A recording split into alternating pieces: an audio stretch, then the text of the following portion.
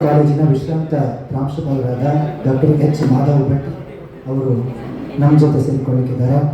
ಹಾಗೂ ಪುತ್ತೂರು ತಾಲೂಕು ಕನ್ನಡ ಸಾಹಿತ್ಯ ಪರಿಷತ್ತಿನ ಅಧ್ಯಕ್ಷರು ಉಮೇಶ್ ನಾಯಕ್ ಅವರು ವೇದಿಕೆಗೆ ಬರಲಿಕ್ಕಿದ್ದಾರೆ. ಹಾಗೂ ಡಾಕ್ಟರ್ ಶ್ರೀಧರ್ ಎಚ್ ಜಿ ಅವರು, ಅವರ ಧರ್ಮಪತ್ನಿ ಸವಿತಾ ಮೇಡಮ್ ಅವರು ಎಲ್ಲರೂ ವೇದಿಕೆಗೆ ಬರಬೇಕು ಅಂತ ಕೇಳ್ಕೊತೀವಿ.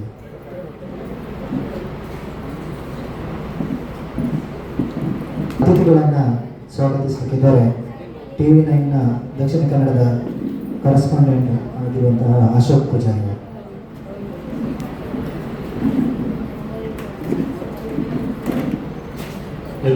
ಈಗ ಶ್ರೀಧರ ಅಭಿವಂದನ ಕಾರ್ಯಕ್ರಮದ ಅಂತಿಮ ಘಟ್ಟಕ್ಕೆ ಬಂದು ತಲುಪಿದ್ದೇವೆ. ಈಗ ಈ ಅಭಿವಂದನ ಕಾರ್ಯಕ್ರಮ ನಡೀಲಿಕ್ಕಿದೆ.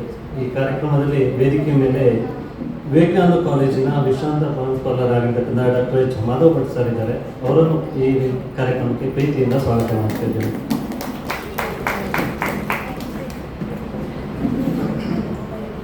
ಶಿಕ್ಷಕರಾಗಿದ್ದಂಥ ಡಾಕ್ಟರ್ ಎಚ್ ಶ್ರೀಧರ್ ಸರ್ ಇರ್ತಾರೆ. ಅವರನ್ನು ಕೂಡ ಈ ಕಾರ್ಯಕ್ರಮಕ್ಕೆ ಪ್ರೀತಿಯಿಂದ ಸ್ವಾಗತ ಮಾಡ್ತಾ ಇದ್ದೇನೆ. ಪುತ್ತೂರು ತಾಲೂಕು ಕನ್ನಡ ಸಾಹಿತ್ಯ ಪರಿಷತ್ನ ಅಧ್ಯಕ್ಷರಾಗಿರ್ತಕ್ಕಂಥ ಪುತ್ತೂರು ಉಮೇಶ್ ನಾಯಕ್ ಸರ್ ಇದ್ದಾರೆ. ಅವರನ್ನು ಕೂಡ ಪ್ರೀತಿಯಿಂದ ಸ್ವಾಗತ ಮಾಡ್ತಾ ಇದ್ದೇನೆ. ಈ ಕಾರ್ಯಕ್ರಮದ ಮುಂದೆ ಸಭಾ ವೇದಿಕೆ ಮುಂದೆ ಸೇರಿರ್ತಕ್ಕಂಥ ಎಲ್ಲರನ್ನು ಕೂಡ ಒಂದೇ ಮಾತಿನಲ್ಲಿ ಸ್ವಾಗತಿಸ್ತೇನೆ. Thank you. ಇದೀಗ ಅಭಿವಂದನ ನುಡಿಗಳನ್ನ ಆಡಲಿಕ್ಕಿರುವಂತಹ ಡಾಕ್ಟರ್ ಎಚ್ ಮಾಧವ್ ಭಟ್ ಅವರನ್ನು ಬಿಗ್ ಬಾಸ್ನಲ್ಲಿ ಸ್ಪರ್ಧೆಯಾಗಿದ್ದಂಥ ಧನರಾಜಾಚಾರ್ಯ ಅವರು ಹೂಗುಚ್ಛ ನೀಡಿ ಕನ್ನಡದ ಶಾಲೆಯನ್ನು ಹಾಕಿಸಿ ಅವರನ್ನು ಸ್ವಾಗತಿಸಬೇಕು ಅಂತ ಕೇಳ್ಕೊತಿದ್ದಾರೆ.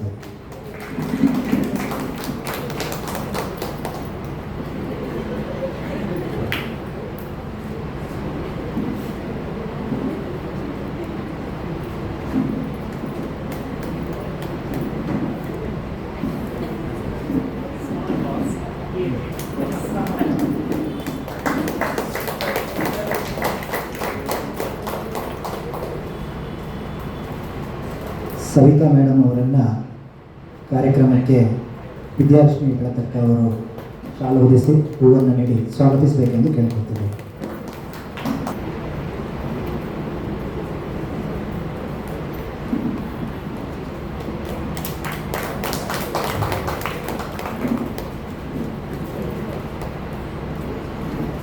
ಧನ್ಯವಾದಗಳು ಮೇಡಮ್.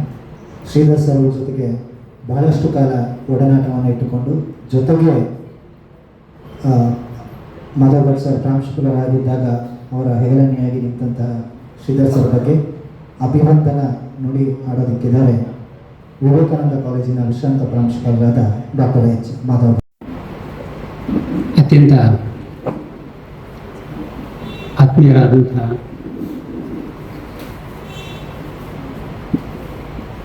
ನನ್ನ ಸನ್ಮಿತ್ರ ಡಾಕ್ಟರ್ ಶ್ರೀಧರ್ ಅವರೇ, ಸವಿತಾ ಶ್ರೀಧರ್ ಅವರೇ, ಪುತ್ತೂರು ಘಟಕದ ಕನ್ನಡದ ಬಾವುಟ ಎತ್ತಿ ಹಿಡಿದು ಕ್ರಿಯಾಶೀಲತೆಯನ್ನು ತೋರ್ತಾ ಇರುವಂಥ ನಮ್ಮ ಯುವ ಮಿತ್ರ, ಒಂದೊಮ್ಮೆ ವಿದ್ಯಾರ್ಥಿ, ಈಗ ಒಂದು ಥರದಲ್ಲಿ ನೇತಾರರಾಗಿರುವಂಥ ಉಮೇಶ್ ನಾಯಕ್ ಅವರೇ, ನನ್ನೆಲ್ಲ ಪೂರ್ವಾಶ್ರಮದ ಸಹೋದ್ಯೋಗಿಗಳೇ ಹಾಗೂ ಪ್ರೀತಿಯ ವಿದ್ಯಾರ್ಥಿ ಬಂಧುಗಳೇ ಹಾಗೂ ಎಲ್ಲ ಶ್ರೀಧರ ಅಭಿಮಾನಿಗಳೇ,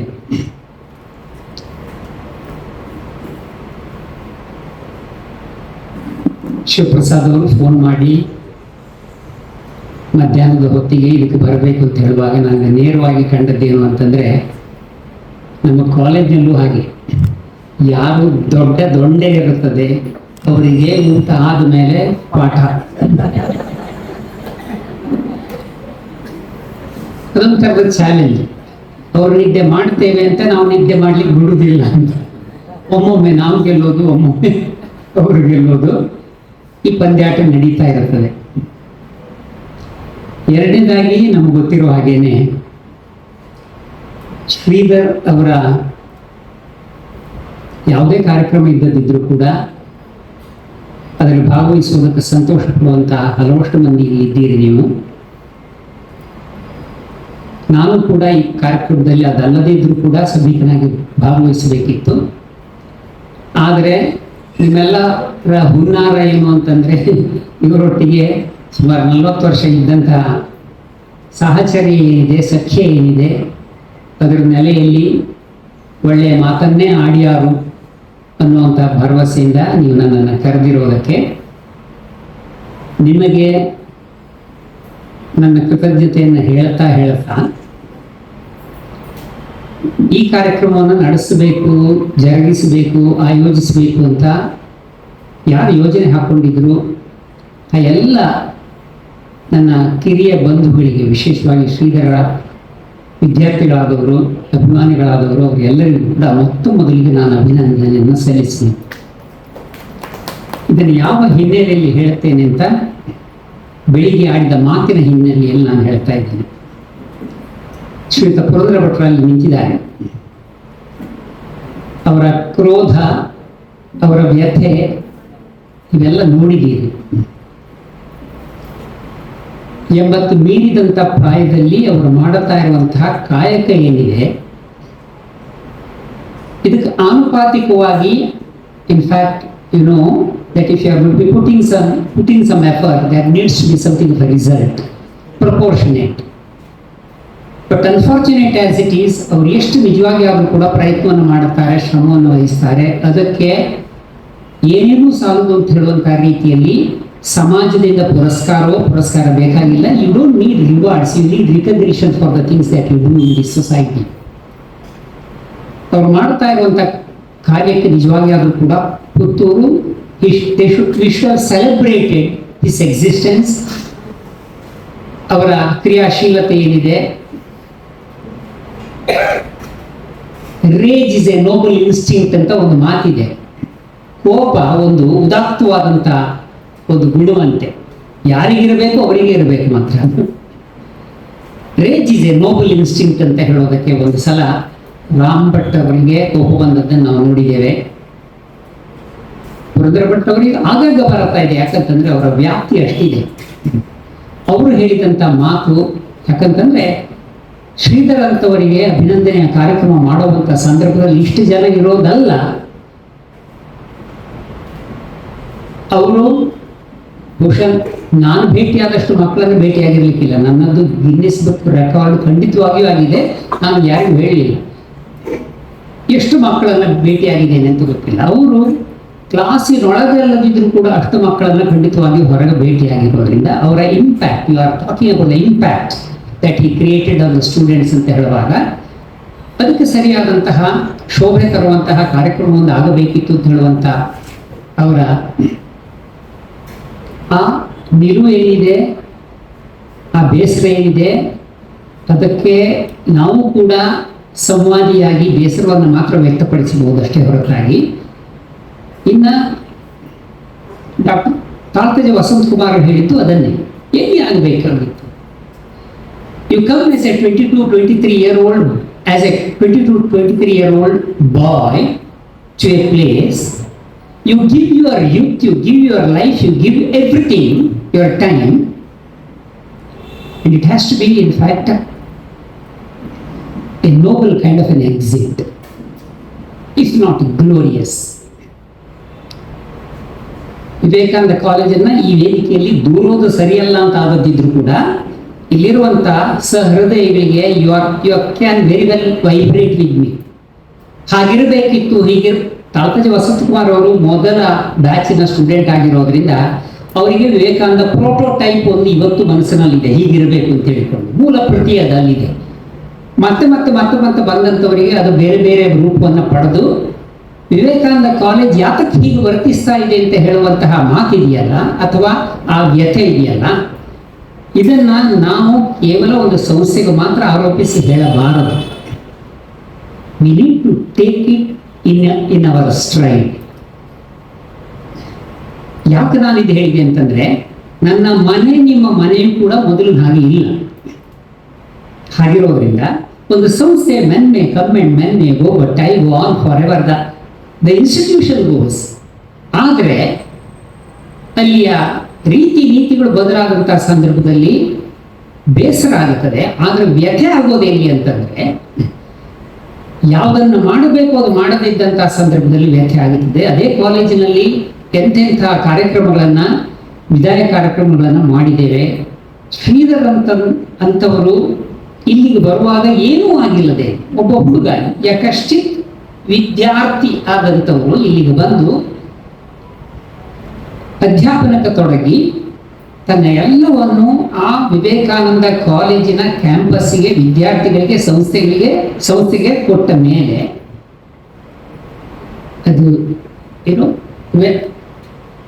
ನಾ ಗುಣಿ ನಮ್ಮ ವ್ಯಕ್ತಿ ಅಂತ ಒಂದು ಮಾತಿದೆ. ನಿಮಗೆ ಗುಣ ಇಲ್ಲದೆ ಇದ್ರೆ ಇನ್ನೊಬ್ಬರ ಗುಣವನ್ನು ನಿಮಗೆ ಹೊಗಳೋದಕ್ಕಾಗೋದಿಲ್ಲ, ಮೆಚ್ಚೋದಕ್ಕಾಗೋದಿಲ್ಲ ಅಂತ. ಅಷ್ಟನ್ನು ಮಾತ್ರ ನಾನು ಈ ಹೊತ್ತಿನಲ್ಲಿ ಹೇಳ್ತೇನೆ. ಒಳ್ಳೆತನವನ್ನ ಗುರುತಿಸಿ ಅದನ್ನ ನಿಜವಾಗಿ ಆದರೂ ಕೂಡ ವೈಭವೀಕರಿಸೋದಲ್ಲದಿದ್ರೂ ಕೂಡ ಅದಕ್ಕೆ ಬೇಕಾದಂತಹ ಪುರಸ್ಕಾರವನ್ನ, ಮನ್ನಣೆಯನ್ನು ಕೊಡಬೇಕಾಗುತ್ತೆ. ಆದರೆ ನಾನು ಶ್ರೀಧರ್ ಅವರು ಹಲವು ಬಾರಿ ಮಾತಾಡಿಕೊಂಡಿದ್ದೀವಿ, ನೀವು ಯಾರು ತಪ್ಪು ತಿಳಿಬಾರದು. ಈ ವಿವೇಕಾನಂದ ಕಾಲೇಜಿಗೆ ಹೊರಗಿನಿಂದ ಬಂದಂಥವ್ರು ಮಾತ್ರ ದೇ ಹ್ಯಾವ್ ಗಿವನ್ ದೇರ್ 100% ಅಂತ. ಯಾಕಂದ್ರೆ ಇಲ್ಲಿದ್ದವರಿಗೆ ಒಂದು ತೋಟ ಇದೆ, ಇಲ್ಲದ್ರೆ ಜೆರಾಕ್ಸ್ ಶಾಪ್ ಇದೆ ಅವರಿಗೆ, ಇಲ್ಲದಿದ್ರೆ ಇನ್ಯಾವುದೋ ಒಂದು ಪೂಜಾ ಸಾಮಗ್ರಿ ಅಂಗಡಿ ಇದೆ, ಇತ್ಯಾದಿ ಇತ್ಯಾದಿ ಇರುವಾಗ ಹೊರಗಿನಿಂದ ಬಂದವರಿಗೆ ಬೇರೆ ಏನೂ ಇಲ್ಲ. The college becomes everything to there. Before they are wedded to their wife, they are wedded to the college. So much so that it becomes the meaning of their life. ನಾನು ಅವರು ನಮ್ಮ ಸಂತೋಷಕ್ಕೆ, ಸಮಾಧಾನಕ್ಕೆ ಹೇಳಿಕೊಟ್ಟದ್ದಿದ್ರೂ ಇರಬಹುದು, ಅದನ್ನು ಮನೆಗೆ ಹೋಗಿ ತುಲನೆ ಮಾಡಿದ್ವಿ. ಇದು ಯಾತಕ್ಕೆ ನಾವು ಹೇಳಿದೆವು ಅಂತಂದ್ರೆ, ನಾನು ವಿಶೇಷವಾಗಿ ಅವರ ಸಂದರ್ಭದಲ್ಲಿ ಇದ್ದಾಗಲೂ ಕೂಡ ಎನಿಸಿಕೊಂಡದ್ದೇನು ಅಂತಂದ್ರೆ, ಒಂದು ಸಂಸ್ಥೆ ನಾನು ಬೇಕು ಉದ್ಯೋಗ ಅವಕಾಶ ಅಂತ ಹೇಳಿದಾಗ ನನಗೆ ಅವಕಾಶ ಕೊಡುತ್ತದೆ ಅಂತ ಆದದ್ದಿದ್ರೆ, ನಾವು ಎಳವೆಯಿಂದ ಯೌವನಕ್ಕೆ ಬಂದು, ಯೌವನದಿಂದ ಪ್ರೌಢಾವಸ್ಥೆಗೆ ಬಂದು, ಆಮೇಲೆ ವೃದ್ಧಾಪ್ಯವನ್ನು ಗಳಿಸುವಾಗ ಈ ಯಾನದಲ್ಲಿ, ಈ ಯಾತ್ರೆಯಲ್ಲಿ ನಾವು ಹಲವು ಸಾಧನೆಗಳನ್ನು ಮಾಡಬೇಕು. ನಿಮಗೆ ಗೊತ್ತಿದೆ, ಸಾಧನೆ ಮಾಡಬೇಕು ಅಂತ ಆದದ್ದಿದ್ರೆ ಸಾಧನಾ ದೇಹ ಬೇಕು, ಸಾಧನಾ ದೇಶ ಬೇಕು, ಸಾಧನಾ ಕಾಲ ಬೇಕು. Cometh the hour and cometh the man. ಆ ಸಂದರ್ಭ ಬಂದಾಗ ಆ ಕ್ಷಣ ಬರುತ್ತದೆ, ಮನುಷ್ಯನು ಒದಗಿ ಬರುತ್ತಾನೆ. ಅದೇ ಥರದಲ್ಲಿ ಆ ವಿವೇಕಾನಂದ ಕಾಲೇಜಿನ ನಿಜವಾದಂಥ ಪುಣ್ಯ ಭೂಮಿಗೆ ಇಂಥವರೆಲ್ಲ ಬರಬೇಕು, ಇಂಥವರೆಲ್ಲ ಸೇವೆ ಮಾಡಬೇಕು ಅಂತ ಹೇಳಿರೋದ್ರಿಂದಲೇ ವಿವೇಕಾನಂದ ಕಾಲೇಜ್ ಆ ಉಚ್ಛ್ರಾಯ ಸ್ಥಿತಿಗೆ ಬಂದಿರುವಂಥದ್ದು. ಆದರೆ ನಿಮಗೆಲ್ಲರಿಗೂ ಗೊತ್ತಿದೆ, ಈ ಲೋಕದಲ್ಲಿ ಒಂದು ಇತಿಹಾಸ ಏನು ಹೇಳ್ತದೆ ಅಂತಂದ್ರೆ, once you reach the top of a hill there is only one way to move and that is downwards. ಅದನ್ನು ಅಲ್ಲಿಗೆ ನಿಲ್ಲಿಸ್ತೇನೆ ನಾನು. ಹೀಗೆಲ್ಲ ಇರುವಾಗ ಅವರಿಗೆ ಯಾತಕ್ಕೆ ನಿಜವಾಗಿ ಆದರೂ ಕೂಡ ವಿದ್ಯಾರ್ಥಿಗಳು 1,000 ಜನ ಸೇರಿ ಇಂಥ ಸಂಭ್ರಮದಿಂದ ಕಾರ್ಯಕ್ರಮ ನಡೆಸಲಿಲ್ಲ ಅಂತ ಹೇಳುವಂಥ ಪ್ರಶ್ನೆಗೆ ನನಗೆ ನೇರವಾಗಿ ನೆನಪಾಗುವಂಥದ್ದು ಲೂಯಿ ಪಿರಾಂಡೆಲ್ಲೋ ಅಂತ ಹೇಳುವಂತಹ ವಾರ್ ಅಂತ ಒಂದು ಕಥೆ ಇದೆ. ಅದರಲ್ಲಿ ರೈಲ್ವೆ ಕಂಪಾರ್ಟ್ಮೆಂಟ್ನಲ್ಲಿ ಪೇರೆಂಟ್ಸ್ ಎಲ್ಲ ಯಾತ್ರಿಗಳಾಗಿ ಹೋಗ್ತಾ ಇದ್ದಾರೆ. ಅದು ವಾರಿನ time. You know what happens during war. In times of peace sons bury their fathers. In times of war fathers bury their sons.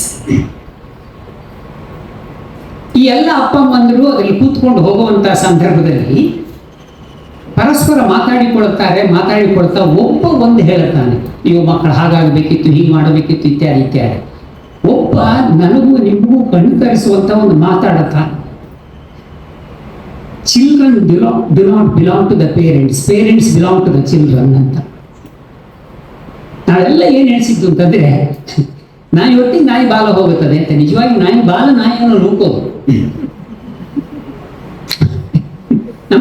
ನಮ್ಮ ಫ್ಯಾಮಿಲಿಯಲ್ಲೂ ಹಾಗೇನೆ. ನಾವೆಲ್ಲ ಎಣಿಸಿದ್ದೇನು ಅಂತಂದ್ರೆ, ಈ ಮಕ್ಕಳೆಲ್ಲ ನಮಗೆ ಅಪೆಂಡೇಜ್ ಅಂತ ಎಣಿಸಿ ಅಲ್ಲ. After some time your children are going to be dictating in fact the direction and the dimension of the family. ಹಾಗಿರೋದ್ರಿಂದ ನಾನು ಇದನ್ನು ಯಾತಕ್ಕೆ ಹೇಳಿದೆ ಅಂತಂದ್ರೆ, ಇಷ್ಟು ಮಕ್ಕಳಿಗೆ ನಾನು ಕಲಿಸಿದ್ದೇನೆ ದೇವರೇ ಅಕಟಕಟ, ಹೀಗಾಯ್ತಲ್ಲ ನನಗೆ ಅಂತ ಹೇಳಿಕೊಂಡು ಯಾರು ಹೇಳಬೇಕಾದದ್ದಿಲ್ಲ. ಶಿವರಾಮ್ ಕಾರಂತರು ಕೂಡ ಒಂದು ಮಾತಾಡ್ತಾರೆ, ಈ ಮಕ್ಕಳನ್ನ ನಾವು ಯಾತಕ್ಕೆ ದೊಡ್ಡದು ಮಾಡ್ತೇವೆ ಅಂತಂದ್ರೆ ಈ ಮಕ್ಕಳನ್ನ ನಿಜವಾಗಿ ಲಾಲನೆ ಪಾಲನೆ ಮಾಡಿ ಮುಂದೊಂದು ದಿವಸ ನನ್ನನ್ನು ನೋಡಿಕೊಳ್ಳುತ್ತಾರೆ ಅಂತಲ್ಲ, ಅದಲ್ಲ ನಿಮಗೆ ಫಲ. ನಿಮಗೆ ಫಲ ಮಕ್ಕಳ ಸುಖದಲ್ಲಿ, ಆಟದಲ್ಲಿ, ಓಡಾಟದಲ್ಲಿ ಸಿಕ್ಕಿ ಆಯ್ತು ಅಂತ. ಆ ಮಕ್ಕಳೊಟ್ಟಿಗೆ ಆಡುವಾಗಲೇ ಸಿಕ್ಕಿದ ಸುಖ ಸಂತೋಷ ಇದೆಯಲ್ಲ, ಅದೇ ನಿಮಗಲ್ಲಿ ಸಂದಾಯ ಆಯ್ತು ಅಂತ ಅವರು ಮುಂದೆ ದೊಡ್ಡದಾಗಿ ನಿಮಗೆ ನಿಜವಾಗಿ ಆದ್ರೂ ಏನಾದರೂ ರಿಟರ್ನ್ ಕೊಡುತ್ತಾರೆ ಅಂತ ಅಲ್ಲವೇ ಅಲ್ಲ ಅಂತ. ಇದು ಇಲ್ಲಿರುವಂಥ ಶಿಕ್ಷಕರಿಗೂ ವಿದ್ಯಾರ್ಥಿಗಳಿಗೂ ಗೊತ್ತಿದೆ. ಒಂದು ಪವಿತ್ರವಾದಂಥ ತರಗತಿಯ ಕ್ಷಣ.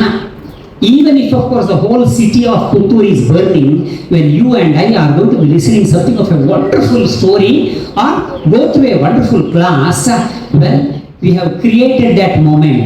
ಆ ಕ್ಷಣವನ್ನ, ಆ ಕ್ಷಣದಲ್ಲಿ ನೀವು ನಾವು ಸಮಾನ ಸುಖಿಗಳಾಗಿ we were excited, we were actually touched by that. ನಿಮ್ಗೆ ಗೊತ್ತಿದೆ, ಈ ಗ್ರೀಕರಿಗೆ ಅವರಿಗೊಂದು ನಂಬಿಕೆ ಇದೆ. ಏನು ಅಂತಂದ್ರೆ ಈ ಕವಿಯತ್ರಿಗೆ ನಿಜವಾಗಿಯೂ ಅಲ್ಲಿ ಇದ್ದಕ್ಕಿದ್ದಂತೆ ಸ್ಫೋರಣೆ ಬರೋದು ಹೇಗಂತಂದ್ರೆ, ಅಲ್ಲೊಂದು ಅವರು ಆ ಗಾಡೆಸ್ ಆಫ್ ಪೋಯಟ್ರಿ ಯಾವುದಿದ್ದಾರೆ ಅವರಲ್ಲಿ ಮಂತ್ರದಂಡವನ್ನು ಮುಟ್ಟೋದಂತೆ. ಆಗ ನಿಮಗೆ ಮೈ ಎಲ್ಲ ಒಂದು ಥರ ಮೈ ಮೇಲೆ ಬಂದಾಗ ಆಗುವುದು ಅಂತ, ಯು ಗೆಟ್ ಪೊಸೆಸ್ಡ್. ಅದೇ ಥರದಲ್ಲಿ ಆ ಕ್ಷಣವನ್ನು ನಾವು ಕಳೆದಿದ್ದೇವಲ್ಲ ಆ ಸಂದರ್ಭದಲ್ಲಿ, ಅದಕ್ಕೆ ನೀವು ನಾವು ಮಾತ್ರ ಸಾಕ್ಷಿಂತಾಗಿರೋದ್ರಿಂದ ಮೂರನೇ ವ್ಯಕ್ತಿಗಳು they are unwanted. Forget them. In fact, nobody needs to celebrate the moment that we spent there in the classes. We are witnesses. We are both, in fact, ಅದರ privileged and the victims ನಾವೇ ಆಗಿರೋದ್ರಿಂದ ಇಲ್ಲಿ ಬಂದಿರುವಂಥವರಿಗೆ ವಿಶೇಷವಾದಂಥ ಅಭಿನಂದನೆ ನಾನು ಸಲ್ಲಿಸ್ತಾ ನನಗೆ ಗೊತ್ತಿದೆ. ಏನು ಅಂತಂದರೆ, ನಾನು ಹಲವು ಬಾರಿ ವಿದ್ಯಾರ್ಥಿಗಳನ್ನ ಆಕಸ್ಮಿಕವಾಗಿ ಭೇಟಿಯಾಗದ್ದಿದೆ. ಆಗ ಎಲ್ಲ ನನಗೆ ಕಂಡದ್ದೇನು ಅಂತಂದರೆ, ನಮ್ಮ ಮಕ್ಕಳು ನಮ್ಮನ್ನು ಅವರ ಮನದಲ್ಲಿ ಹೊತ್ತು ತಿರುಗುತ್ತಾರೆ ಅಂತ. They don't need to come. ಈ ರಿಲೇಶನ್ಶಿಪ್ ಎಷ್ಟು ಫ್ಲಿಮ್ಸಿ ಅಂತಂದರೆ, ಫಿಸಿಕಲಿ ಮೀಟ್ ಆದಾಗ ಮಾತ್ರ ಸಂಬಂಧ ಉಂಟು ಅಂತ ಅಲ್ಲವೇ ಅಲ್ಲ. ನನ್ನ ಮನದಲ್ಲಿ ಯಾರನ್ನೂ ಮನೋಸರೋವರದಲ್ಲಿ ಹೊತ್ತುಕೊಂಡು ತಿರುಗುತ್ತಾ ಇರ್ತೇನೆ. ಅವರಿಗೂ ಗೊತ್ತಿರೋದಿಲ್ಲ, ಡ್ರೀಮ್ ಗರ್ಲ್ ಡ್ರೀಮ್ ಬಾಯ್ ಹಾಗೆ ನಾವು ಹೊತ್ತುಕೊಂಡು ತಿರುಗುತ್ತಾನೆ ಇರ್ತೇವೆ.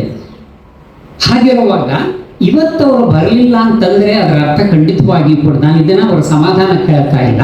ಇದು ವಾಸ್ತವ. ಏನು ಅಂತಂದರೆ, ತುಂಬ ಜನ the world is too much with us, Wordsworth ಹೇಳಿದಾಗೆ the world is too much with us. ಒಂದು ಸಂಡೆಗೂ ಕೂಡ 4 ಸಂಡೆಯ ಕೆಲಸಗಳನ್ನ ಇಟ್ಟುಕೊಳ್ಳುವಂಥ ಕಾಲ ಇದು ಅಂತಾಗಿರೋದ್ರಿಂದ, ಇನ್ನೊಬ್ಬರದ್ದು ಬಿಡಿ, ನಮ್ಮದೇ ಬಟ್ಟೆ ಒಗೆದುಕೊಳ್ಳಿಕ್ಕೆ ನಮಗೊಂದು ಸಂಡೆ ಸಾಕಾಗೋದಿಲ್ಲ, ಅಥವಾ ಇನ್ಯಾರೋ ಮನೆಗೆ ಹೋಗೋದಕ್ಕೆ ಸಾಕಾಗೋದಿಲ್ಲ. ಹೀಗೆಲ್ಲ ಇರೋದ್ರಿಂದ ಇವತ್ತು ಬರೋದು ಅಂತಂದ್ರೆ they have got to make a lot of adjustments, arrangement, sacrifice. ಆದ್ದರಿಂದ ಶ್ರೀಧರ್ ಒಂದನ್ನು 10 10 100 100 1000 ಇವರನ್ನೆಲ್ಲ ನೋಡಿ ಅಂತ ನಾನು ಮೊದಲಿಗೆ ನಿಮ್ಮನ್ನೇ ಕೇಳಿಕೊಳ್ತಾ ಇದ್ದೇನೆ.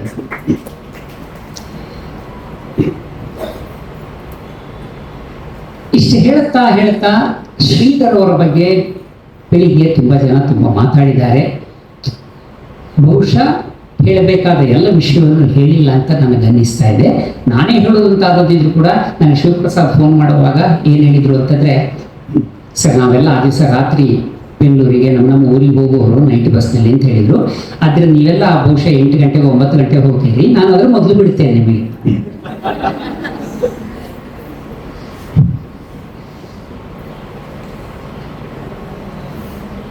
ಶ್ರೀಧರ್ ಅವರ ಬಗ್ಗೆ ಮಾತಾಡಬೇಕು ಅಂತಾದ್ರೆ 40 ವರ್ಷದ ನಮ್ಮ ಸಖ್ಯ ಏನಿದೆ, ಅವರು ನನ್ನ ಬಗ್ಗೆ ಬರೆದಂಥ ಲೇಖನದಲ್ಲಿ ವಿಶೇಷವಾಗಿ ಹೇಳಿದರು. ಆ ಸಂಜೆಯ ಹೊತ್ತಿನಲ್ಲಿ ಕಾಲೇಜಿನ ಕ್ಯಾಂಪಸ್ ಖಾಲಿ ಆದ ಮೇಲೆ ಅಲ್ಲಿ ಉಳಿದುಕೊಳ್ಳುವಂಥ, ಶಾಸ್ತ್ರಿಯವರಿಗೆ ಗೊತ್ತಿದೆ, ಅಲ್ಲಿ ಉಳಿದುಕೊಳ್ಳುವಂಥ ಜೀವಿಗಳು ಯಾರು ಅಂದರೆ ಕೆಲವು ಪ್ರೇತಾತ್ಮಗಳು ಮತ್ತು ಇಂಥ ಜೀವಾತ್ಮಗಳು. ಅಂಥ ಸಂದರ್ಭವನ್ನು ನಾವು ಹಲವು ವಿಷಯಗಳನ್ನು ಹಂಚಿಕೊಳ್ಳುತ್ತಾ ಕಳೆದದ್ದೇನಿದೆ. ಅದು ಮತ್ತೊಮ್ಮೆ ಯು ಕ್ಯಾನ್ ಡಿನೈ ದ್ಯಾಟ್, ಅದು ಆಗಿತ್ತು ಅಂತ. ಆದ್ದರಿಂದ accept it and then of course ಅದಕ್ಕೆ ಸಲ್ಲಬೇಕಾದಂಥ ಮನ್ನಣೆಯನ್ನು ಕೊಟ್ಟು, ಎಲ್ಲಿ ಇದೆ ಸುಖ ಅಂತಂದರೆ ಅದಕ್ಕೆ ಮತ್ತೆ ಮತ್ತೆ ರೀವಿಸಿಟ್ ಮಾಡೋದ್ರಲ್ಲಿದೆ. ನಮ್ಮ ಸುಖ ಎಲ್ಲಿದೆ ಅಂತಂದರೆ, ಆ ಸುಖ ಕೊಟ್ಟಂಥ ಕ್ಷಣವನ್ನು ಮತ್ತೆ ಮತ್ತೆ ನಾವು ರೀಇನ್ಯಾಕ್ಟ್ ಮಾಡೋದರಲ್ಲಿ, ರಿವೈವ್ ಮಾಡೋದರಲ್ಲಿ, ರಿಸಸಿಟೇಟ್ ಮಾಡೋದರಲ್ಲಿ ಇದೆ ಅಂತ ಆಗೋದ್ರಿಂದ ಖಂಡಿತವಾಗಿಯೂ ಆ ಕ್ಷಣವನ್ನು ಮರೆಯೋದಕ್ಕಾಗೋದಿಲ್ಲ. ಈ ಶ್ರೀಧರ್ ಅವರೊಂದಿಗೆ ನಾನು 77ರಲ್ಲಿ ಬಂದಿದ್ದೆ, ಅವರು 87ರಲ್ಲಿ ಬಂದಿದ್ದರು. ಆಗ ಬಂದಾಗಲೇ ಅವರು ಸೂರ್ಯನಾರಾಯಣಪ್ಪ ಅವರ ಬ್ಲೂ ಐಡ್ ಬಾಯ್ ಎಂತ ಗೊತ್ತಿಲ್ಲ, ಅವರ ಕಣ್ಣು ಬ್ಲೂ ಉಂಟು ಅಂತಲ್ಲ, ಬ್ಲೂ ಐಡ್ ಬಾಯ್ ಅಂದ್ರೆ ನಿಮ್ಗೆ ಗೊತ್ತಿಲ್ಲ. ಅದೊಂದು ಮೋಕೆಯ ಹುಡುಗ. ಯಾಕೆ ಅಂತ ಅದನ್ನು ನಾನು ಇಲ್ಲಿ ಹೇಳುವಾಗಿಲ್ಲ. ಸೂರ್ಯನಾರಾಯಣಪ್ಪವರಿಗೆ ಕೆಲವು ರಾಗದ್ವೇಷಗಳೆಲ್ಲ ಇತ್ತು. ಆ ರಾಗದ್ವೇಷಕ್ಕೊಳಗಾದಲ್ಲಿ ನಾನು ಒಬ್ಬ, ಅವರು ಯಾಕೆ ಅಂತ ಮತ್ತೆ ನಾವು ಪ್ರೈವೇಟ್ ಆಗಿ ನಿಮಗೆ ಹೇಳ್ತೇವೆ. ಬರ್ತಾನೆ ಅವರ ವಿಶ್ವಾಸವನ್ನು ಗಳಿಸಿಕೊಂಡಂತ ಶ್ರೀಧರ್ ಅವರು.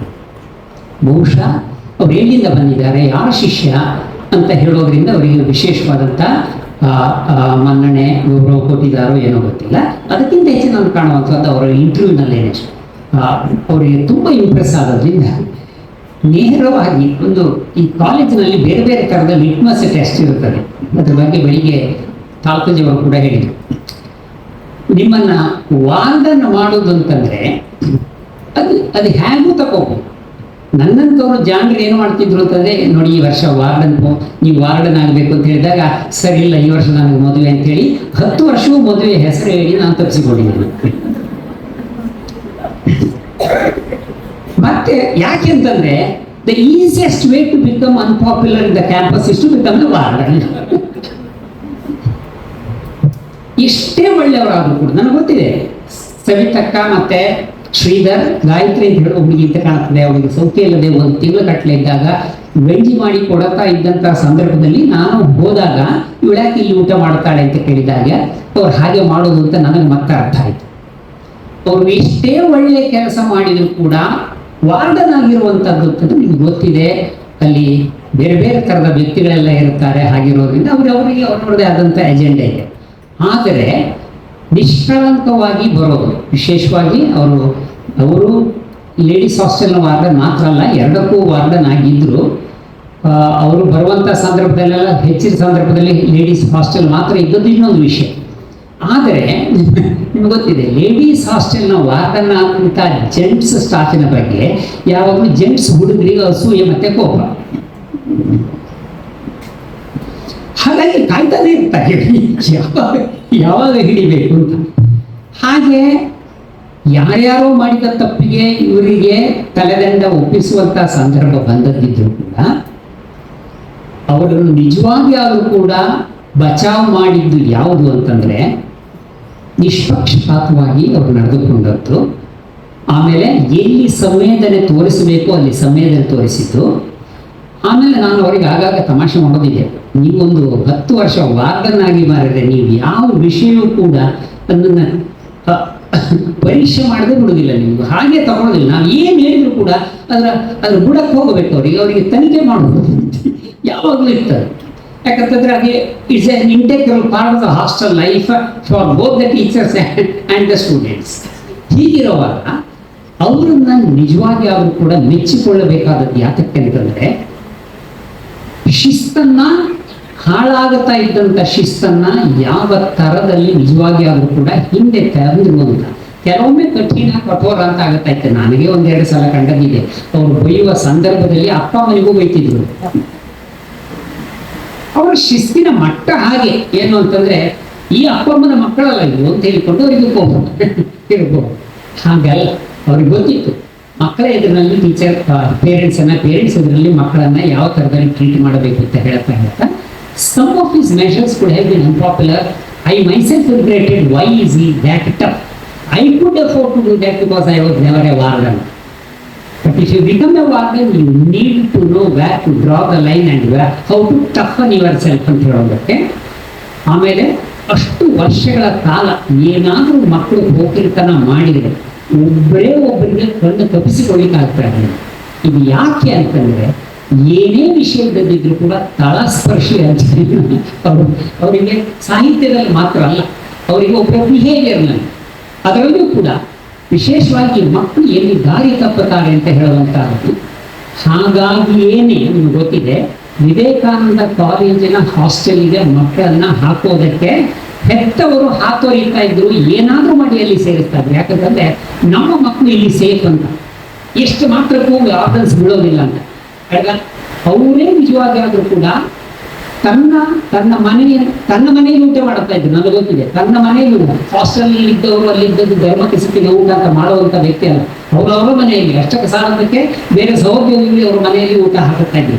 ಈ ತರದ ಅವರಿಗೆ ಎಕ್ಸಾಕ್ಟ್ಲಿ ಟು ಡಿಸ್ಟಿಂಗ್ವಿಶ್ ಹಂಸಕ್ಷೇರ ನ್ಯಾಯ ಗೊತ್ತಿದೆ.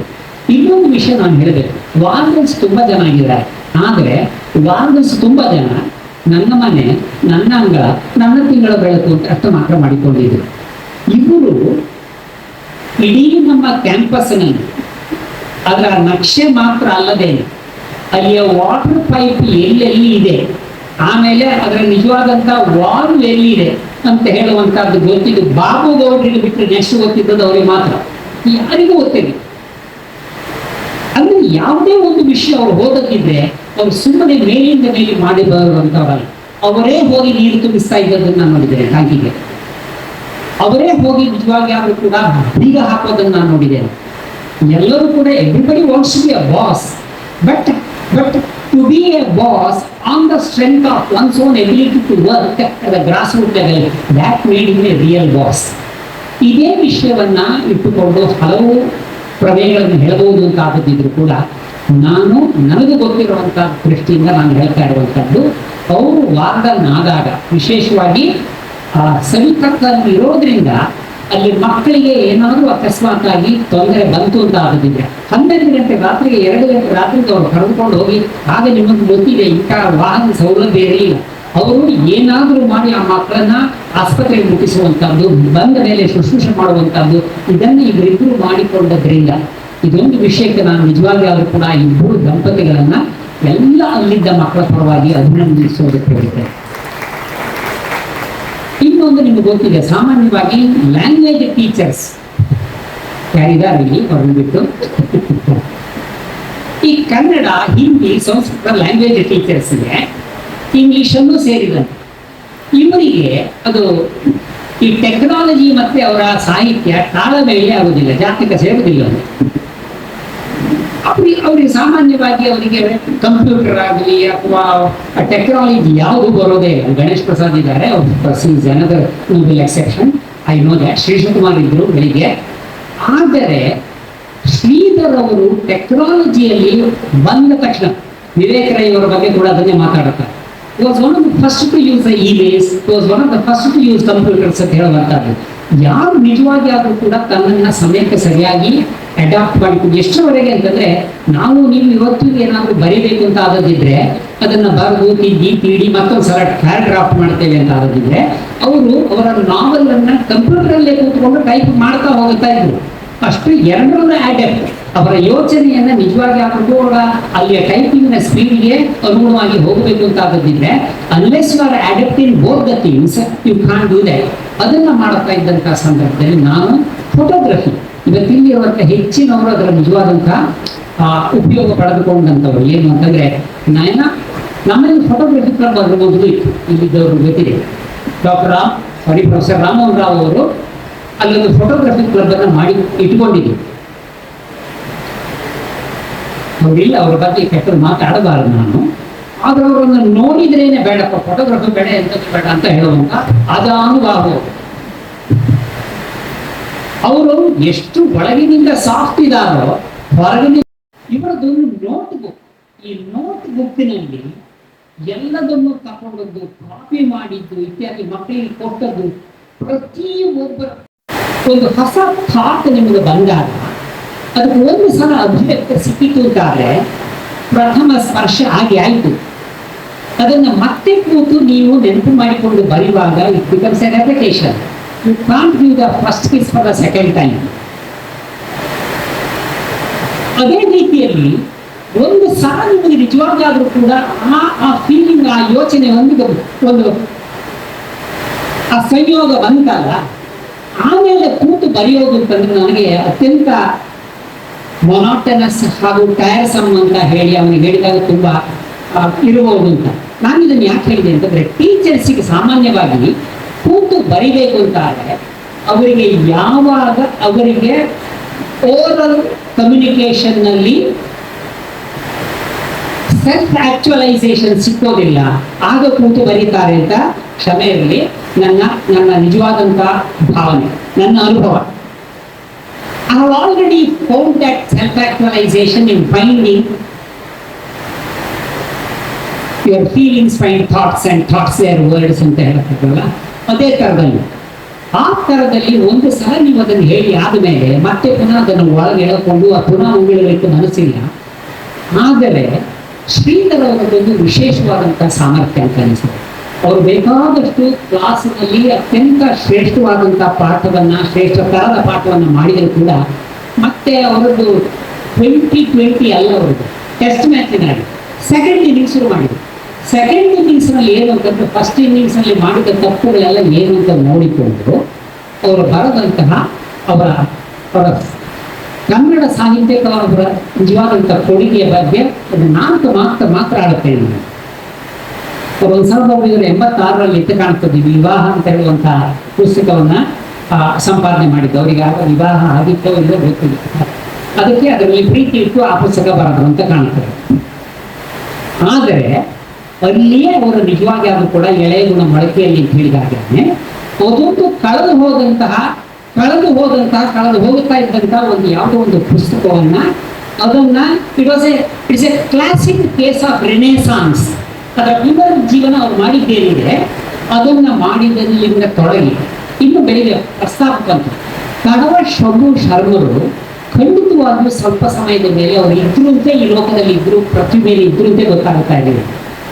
ಏನೋ ಒಂದು ಸ್ನೇಹಾಚಾರದಲ್ಲಿ ಅವ್ರಿಗೆ ಗೊತ್ತಾಗಿರೋದ್ರಿಂದ 1, 2, 3, 4, 5, 6, 7 ಸಂಚಯಗಳನ್ನು ಅವರು ತಂದದ್ದೇನಿದೆ. It's something great. ಯಾಕಂದ್ರೆ ಹಸ್ತಪ್ರತಿಯಲ್ಲಿ ಇದ್ದದ್ದನ್ನ ನಿಮಗೆ ಗೊತ್ತಿದೆ. ಈ ಟೀಚರ್ಸ್ಗಳಲ್ಲಿ ಬರದಂತ ಅತಿ ಮುಖ್ಯವಾದ ಉತ್ತರವನ್ನೇ ಆನ್ಸರ್ನ ಓದಲಿಕ್ಕೆ ಪೇಷನ್ಸ್ ಇದೆ. ಇನ್ನು ಯಾರ್ಯಾರು ಬರೆದ ಹಸ್ತಪ್ರತಿಯನ್ನು ಅದು ಅರ್ಥ ಆಗದಿರುವಂತ, ಕಾಗುಣಿತ ಗೊತ್ತಾಗೋದಿಲ್ಲ, ಕಾಗದ ಗುಡ್ಬಂಕನ ಹಾಗೆ ಇರುವಂತ ಆ ಹಸ್ತಪ್ರತಿಯಿಂದ ನೋಡಿ ಅದನ್ನ ನಿಜವಾಗಿ ಅದು ಮುದ್ರಣ ರೂಪಕ್ಕೆ ತರುವಂತ ಆ ತಪಸ್ಸಿದೆಯಲ್ಲ, ಅದನ್ನ ನಿಜವಾಗಿ ಅವರು ಕೂಡ ಮೆಚ್ಚಿಕೊಳ್ಬೇಕು. ಏನು ಅಂತಂದ್ರೆ ಅವರು ಅದರಿಂದ ತೊಡಗಿರೋದ್ರಿಂದ ಅವರ PhD ಸಬ್ಜೆಕ್ಟೇ ಅದು. ಏನು ಅಂತಂದ್ರೆ ಪ್ರಾಚೀನ ಸಾಹಿತ್ಯದಲ್ಲಿ, ಕನ್ನಡ ಪ್ರಾಚೀನ ಸಾಹಿತ್ಯದಲ್ಲಿ ಯುದ್ಧ ಕಲೆ ಹಾಗೂ ಯುದ್ಧ ಸಾಮಗ್ರಿ ಅಂತ ಹೇಳೋದ್ರ ಬಗ್ಗೆ ಅವರು 2 ಪುಸ್ತಕ ತಂದಿದ್ದಾರೆ. ಇದು ಯಾಕೆ ನಾನು ಹೇಳಿದೆ ಅಂತಂದ್ರೆ, ತುಂಬಾ ಜನ PhD ಮಾಡುವಂತಹ ಸಂದರ್ಭದಲ್ಲಿ ಮೇಲಿಂದ ಮೇಲೆ, ಅಲ್ಲಿಂದ ಇಲ್ಲಿಂದ ಕಟ್ ಅಂಡ್ ಪೇಸ್ಟ್ ಬಿಡುವಂತಹ ಟಾಪಿಕ್ ಅನ್ನು ತೆಗೆದುಕೊಳ್ತಾರೆ ಅಂತ ಅಂದ್ರೆ, ಇವರು ಹಾಗಲ್ಲ. ಅಧ್ಯಯನಕ್ಕೆ ಯೋಗ್ಯವಾದಂತಹದ್ದು ಹಾಗೂ ಇಂಟರ್ಪ್ರಿಟೇಷನ್ ದೊರಕುವಂತಹದ್ದು, ಆಮೇಲೆ ಸಿಂಥೆಸಿಸ್ ಅಂಡ್ ಇನ್ಸೈಟ್ಗೆ ಯೋಗ್ಯವಾದಂತಹ ಟಾಪಿಕ್ ಅನ್ನ ತಗೊಂಡದ್ರಿಂದ ಹಾಗೂ ಅವರನ್ನು ನಿಜವಾಗಿ ಆದರೂ ಅವರ ಗೈಡ್ ಯಾರಿದ್ದಾರೆ ಇದು ಮಾರ್ಗ ಮಗನೆ ಅಂತ ಹೇಳಿರೋದ್ರಿಂದ ಇದು ಈ ಬದುಕಿನ ಉದ್ದಕ್ಕೂ ಕೂಡ. ಯಾಕೆ ಅಂತಂದ್ರೆ ಇದು ವಿಶೇಷವಾಗಿ ನನಗೆ ಕಾಣುವಂತಹದ್ದು 1-2 ವಿಷಯದಲ್ಲಿ. ಒಂದು, ಈ ಆಫ್ರಿಕನ್ ಲಿಟ್ರೇಚರ್ ಬಗ್ಗೆ ಹೇಳುವಾಗ ಚಿನ್ಮಯ ಚಿವೆ ಮತ್ತೆಲ್ಲರೂ ಮಾಡಿದ್ದೇನು ಅಂತಂದ್ರೆ ರೀಕ್ರಿಯೇಟಿಂಗ್ ಹಿಸ್ಟ್ರಿ, ಕಳೆದು ಹೋದಂತ ಪಾಸ್ಟ್ ಅನ್ನ ತಮ್ಮ ಸಾಹಿತ್ಯದ ಮೂಲಕ ಸೃಷ್ಟಿಸುವಂತ. ಇವರ ಪ್ರಸ್ಥಾನ ಓದುವ 500 ಪೇಜಿನ ಪುಸ್ತಕ ಅದೇ ಗೆಲ್ಲುತ್ತದ ಅಂತ ನೋಡಿ. 500 ಪುಟದ ಒಂದು ಕಾದಂಬರಿಯನ್ನ ಬರೀಬೇಕು ಅಂತ ಆಗದಿದ್ರೆ ಓದೋರಿಗೆ ಪೇಷನ್ಸ್ ಹೇಗೂ ಬೇಕ, ಬರೆಯೋರಿಗೂ ಕೂಡ ಸಮಯ ಕರ್ಟನ್ಸ್ ಅಂತ ಖಂಡಿತ. ಆದರೆ ಅಲ್ಲಿ ಈ ಮಹಾಭಾರತ ನಿಮಗೆಲ್ಲ ಅದನ್ನು ಉಪಮೆ ಮಾತ್ರ ಕೊಡುತ್ತೇನೆ. ಒಂದು ಕತೆ ಇನ್ನೊಂದಕ್ಕೆ ಮತ್ತೊಂದಕ್ಕೆ ನೆಟ್ವರ್ಕಿಂಗ್ ಇದೆಯಲ್ಲ. ಇನ್ಫ್ಯಾಕ್ಟ್ ಈ ರಾಮಾಯಣ ಮಹಾಭಾರತ ಬಗ್ಗೆ, ವಿಶೇಷವಾಗಿ ಮಹಾಭಾರತ ಬಗ್ಗೆ ಹೇಳುವಾಗ ಇಟ್ಸ್ ಎನ್ ಎಪಿಸೋಡಿಕ್ ಎಪಿಕ್ ಅಂತ ಹೇಳುದು. ಅದರಲ್ಲಿ ಎಪಿಸೋಡ್ಸ್ ಇದೆ. ಅದನ್ನೆಲ್ಲ ಸೇರಿಸಿ ರಾಮಾಯಣ ಹಾಗಲ್ಲ, ಸಿಂಥೆಟಿಕ್ ಆದಂತಹದ್ದು, ಇದು ಎಪಿಸೋಡಿಕ್ ಆದಂತಹದ್ದು ಅಂತ ಹೇಳುವಂತ ಮಾತಿದೆಯಲ್ಲ. ಆ ತರದ ಎಪಿಸೋಡಿಕ್ ಆದಂತಹ ತನ್ನ ಆ ಒಂದು ಕಥೆ ಅದನ್ನು ಓದುವಂತಹ ಸಂದರ್ಭದಲ್ಲಿ ಇಡೀ ಅವರ ನೆಲದ, ಜಲದ, ಜನರ ಬದುಕನ್ನ ಇನ್ಫ್ಯಾಕ್ಟ್ ಈ ಫೋಲ್ಸ್ ಮಿರರ್ ಟು ಲೈನ್ ಅದನ್ನ ಚಿತ್ರಿಸಿದ ರೀತಿ ಇದೆಯಲ್ಲ, ಅದು ಅದ್ಭುತವಾದದ್ದು. ನನಗೆ ವಿಶೇಷವಾಗಿ ಕಂಡದ್ದೇನು ಅಂತಂದ್ರೆ, ಶಿವರಾಮ್ ಕಾರಂತರು ಗೊತ್ತಿದೆ, ಅವರು ರಿಯಲಿಸ್ಟಿಕ್ ಆದಂತಹ ಸಮಾಜದಲ್ಲಿ ಇರುವಂತಹ ವಿಷಯದ ಬಗ್ಗೆ ಕಥೆಯನ್ನ, ಕವನವನ್ನ ಇತ್ಯಾದಿಗಳನ್ನ ಬರೆದರು. ಕಾದಂಬರಿಗಳನ್ನ ಕಾದಂಬರಿಗಳನ್ನ ಬರೆಯುವಂತಹ ಸಂದರ್ಭದಲ್ಲಿ he was 200% ರಿಯಲಿಸ್ಟಿಕ್. ಅವರಲ್ಲಿ ಭಾವುಕತೆ, ಭಾವನಾತ್ಮಕವಾದಂತಹ ವಿಷಯಗಳು ಇಲ್ವಾ ಕೇಳಿದ್ರೆ ವೈಚಾರಿಕ ಹೆಚ್ಚು, ಭಾವನಾತ್ಮಕ ಕಮ್ಮಿ ಅಂತ ಕಂಡದ್ದಿದ್ರು ಕೂಡ ಅಲ್ಲಲ್ಲಿ ಇದೆ. ಆದ್ರೆ ತಕ್ಷಣ ಅವರು ಮತ್ತೆ ಅದಕ್ಕೆ ಹಿಂತಿರುಗಿ ಬರುವಂತದ್ದು ನಮಗೆ ಕಾಣುತ್ತದೆ ಅಂತಾದ್ರೆ ಈ ಪ್ರಸ್ಥಾನದಲ್ಲಿರುವಂತಹ ಭಾವ ಸಾಂದ್ರತೆ ಇದೆಯಲ್ಲ, the density, it is so there so much in emotion. ವಿಶೇಷವಾಗಿ ಕೊನೆಯ ಕೆಲವು ಚಾಪ್ಟರ್ನಲ್ಲಿ ಇದನ್ನ ಹ್ಯೂಮನೈಸಿಂಗ್ ಅಂತ ಹೇಳೋದು. ನೀವು ಮರ ಗಿಡಗಳನ್ನು ಹ್ಯೂಮನೈಸ್ ಆಗಿ ಮಾಡೋದೇನಿದೆ, ಶಕುಂತಳೆ ಬಿಟ್ಟು ಹೋಗುವಾಗ ಕಣ್ಮಾಶ್ರಮದಲ್ಲಿ ಲತೆಗಳು ಕೂಡ ಬಂದಿರು ಇತ್ಯಾದಿ ಹೇಳ್ತೀವಲ್ಲ, ಇದೊಂದು ತರದ ಪ್ಯಾಥೆಟಿಕ್ ಫ್ಯಾಲಸಿ. ಅವು ಕೂಡ ನಮ್ಮ ಹಾಗೆ ದೇ ಹ್ಯಾವ್ ದೇರ್ ಲೈಫ್ ಅಂತ ಹೇಳುವಂಥದ್ದು. ಇವರು ದನಕರುಗಳ ಬಗ್ಗೆ ಮಾತ್ರ ಅಲ್ಲ, ಅಲ್ಲಿರುವಂತಹ ಗಿಡದ ಬಗ್ಗೆ ಕೂಡ ಹ್ಯೂಮನೈಸ್ ಮಾಡುವಂತಹ ರೀತಿ ಇದೆಯಲ್ಲ, ಅದನ್ನು ಓದಿದವರಿಗೆ ಕಣ್ಣೀರು ಬರದೇ ಇರೋದಿಲ್ಲ. ಕಣ್ಣಿದ್ರೆ ಹಾಗೂ ನೀರಿದ್ರೆ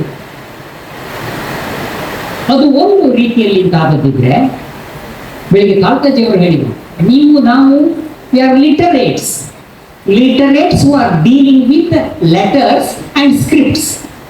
ಈ ಸ್ಕ್ರಿಪ್ಟ್ ಮೊದಲಿಂದ ಇರಲಿಲ್ಲ, ನಿಮ್ಗೆ ಗೊತ್ತಿದೆ. ಓರಲ್ ಆದ ಲಿಟ್ರೇಚರ್ ಎಷ್ಟೋ ಸಹಸ್ರ ವರ್ಷದಿಂದ ವೇದಗಳಿರ್ಬೋದು ಅಥವಾ ಜಾನಪದ ಗೀತೆಗಳಿರ್ಬೋದು, ಓರಲ್. ಇದನ್ನ ಕೂತು ಬರೆಯೋದಕ್ಕೆ ಒಂದು ಲಿಪಿಯನ್ನ ಬರುವಂತಹದ್ದು, ಅದು ಲೇಟರ್ ಡೆವಲಪ್ಮೆಂಟ್ ಅಂತ. ಯಾರಿಗೆ ಆದ್ರೂ ಕೂಡ ಸಾಹಿತ್ಯದ ಬಗ್ಗೆ, ಹಿಸ್ಟ್ರಿ ಬಗ್ಗೆ ಗೊತ್ತಿದ್ದವರಿಗೆ ಮೊದಲು ಸಿಂಬಲ್ಗಳು ಆದವು, ಮತ್ತೆ ಕೊನೆಗಾಗುವ ಒಂದು ಯಾವುದೋ ತರದ ಸಂಕೇತಗಳಾದವು, ಆಮೇಲೆ ಅದನ್ನು ಲಿಪಿಯಾಗಿ ಅಕ್ಷರಮಾಲೆಯಾಗಿ ಮಾಡಿರುವಂತಹದ್ದು. ಇದು ಹೇಗೆ ಬಂದಿರಬಹುದು ಅಂತ ಹೇಳುವಂತಹ ಜಿಜ್ಞಾಸೆ ಯಾರಿಗಿರಬೇಕು ಅಂತಂದ್ರೆ ಎಲ್ಲ ಲ್ಯಾಂಗ್ವೇಜ್ ಟೀಚರ್ಸ್ಗೆ, ಎಲ್ಲ ಲಿಟ್ರೇಚರ್ನ ರೀಡರ್ಸ್ಗೆ ಇರಬೇಕು. ಇವರು ಅದರ ಜಾಡನ್ನು ಹುಡುಕಿಕೊಂಡು ಹೋಗಿ ಆ ಚಪಳ ಅಂತ ಬರೆಯೋದೇನಿದೆ ಅದನ್ನು ಓದುವಾಗ ನನಗೆ ನಿಜವಾಗಿ ಅದರ ಎಕ್ಸೈಟ್ಮೆಂಟ್ ಆಗೋದು ಯಾಕಂತಂದ್ರೆ ಮುಳುಗಡೆ ಕಥೆಯನ್ನು ನಾವು ಬೇರೆ ಬೇರೆ ಮಾಧ್ಯಮದಲ್ಲಿ ನೋಡಿದ್ದೇವೆ. ಆದ್ರೆ ಇದು ಇದೆಯಲ್ಲ, ಇದು ನಾನು ನಿಜವಾಗಿ ಆದರೂ ಅಂಥದ್ದನ್ನು ಓದಿರಲಿಲ್ಲವಾಗಿತ್ತು. ಒಂದು ಹೇಗೆ ಲಿಪಿ ಬಂತು ಹಾಗೂ ಅವನ ಬದುಕದ್ರ ಹಿಂದೆ ಏನಿದೆ.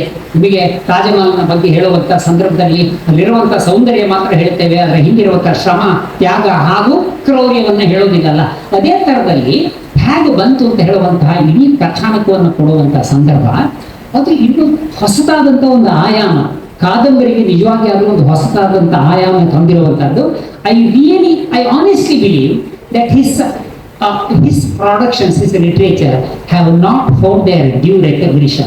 ನನಗೆ ನಿಜವಾಗ್ಲೂ ಕಾಣ್ತಾ ಇರುವಂತಹದ್ದು, ಎಲ್ಲರೂ ಕೂಡ ಈಗ ನಿಮ್ಗೆ ಗೊತ್ತಿದೆ, ಬೂಕರ್ ಆಗಲಿ ಇನ್ನೊಂದಾಗಲಿ ಬುಕೆಸ್ಟ್ ಆಗಲಿ, ಇವೆಲ್ಲ ಯಾಕೆ ಬರೋದು ಅಂತಂದ್ರೆ ಬರೋದಕ್ಕಿಂತ ಮುಂಚೆ ಅದಕ್ಕೆ ಹೈಪ್ ಕ್ರಿಯೇಟ್ ಮಾಡಿ ಅದು ಬರುವಾಗ ಅದಕ್ಕೆ ಪ್ರೈಸ್ ಬರುವಂತಹದ್ದು ಅಂತ ಆದದ್ದಿದ್ರೆ, ಇಲ್ಲಿ ಹಾಗಲ್ಲ. ಇದನ್ನ ನೀವು ಮಾರ್ಕೆಟಿಗೆ ಹಾಕಿ ಅದನ್ನು ಓದಿ ಮತ್ತೆ ಅದನ್ನ ಆನಂದಿಸಿ ಅಂತ ಹೇಳುವಂತ ರೀತಿಯಲ್ಲಿ ಅದನ್ನು ಕೊಟ್ಟದ್ದೇನಿದೆ. ಈ ಎರಡು, ಆಮೇಲೆ ಬಯಲು ನಾನು ಇನ್ನೂ ಓದಿಲ್ಲ, ಅದು ಬಯಲಿನಷ್ಟೇ ವಿಸ್ತಾರವಾಗಿದೆ ಅಂತ ಅವರು ಆಗಾಗ ಅಲ್ಲೋಪ್ರಭುವಿನ ವಿಷಯ ನನಗೆ ಬೇಕಾದಷ್ಟು ಸಿಕ್ಕಿದೆ ಅಂತ ಹೇಳುವಂತಹದ್ದು. ಈ ತರದ ನೆಟ್ವರ್ಕಿಂಗ್ ಎಲ್ಲಿಗೆಲ್ಲ ಹೋಗಿದೆ ಅಂತಂದ್ರೆ, ಶ್ರೀಧರ್ ಅವರು ನೀವೇನಾರು ಅಕಸ್ಮಾತ್ ಆಗಿ ನಾಳೆ ಹೇಳಿ ಅವರಿಗೆ ತಿಪಟೂರಿಗೆ ಹೋಗಬೇಕು ಬರ್ರಿ, ನನಗೆ ತಿಪಟೂರ ತಡಿ ಒಂದು ನಿಮಿಷ. ನಮ್ಮ ಓಲ್ಡ್ ಸ್ಟೂಡೆಂಟ್ ಒಬ್ಬ ಇದ್ದಾನೆ, ಅವನು ಆ ದಿವಸ ನನ್ನ ಹತ್ರ ಒಂದು ಪುಸ್ತಕ ಬೇಕು ಅಂತ ಹೇಳಿದ್ದಾನೆ. ನೀವು ಹೋಗುವಾಗ ನನ್ನ ಮನೆಗೆ ಬನ್ನಿ, ಅದನ್ನು ಕೊಡ್ತೇನೆ, ಅವನಿಗೂ ಕೊಡಿ ಅಂತ ಹೇಳಿದ್ನು. ಈ ತರದ ನೆಟ್ವರ್ಕಿಂಗ್ ಅವರು ದೇವರಾಣೆ ಕಲ್ತದ್ದು ಸೂರ್ಯನಾರಾಯಣಪ್ಪ ಅವರು ಎಂಥಾದ್ರಲ್ಲಿ ಬಿದ್ದು ಅವರು ಶ್ರೇಷ್ಠತನದವರು ಇದು ನೆಟ್ವರ್ಕಿಂಗ್. ಅವರು ಈ ನೆಟ್ವರ್ಕಿಂಗ್ ಎಲ್ಲ ಈ ತರದಲ್ಲಿ. ಇದು ಮಾತ್ರ ಅಲ್ಲ, ನನಗೆ ಏನಾದರೂ ಎಲ್ಲಿಯಾದ್ರೂ ಕಾಲು ನೋವು ಎಲ್ಲಿ ಆಗುತ್ತದೆ ಹೇಳಿ ಅಂತ ಕೇಳಿ, ಅವ್ರು ಸುಮ್ಮನೆ ಆಗಿಬಿಡೋರಲ್ಲ, ಎಲ್ಲಿ ಆಗುತ್ತದೆ ಅಂತ ಕೇಳಿ ನೋಡಿ. ವಿಟ್ಲದಲ್ಲಿ ಒಬ್ರು, ಇಲ್ಲಿ ಒಂದು ವಿಟ್ಲದವ್ರನ್ನ ಕಾಡ್ತಾ ಇದ್ದಾರೆ, ಅಲ್ಲಿ ಪೇಟೆ ಕಳೆದ ಮೇಲೆ ಒಂದು ಹೊರಲಾಂಗ್ ಹೋಗಿ ಅಲ್ಲೊಂದು, ಅವ್ರು ಎಷ್ಟು ಫೋಟೋಗ್ರಾಫಿಕ್ ಇಂಪ್ರೆಷನ್ ಇದೆ ಅವರಿಗೆ. ಅಲ್ಲೊಂದು ಬೋರ್ಡ್ ಇದೆ, ಯಾವ ಅಂಗಡಿ ಅಂತ ಅವ್ರಿಗೆ ಗೊತ್ತಿದೆ. ನಾನು ಹೋಗಿ ಅದಕ್ಕೆ ಡ್ಯಾಶ್ ಹೊಡೆದ್ರು ನನಗೆ ಯಾವ ಅಂಗಡಿ ಅಂತ ಗೊತ್ತಾಗುದಿಲ್ಲ. ಅವರಿಗೆ ಆ ಅಂಗಡಿ ನೀಲಿ ಬಣ್ಣದ ಪ್ಲಾಕಾರ್ಡ್ ಇದೆ ನೋಡಿ, ಅದರಲ್ಲಿ ಹಣ್ಣಿನ ಅಂಗಡಿ ಅಂತ ಬರ್ಕೊಂಡಿದೆ. ಅದರ ಹತ್ತಿರ 2 ಮೀಟರ್ ಕಳೆದ ಮೇಲೆ ಒಂದು ಓಣಿ ಇದೆ ಅಂತ ಹೇಳಿಕೊಂಡು ಅಲ್ಲೊಬ್ರು ಡಾಕ್ಟರ್ ಇದ್ದಾರೆ. ಈ ತರದಲ್ಲಿ ಅವರ ನೆಟ್ವರ್ಕಿಂಗ್ ಇದೆಯಲ್ಲ, ಅತ್ಯದ್ಭುತ. ಬರೀ ಅದ್ಭುತವಲ್ಲ, ನನಗೆ ಕಾಣುವಂತ ರೀತಿಯಲ್ಲಿ the way in which is going to be connect. ನನಗೆ ಅದನ್ನು ಓದಿದಾಗೆಲ್ಲ ವಾಲ್ಟ್ ವಿಟ್ಮನ್ನ ಪೋಯಮ್ ನೆನಪಾಗೋದು. ಈ ಬೆಳಗಿನ ಹೊತ್ತಿನಲ್ಲಿ ನೀವು ಅಕಸ್ಮಾತ್ ಆಗಿ ನಿಮ್ಮ ಹೂತೋಟಕ್ಕೆ ಹೋದದ್ದಿದ್ರೆ, what do you see the spider sending a filament, another filament, yet another, and one more. And then it starts connecting. The whole networking is its specialty, ಅದರ ಡಿಸೈನ್. ಹಾಗೇನೆ ಇವರು ಇವರದೇ ಆದಂತಹ ಸಂಬಂಧದ ವಿಷಯದಲ್ಲಿ ಮಾಡ್ತಾ ಇರುವಂತಹ ನೆಟ್ವರ್ಕಿಂಗ್ ಏನಿದೆ, ಸಮಥಿಂಗ್ ದಟ್ ಈಸ್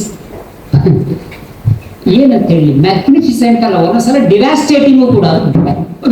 ಭಯಂಕರ ತಲೆ ಕೂಡ ನಿಮಗೆ ನಿಜವಾಗಿ ಆದರೂ ತಿಪ್ಪಟೂರಿನಲ್ಲಿ ನಿಲ್ಲಿಕ್ಕೆ, ನೀವು ತಿಪ್ಪಟೂರು ಹಾಗೆ ಹೋಗುವುದಾದ್ರೂ ಕೂಡ ಅವ್ರು ಬಿಡ್ಲಿಕ್ಕಿಲ್ಲ, ಅಲ್ಲಿ ಹಿಡಿದು ಒಂದ್ಸಲ ಕೊಟ್ಟೆ ಹೋಗಬೇಕು. ಆ ತರದಲ್ಲಿ ಅವರ ಪಟ್ಟು ಹಿಡಿದ್ರೆ ಮಾತ್ರ ಸಾಮಾನ್ಯವಾಗಿ ಯಾವುದನ್ನು ಬಿಡುವಂತ, ಅವರು ಕುಸ್ತಿಗೆ ಸೇರಬೇಕಿತ್ತು ನಿಜವಾಗಿ ಆದರೂ ಕೂಡ. ಆ ತರದಲ್ಲಿ ಸಮಥಿಂಗ್ ದಟ್ ಇಸ್ ಇನ್ಕ್ರೆಡಿಬಲ್. ಇನ್ನು ಅವರ ಕರ್ತೃತ್ವ ಶಕ್ತಿಯ ಬಗ್ಗೆ ನಾನು ಅದರ ನಿಜವಾದಂತಹ ಉಪಯೋಗ ಪಡೆದುಕೊಂಡ ನಮ್ಮ ಸೌಭಾಗ್ಯ ಅಂತಂದ್ರೆ, ಗೋಲ್ಡನ್ ಜುಬ್ಲಿಯ ಟೈಮ್ನಲ್ಲಿ ನಾವು ಒಟ್ಟಿಗೆ ಕೆಲಸ ಮಾಡೋದು. ಅವರಿಗೆ ಇನ್ನೊಂದು ವಿಷಯ ಇದೆ, the ability to form a team. ಯಾರಾದರೂ ಸರಿ ಅವರು ಟೀಮನ್ನು ಫಾರ್ಮ್ ಮಾಡ್ತಿದ್ರು. ಅವರು ಪ್ರತಿ ಇದ್ದ 4 ದಶಕಗಳ ಕಾಲೂ ಕೂಡ ಅಲ್ಲಿದ್ದವರನ್ನ ಬಳಸಿ ಯೋಜಕಸ್ತತ್ರದುರ್ಲಭ ಅಂತ ನಿಮಗೆ ಗೊತ್ತಿದೆ. ಅಯೋಗ್ಯ ಪುರುಷ ಅಯೋಗ್ಯ ಆಗಲಿಲ್ಲ, ಇವರೆಲ್ಲ ಸೇರಿ ಯೋಜಕರಾಗಿ ಆ ತರದ ಮ್ಯಾನೇಜ್ಮೆಂಟ್. ನಾವೆಲ್ಲ ಹೋದ ಮೇಲೆ ನಿಜವಾಗಿ ಇವರಿಗೆ ಯಾರಿದ್ದಾರೆ ಅಂತ ಎಣಿಸಿದ್ರೆ, ಮತ್ತೆ ಗಣೇಶ್ ಪ್ರಸಾದ್ ಇವರನ್ನೆಲ್ಲ ಕಟ್ಟಿಕೊಂಡು ಅವರು ಹೋದ್ರು ಕೂಡ ಇವರು ಬಿಡೋರಲ್ಲ, ಮತ್ತಿದ್ದವರು ಅಳಿದು ಉಳಿದವರನ್ನೆಲ್ಲ ಸೇರಿಸಿ ಒಂದು ಹಸತಾಗಿ ಅಂತ ಮಾಡಿ ಪುನಃ ಅವರು ಕೊಡೋದು ನಾವು. ಆ ತರದಲ್ಲಿ ಗ್ರೇಟ್ ಕಾಂಕಾಕ್ಟರ್ ಆಫ್ ಹ್ಯೂಮನ್ ರಿಸೋರ್ಸಸ್. ಆ ಹ್ಯೂಮನ್ ರಿಸೋರ್ಸ್ ಅನ್ನು ಬಳಸುವಂತಹ ಸಂದರ್ಭದಲ್ಲಿ ನಾನು ಇದನ್ನು ವಿಶೇಷವಾಗಿ ಹೇಳಬೇಕಾದದ್ದು, ಗೋಲ್ಡನ್ ಜುಬ್ಲಿಯ ಸಂದರ್ಭದಲ್ಲಿ ನಮಗೆ ಗೊತ್ತಿದೆ, ಇದೆಲ್ಲ ನನ್ನ ಮಿತ್ರರಿದ್ದಾರೆ, ತುಂಬಾ ಜನ ಅದಕ್ಕೆ ಕೆಲಸ ಮಾಡಿದವರಿದ್ದಾರೆ. ನಿಜವಾಗಿ ಅದು ನಾನು ಮಾಡಬೇಕು ಅಂತ ಎಣಿಸಿದಂತ, ನಾನು ಹೆಚ್ಚಿನದನ್ನ ಯೋಜನೆ ಹಾಕಿಕೊಳ್ಳುವಾಗ ವಿಶೇಷವಾಗಿ ಕೆಲವೆಲ್ಲ ಅವರವರೇ ಉಳಿಸಿಕೊಂಡ್ಬಿಟ್ಟಿದ್ರು. ನಾನು ಅವರು ಒಟ್ಟು ಸೇರಿ ಮಾಡಬೇಕು ಅಂತ ಹೇಳುವಂಥದ್ರಲ್ಲಿ 90%, can you imagine, 100 members were to be felicitated. 100 ಜನರಿಗೆ ಸನ್ಮಾನ. ನೀವು ಯಾರನ್ನಾದ್ರೂ ಸನ್ಮಾನ ಕಾರ್ಯಕ್ರಮಕ್ಕೆ ಕರಿಬೇಕು ಅಂತ ಇದ್ದದಿದ್ರೆ ಗೆಸ್ಟ್ ಹೇಳ್ತಿದ್ವಿ, ಯಾರಿಗೆಲ್ಲ ಸನ್ಮಾನ. 100 ಜನ ಅಂದ್ರೆ ಖಂಡಿತ ಬರ್ತಿರ್ಲಿಲ್ಲ. ನಮ್ಗೆ ಗೊತ್ತಿತ್ತು 100 ಜನರಿಗೆ ಒಂದು ವೇದಿಕೆಯಲ್ಲಿ ಸನ್ಮಾನ ಆಗುತ್ತದೆ ಅಂತ ಆದರೆ it would be a mess ಅಂತ ಗೊತ್ತಿತ್ತು. ಆದರೆ ಎಷ್ಟು ಚೊಕ್ಕವಾಗಿ ಅವರು ಬೇಕಾದಂಥ ಎಲ್ಲ ನಿವೃತ್ತರಾದಂಥವರು ಮತ್ತೆ ಕಳೆದು ಹೋದವರು, ಉಳಿದು ಹೋದವರು, ಅವರದ್ದೆಲ್ಲರದ್ದು ಮಾಹಿತಿ ಸಂಗ್ರಹಕ್ಕೆ ಜೇನಿನ ಉಪಮೆ ಕೊಡಬೇಕು. ಅವ್ರಿಗೆ ಎಲ್ಲಿ ಹೂ ಹುಟ್ಟುತ್ತವ್ರಿಗೆ ಹೇಗೆ ಗೊತ್ತಾಗುತ್ತದೆ ಅಂತ ಗೊತ್ತಿಲ್ಲ. ಯಾವ ತರದಲ್ಲಿ ಜೇನು ತರ್ತಾರೆ ಹಾಗೆ ಮಾಹಿತಿಯನ್ನೆಲ್ಲ ಸಂಗ್ರಹ ಮಾಡಿ ಒಳ್ಳೆ ಬ್ರೀಫ್ ಕಾಂಪ್ಯಾಕ್ಟ್ ಆದಂತ ಟೆಕ್ಸ್ಟ್ಗಳನ್ನು ಮಾಡಿ ಚಾಕಚಕ್ಯತೆಯಿಂದ ಅದನ್ನೊಂದು 30 ನಿಮಿಷದಲ್ಲಿ ಮುಗಿಸಿದಾಗಲ್ಲ, ಅದನ್ನು ನಿಜವಾಗಿ ಅದು ನಾನು ಮೆಚ್ಚಿಕೊಂಡ್ಬಿಟ್ಟಿದೆ. ಏನು ಅಂತಂದ್ರೆ, he has an incredible ability to manage things.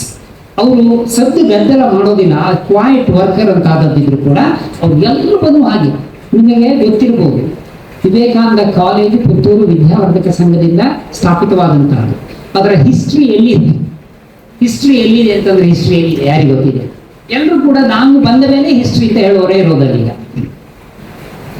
ಹಾಗಿರುವಂತಹ ಸಂದರ್ಭದಲ್ಲಿ 1918ಕ್ಕೆ ಆರಂಭ ಆದಂತಹ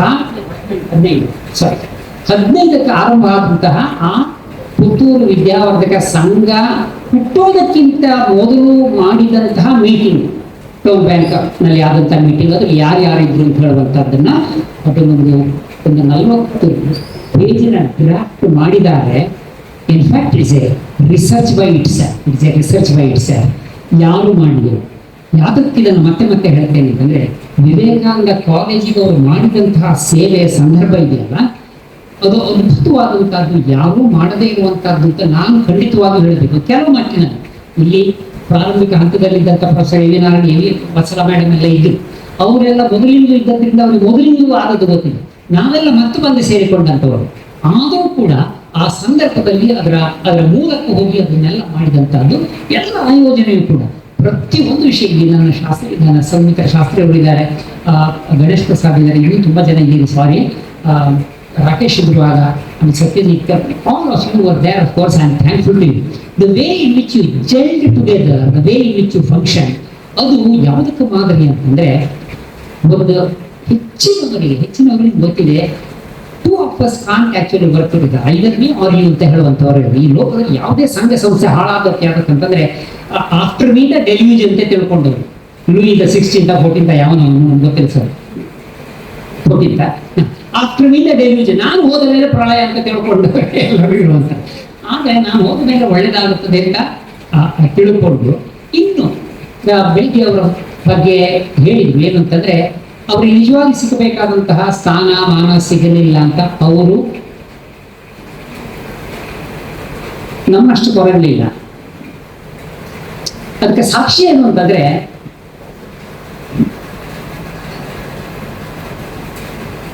ನಿಮ್ಗೆ ಗೊತ್ತಿದೆ ಯಾಕೆ ಒಬ್ಬ ಒಂದು ಕೆಲಸವನ್ನು ಮಾಡುತ್ತಾನೆ ಅಂತ ಹೇಳಿದ್ರೆ, ಹಕ್ಕಿ ಯಾಕೆ ಹಾರಾಡುತ್ತದೆ ಅಂತಂದ್ರೆ, ಹಕ್ಕಿ ಹಾರಾಡಿದ್ರೇನೆ ಅದಕ್ಕೆ ಹಕ್ಕಿ ಅಂತ ಅನಿಸೋದು. Why does a fish swim ಅಂತ ಕೇಳಿದ್ರೆ, only when it swims it feels like a fish. ಈ ವ್ಯಕ್ತಿ ತಾನು ಈ ಸಂಸ್ಥೆಯಲ್ಲಿ ಕೆಲಸ ಮಾಡುತ್ತಾ ಸೇವೆ ಮಾಡ್ತಾ ಇದ್ದರೆ ಮಾತ್ರ ನನ್ನ ಬದುಕು ಅಂತ ಅವರು ತಿಳಿದುಕೊಂಡದ್ರಿಂದಲೇನೆ, ಮತ್ತು ಕೂಡ ನಿವೃತ್ತರಾದ ಮೇಲೂ ಅದರ ಬಗ್ಗೆ ಬೆಳಿಗ್ಗೆ ಪ್ರಸ್ತಾಪ ಆಯಿತು. ಎಕ್ಸಾಮಿನೇಷನ್ ಒಂದು ಅನ್ಪಾಪ್ಯುಲರ್ ಆಗಬೇಕಾದ್ರೆ ವಾರ್ಡನ್ ಆಗಬೇಕು, ಇನ್ನೊಂದು ಕಂಟ್ರೋಲ್ ಆಫ್ ಎಕ್ಸಾಮಿನೇಷನ್ ಆಗಬೇಕು ಅಂತ ನಮ್ಗೆ ಗೊತ್ತಿದೆ. ಅದನ್ನ ಅವರು ವಹಿಸಿಕೊಂಡು ಚೊಕ್ಕತನದಿಂದ ಮಾಡಿ he has handed over the baton. ಇದನ್ನ ಸಂಸ್ಥೆ ನಿಜವಾಗಿ ಆದ್ರೂ ಕೂಡ ಗುರುತಿಸಿದೆಯೋ ಇಲ್ವೋ ನನಗೆ ಗೊತ್ತಿಲ್ಲ. ಸಂಸ್ಥೆ ಯಾರದ್ದು? ರಾಬರ್ಟ್ ಫ್ರಾಸ್ಟ್ ಒಂದು ಕಡೆ ಹೋಗ್ತಾ ಇರುವಾಗ ಆ ಕಣಿವೆಗಳಲ್ಲಿ ಹಿಮ ರಾಶಿ ಬೀಳ್ತಾ ಇರುವಂತದ್ದನ್ನು ನೋಡಿ, I know whose farm it is, but he will not actually block me in loving it. ನನಗೆ ಗೊತ್ತಿದೆ ಇದು ಯಾರದ್ದು ಕಣಿವೆ ಯಾರದ್ದು ಫಾರೆಸ್ಟ್ ಅಂತ ಗೊತ್ತಿದೆ, ಆದರೆ ಈ ಹೊತ್ತಿನಲ್ಲಿ ನಾನು ಅದನ್ನು ಪ್ರೀತಿಸೋದಕ್ಕೆ ಅವನು ಅಡ್ಡ ಬರಲಿಕ್ಕೆ ಸಾಧ್ಯ ಇಲ್ಲ. ಹಾಗೆ ಸಂಸ್ಥೆಯನ್ನ ಪ್ರೀತಿಸಿ ಪೂಜಿಸಿ ಬೇರೆ ಬೇರೆ ಥರದ್ದು ಅವರಿಗೆ ಆಸಕ್ತಿ ಯಾವುದ್ರಲ್ಲೆಲ್ಲ ಇತ್ತು ಅಂತಂದ್ರೆ, ಅವರು ಟೆನ್ನಿಸ್ ಆಡ್ತಾ ಇದ್ರು. ಅವರು ಕಾಲೇಜಿನ ಹಾಸ್ಟೆಲ್ನಲ್ಲಿ ವಾರ್ಡನ್ ಆಗಿರೋದರ ಸದುಪಯೋಗ. ಇವತ್ತೊಂದು ಬೆಳಿಗ್ಗೆ ಯಾರೋ ಒಂದು ಬೆಳಿಗ್ಗೆ ವಾಟ್ಸ್ಆ್ಯಪ್ ಗುಡ್ ಮಾರ್ನಿಂಗ್ ಕಳಿಸಿದ್ರು. He is rich who enjoys what is available to him ಎಂಥದೋ ಒಂದು. ಯಾರಿಗೇನು ದಕ್ಕುತ್ತದೋ ಅದನ್ನು ನಿಜವಾಗಿ ಆದರೂ ಅನುಭವಿಸುವವನೇ ನಿಜವಾಗಿ ಶ್ರೀಮಂತ ಈ ಲೋಕದಲ್ಲಿ ಅಂತ. ಅವ್ರು ಅದರ ಸದುಪಯೋಗ ಪಡ್ಕೊಂಡದ್ದೇನಾದ್ರು ಬೆಳಿಗ್ಗೆ 6 ಗಂಟೆಗೆ ಹೋದ್ರು, 7:30ವರೆಗೆ ಟೆನ್ನಿಸ್ ಆಡಿದ್ರು, ಮತ್ತೆ ಬಂದು ತರಗತಿಗೆ ರೆಡಿಯಾದ್ರು. ಅಲ್ಲಿ ಅಟೆಂಡೆನ್ಸ್ ಕರೆಯಾಗಲೇ ರೆಡಿಯಾಗಿ ಆಯ್ತು ಸರ್. ಹೀಗಿರುವಂಥ ಸಂದರ್ಭ ಯಾವುದೇ ಒಂದು ವಿಷಯದಲ್ಲಿ ಬೇಡ ಅಂತಿದೆ. ಯಕ್ಷಗಾನದ ಬಗ್ಗೆ ಕೂಡ ಬಂತು. ಯಕ್ಷಗಾನದ ಸಂದರ್ಭದಲ್ಲಿ ನಿಮ್ಗೆ ಗೊತ್ತಿದೆ, ಅವರಿಗೆ ಯಕ್ಷಗಾನ ನೋಡಿ ಅವರು ಪ್ರೇಕ್ಷಕರಾಗಿ ನೋಡಿದ್ದಾರೆ. ಆದರೆ ಇದು ನನಗಲ್ಲ ಅಂತ ಬಿಡುವ ಜನ ಅಲ್ಲ. ಹಾಗಾಗಿ ವೇಷ ಹಾಕಿದ್ರು. ಬರೀ 6 ತಿಂಗಳ ಮೊದಲು ಅವರಿಗೆ ನಿಜವಾಗಿ ಕಾಲಿ ಫ್ರ್ಯಾಕ್ಚರ್ ಆಗಿತ್ತು, ಆದರೂ ತನ್ನಿಂದ ಆದಷ್ಟು ಕೊಡಿದ್ರು ಅವರು. ಆಮೇಲೆ ನಾಟಕದ ಗೀಳು ಅವರಿಗೂ ಇದೆ. ನಾವೆಲ್ಲ ಇರುವಾಗ ನಾಟಕ ನೃತ್ಯ ರೂಪಕ ಇತ್ಯಾದಿಗಳನ್ನು ಒಟ್ಟೊಟ್ಟಿಗೆನೆ ಅದನ್ನು ಸಂಘಟಿಸ್ತಾ ಇದ್ದವರು. ಅವರಿಗೆ ಬ್ರಹ್ಮಚಾರ ಅವರು ಬರುವಾಗ ನಾಟಕದ ನಿರ್ದೇಶನ ಮಾಡುವಾಗ ಇವರಿಗೂ ಕೂಡ ಅದನ್ನು ಕಂಡು ಇವರಿಗೆ ಗೊತ್ತಿಲ್ಲ ಅಂತಲ್ಲ, ಸಾಹಿತ್ಯಿಕವಾಗಿ ಅದನ್ನು ಓದಿದ್ದೇನೆ ಅಂತ ರಂಗದ ಮೇಲೆ ತರೋದು ಹೇಗಂತ ಹೇಳಿಕೊಂಡು ಅವರಿಗೆ ಬೇಕಾದಷ್ಟು ಅನುಭವ ಇದ್ದದ್ರಿಂದ ಅವರು ನಾಟಕದ ನಿರ್ದೇಶನ ಮಾಡೋದಲ್ಲದೇನೆ ಮತ್ತೆ ನಾಟಕ ಬರೆಯೋದು. ನಿಮಗೆ ಗೊತ್ತಿದೆ, ಅದು ಇನ್ನೊಂದು ಆಯಾಮ. ಯಾವ ರೀತಿಯಲ್ಲಿ ಶಿವರಾಮ ಕಾರಂತರು ಮೈಮನಗಳ ಸುಳಿಯಲ್ಲಿ ಬರೆದು ಒಂದು ಹೆಣ್ಣು ಗಂಡು ಸಂಬಂಧದಲ್ಲಿ ಹೆಣ್ಣಿನ ಮನಸ್ಸನ್ನ ಗಂಡು ಹೆಣ್ಣಾಗಿ ಎಂಪ್ಯಾಥಿಕ್ ಇನ್ವಾಲ್ವ್ಮೆಂಟ್ ಅಂತ ಹೇಳ್ತೇವಲ್ಲ, ಆ ಥರದಲ್ಲಿ ಬರೆದಂಥ ಶಿವರಾಮ ಕಾರಂತರು ಅವರೊಂದು ಅದನ್ನ ಸೈಕಲಾಜಿಕಲ್, ಸೈಕ್ಯಾಟ್ರಿಕ್ ಇತ್ಯಾದಿ ಸೋಷಿಯಲ್ ಇತ್ಯಾದಿ ಎಲ್ಲ ಹೇಳ್ತಾರೆ. ಇವರು ಆ ಶಿಖಂಡಿ ಅಂತ ಬರೆದಿರುವಂಥ ನಾಟಕದ ಬಗ್ಗೆ ನಿಮಗೆ ಗೊತ್ತಿದೆ, ಇಟ್ಸ್ ಇಂಟ್ಯೂಷನ್ ಹೇಗೆ ಬರ್ತದೆ ಅಂತ ಲೂಯಿ ಪ್ಯಾಶ್ಚರ್ ಹೇಳಿದಂಥ ಒಂದು ಮಾತಿದೆ. Intuition is available, intuition is going to occur only to the prepared minds ಅಂತ. ಯಾರಿಗೆ ಒಳನೋಟ ಬರುತ್ತದೆ ಅಂತಂದ್ರೆ, ಯಾರದಕ್ಕೆ ನಿಜವಾಗಿ ಆದರೂ ತಯಾರಾಗಿದ್ದಾರೋ ಅವ್ರಿಗೆ ಮಾತ್ರ ಒಳನೋಟ ಬರುತ್ತದೆ ಅಂತ. ಎಷ್ಟೋ ಜನ ನಿಜವಾಗಿ ಆದರೂ ಆಪಲ್ ಆರ್ಚಾರ್ಡ್ನಲ್ಲಿ ಹೋಗಿ ಅವರ ತಲೆ ಮೇಲೆ ಆಪಲ್ ಬಿದ್ದಿದೆ, ಆದರೆ ಯಾರ ತಲೆಯಲ್ಲೂ ಕೂಡ ಗ್ರಾವಿಟೇಷನ್ ಲಾ ಬರಲಿಲ್ಲ. ತಲೆ ಆಪಲ್ ಅಲ್ಲ, ತೆಂಗಿನಕಾಯಿ ಬಿದ್ದಿದೆ, ತೆಂಗಿನಕಾಯಿ ಒಡೆದೋಗಿದೆ, ಆದರೂ ಯಾರ ತಲೆಯಿಂದಲೂ ಕೂಡ ಗ್ರಾವಿಟೇಷನಲ್ ಫೋರ್ಸ್ ಲಾಬರ್ಲಿ. ಎಷ್ಟೋ ಜನ ನೀರಿನ ಟ್ಯಾಂಕಿಗೆ ಬಿದ್ದು ಸತ್ತೋದವರು ಇದ್ದಾರೆ, ಮೇಲೆ ಬಂದವರು ಇದ್ದಾರೆ. ಆದರೆ ಆರ್ಕಿಮಿಡಿಸ್ಗೆ ಮಾತ್ರ ಅವನಿಗೆ ಯುರೇಕಾ ಅಂತ ಹೇಳಿಕೊಂಡು there must be some connection between of course the density and the girth of my body and the water that spills over ಅಂತ. It is only the prepared mind that is going to be in fact getting any insights ಅಂತ ಹೇಳುವಂಥದ್ದು. ಇವರು ಆ ವಿಷಯದಲ್ಲಿ ಒಂದು ಥರದಲ್ಲಿ ಮುನಿ, ಒಂಥರ ತಪಸ್ಸು, ಏನು ಮಾಡಿದ್ರು ಕೂಡ ತಪಸ್ಸು ಅಂತಾಗಿರೋದ್ರು. ನಾನು ಮತ್ತೆ ಮತ್ತೆ ಮತ್ತೆ ಮತ್ತೆ ಎಲ್ಲದರಲ್ಲೂ ಹೇಳೋದಿದೆ. ಈ ಡಿಗ್ನಿಟಿ ಆಫ್ ಲೇಬರ್ ಅಂತ ದರಿದ್ರೆ ಇಂಗ್ಲೀಷ್ನಲ್ಲಿ ಒಂದು ಪದ ಇದೆ, ಅದಕ್ಕೆ ನಿಜವಾಗಿ ಅರ್ಥ ಇಲ್ಲ.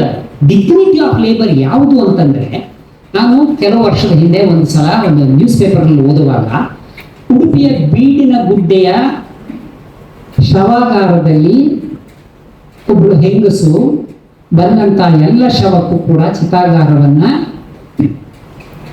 ತಯಾರು ಮಾಡಿ ಬೆಂಕಿ ಹೊತ್ತಿಸಿ ಅವ್ರು ಹೋಗುತ್ತಾರೆ. ಮತ್ತೆ ಅದರ ಅಸ್ಥಿಯನ್ನು ತಗೊಂಡು ಹೋಗೋದಕ್ಕೆ ವ್ಯವಸ್ಥೆ ಮಾಡ್ತಾಳೆ, ಆಮೇಲೆ ಬಸ್ನ ತಗೊಂಡು ಹೋಗೋದಕ್ಕೆ ವ್ಯವಸ್ಥೆ ಮಾಡ್ತಾಳೆ. 60 ವರ್ಷದ ಹೆಂಗಸು. ದಿನವೂ ಸಾವನ್ನು ನೋಡುವಂತ ಇವಳ ಗಂಡ ಸತ್ತದ್ರಿಂದ ಅಲ್ಲಿ ಅದನ್ನೀಗ ಮಾಡ್ತಾ ಇದ್ದೀನಿ. ಯಾರು ನಿಜವಾಗಿ ಸತ್ತದ್ದು ಅಂತ ಒಂದು ಕ್ಷಣ ನೋಡ್ತಿದ್ಲು. ನನ್ನ ಭಾವನೆ ಸತ್ತಾಗ ನಾನೇ ಅಲ್ಲಿಗೆ ತಗೊಂಡು ಹೋಗಿದ್ದೆ. ಅವಳು ಏನು ಹೇಳಿದ್ಲು ಅಂತಂದ್ರೆ, ಓ ಇಂಬೇರ ಸಲ ಎರೇರೇನು ಪತ್ಕೊಂಡು ಬರೋದಿತ್ತೀರ ಅಂತ ಹೇಳಿದ್ರು. ನಾನು ಹೇಳುವಂಥದ್ದು, ಒಂದು ತೆಂಗಿನ ಮರ ಹತ್ತೋದ್ರಲ್ಲಾಗ್ಲಿ, ಕಟ್ಟಿಗೆ ಕಡಿಯೋದ್ರಲ್ಲಾಗ್ಲಿ, ಅಥವಾ ಚಿತೆಯನ್ನು ತಯಾರು ಮಾಡೋದ್ರಲ್ಲಾಗ್ಲಿ, ಅಧ್ಯಾಪನದಲ್ಲಾಗಲಿ, ಎಲ್ಲದರಲ್ಲೂ ಕೂಡ ಮುನಿ ಸದೃಶವಾದಂತಹ ಶ್ರಮ, ಅದು ಶ್ರಮ ನಿಜವಾಗಿ ಸಾರ್ಥಕ್ಯವನ್ನು ಮುಟ್ಟುವಂತಹ ಒಂದು ಮಟ್ಟ ಇದೆ.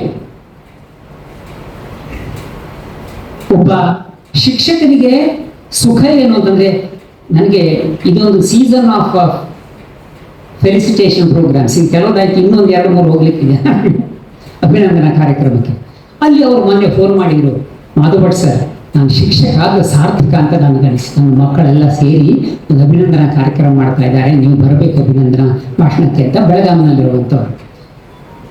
ಸಾರ್ಥಕ್ಯ ಅವರ ಮನಸ್ಸಿನಲ್ಲಿ ಮೂಡಬೇಕು, ನಮ್ಮ ಮನಸ್ಸಿನಲ್ಲಿ ಮೂಡಬೇಕು ನನಗೆ ಗೊತ್ತಿಲ್ಲ. ಆದರೆ ಸಂಬಂಧ ಅಂತ ಹೇಳುವಂಥದ್ದು it is a to bay. In fact it is not enough if I am going to be saying anything, you need to nod your head and then of course the circuit is complete. ಈ ಅಧ್ಯಾಪನದ ರೀತಿ ಕೂಡ ಹಾಗೇನೆ. ಅಧ್ಯಯನ ಈಗ if I go to an empty class and then speak, of course I have not taught anybody. ಅಧ್ಯಯನ ಅಲ್ಲಿ ಅಧ್ಯಾಪನ ನಡೆಯುವುದು ಹೊರತು ಆಗೋದಿಲ್ಲ ಅಂತ ತಪಸ್ಸಿನ ರೂಪದಲ್ಲಿ ಯಾರೆಲ್ಲ ಇವರು ಒಂದು ರೀತಿಯಲ್ಲಿ ಪಂಡಿತ ಪರಂಪರೆಗೆ ಕೊನೆ ಕೊಂಡಿ ಅಂತ ನಾನು ಹೇಳಬೇಕು. ಅವರು ಮೈಸೂರು ಯೂನಿವರ್ಸಿಟಿಯಲ್ಲಿ ಮೈಸೂರು ಯೂನಿವರ್ಸಿಟಿಯಿಂದ ಬಂದವರು ಕೆಲವರೆಲ್ಲ ಇದ್ದೀರಿ. ಅಲ್ಲಿದ್ದಂಥ ಪಂಡಿತ ಪರಂಪರೆಯಲ್ಲಿ ಅವ್ರ ಅಂಥವ್ರ ಹತ್ರವೇ ನಿಜವಾಗಿ ಆದರೂ ಕೂಡ ಕಲ್ತದ್ದಲ್ಲದೇನೆ ಅವರೊಂದಿಗೆ ಅವರ ಮಾರ್ಗದರ್ಶನದಲ್ಲಿ ಸಂಶೋಧನೆ ನಡೆಸಿರೋದ್ರಿಂದ ಈಗ ಸರ್ ಇದ್ದಾರೆ. ಏನು ಅಂತಂದರೆ ಬೋರ್ಡ್ ಆಫ್ ಸ್ಟಡೀಸ್ನಲ್ಲಿ ಸಿಲೆಬಸ್ ಯಾವ್ದು ಹಾಕೋದು ಅಂತಂದರೆ ನವ್ಯ ಕಾವ್ಯ ಮಾತ್ರ ಹಾಕಿಬಿಡುವ. ಯಾಕಂದ್ರೆ ಅದು ದೇವರು ವಾಸನೆ ಅಂತ ಹೇಳಿದ್ರೆ ಮುಗಿದೋಯ್ತದೆ ಅಂತ ಹೇಳಿಕೊಂಡು ಅದಕ್ಕೆ ಅರ್ಥ ಮಾಡಬೇಕು ಅಂತಿಲ್ಲ. ಈ ವ್ಯಾಕರಣಗಳನ್ನೆಲ್ಲ ಅವು ನಿಮ್ಮ ಮಾರ್ಗ ಯಾವುದು ಕವಿರಾಜ ಮಾರ್ಗ ಇತ್ಯಾದಿಗಳನ್ನೆಲ್ಲ ಯಾರು ನಿಜವಾಗಿ ಅರ್ಥ ಮಾಡಿಕೊಂಡು ಹಿಂಗೆ ಹೇಳ್ತಾರೆ ಅಂತ ನಮ್ಗೆ ಗೊತ್ತಿಲ್ಲ. ಅದು ಕಷ್ಟ ಆಗುತ್ತದೆ ಅಂತ ಹೇಳೋದ್ರಿಂದ we are going to be sweeping it under the carpet. ಒಂದು ರೀತಿಯಲ್ಲಿ ಯಾವುದೇ ಒಂದು ವಿಷಯ ತಗೊಂಡಿದ್ರು ಕೂಡ ಸೂಕ್ಷ್ಮವಾಗಿ ಅದರ ಎಲ್ಲ ಆಯಾಮದಿಂದ ತಗೊಂಡದ್ರಿಂದಲೇ ಅವರ ಬದುಕು ಅತ್ಯಂತ ಶ್ರೀಮಂತವಾಗಿದೆ. ಒಂದು ವಿಷಯ ಏನು ಹೇಳಿದ್ರು ಅಂತಂದ್ರೆ ಅವರಿಗೆ ಬೀಳ್ಕೊಡುಗೆ ಅಂತ ಅಲ್ಲ, ಖಂಡಿತವಾಗಿ ಇದು ಬೀಳ್ಕೊಡುಗೆ ಅಲ್ಲ. ಯಾಕಂತಂದ್ರೆ as long as the earth is round, you have a chance to come back and meet again. If the earth is flat, you are going to be lost. But as long as it is round, you have a chance to come again. ಹಾಗಿರೋದ್ರಿಂದಲೇ Sridhar ಅವರು ಇವತ್ತೀಗ ಅವರು ಸಾಗರದಿಂದ ಬಂದವರು. ಸಾಗರಕ್ಕೆ ನಾನು ಹೇಳಿದೆ ಒಂದು, ನೀವು ಸಾಗರದ ಆಚೆ ಹೋದ್ರೂ ಬಿಡುದಿಲ್ಲ ನಾನು ಅಂತ ಹೇಳಿಕೊಂಡು. ಅವರು ಸಾಗರದ ಹತ್ತಿರದಿಂದ ಬಂದವರು ಸಾಗರಕ್ಕೀಗ ಹೋಗುವುದು ಈ ಮರಳಿ ಮಣ್ಣಿಗೆ ತಿಳುವ ರೂಪಕ ಒಂದಿರಲಿ. ಆದರೆ ನಿಮ್ಮ ಬದುಕಿನಲ್ಲಿ ಹೇಗಾಗುತ್ತದೆ ಅಂತ ನಿಮ್ಗೆ ಗೊತ್ತಿದೆ. ಈ build and if I am here now, it is because of the spiral I created that I have reach this autumn and it is perhaps not over, there are going to be many more circles as well. ಅದೇ ಥರದಲ್ಲಿ ಈ ಹಂತದಲ್ಲಿ ಅವರು ಹೀಗೆ ಸುತ್ತಿ ಸುತ್ತಿ ಸುತ್ತಿ ಸುತ್ತಿ ಇಲ್ಲಿ ಬಂದಿದ್ದಾರೆ. ಅಲ್ಲಿಂದ ಸಾಗರಕ್ಕೆ ಇಣುಕುತ್ತಾ ಇದ್ದಾರೆ. ಇರಲಿ, ಯಾಕಂತಂದ್ರೆ ಸವಿತಾಕ್ಕನ ನಿಜವಾಗಿ ಆದರೂ ಕೂಡ ಈ ಲೋಕೋಪಯೋಗಿ ಇಲಾಖೆಯ ಗಂಡನನ್ನು ಕಟ್ಟಿಕೊಂಡು ಅವರಿಗೆ ಶ್ರೀಧರ ಸಿಕ್ಕಲೇ ಅವ್ರಿಗೆ ಹಾಗಾಗಿ ಅಲ್ಲಿ ನಾನು ಒಂದು ಸಲ ಅಲ್ಲಿ ಹೋಗಿ ನನ್ನ ಅಕ್ಕನ ತಂಗಿಗೆ ಯಾರೊಟ್ಟಿಗಾರು ಇರುತ್ತೇನೆ ಅಂತ ಹೇಳಿಕೊಂಡು ಕಂಡದ್ದಿದ್ರೆ ಸಹಜವಾದದ್ದು. ಶ್ರೀಧರಿಗೂ ಕೂಡ ಅಲ್ಲಿ ತುಂಬಾ ಗೌರವ ಇದೆ, ನಮ್ಗೆ ಗೊತ್ತಿದೆ. ಅವರಿಗೆ ಬೇಕಾದಷ್ಟು ಸಂಭ್ರಮಿಸುವಂತಹ ಸಂದರ್ಭಗಳಿದಾವೆ ಅಂತ ಆಗೋದ್ರಿಂದ ಅಲ್ಲಿ ಹೋಗುತ್ತೇನೆ ಅಂತ. ಅದರ ಅರ್ಥ ಅವರು ಇಲ್ಲಿಂದ ಹೋದ್ರು ಅಂತ ಖಂಡಿತವಾಗಿ ಅಲ್ಲ. Physical presence is one thing. ಇವತ್ತಿಗೂ ಕೂಡ ಈ ಮಕ್ಕಳನ್ನ ನೋಡಿದಾಗ ಇವರೆಲ್ಲ ಸ್ಟೂಡೆಂಟ್, ನಾವು ಪುನಃ ಅಲ್ಲಿಗೆ ಹೋಗಿ ಕನೆಕ್ಟ್ ಆಗ್ತೇವೆ. ಎಲ್ಲಿ ಬಿಟ್ಟಿದೆವೋ ಅಲ್ಲಿಗೆ ಪುನಃ ಹೋಗಿ ಕನೆಕ್ಟ್ ಆಗ್ತದೆ. Ability to pick up the threads from where you left is wonderful.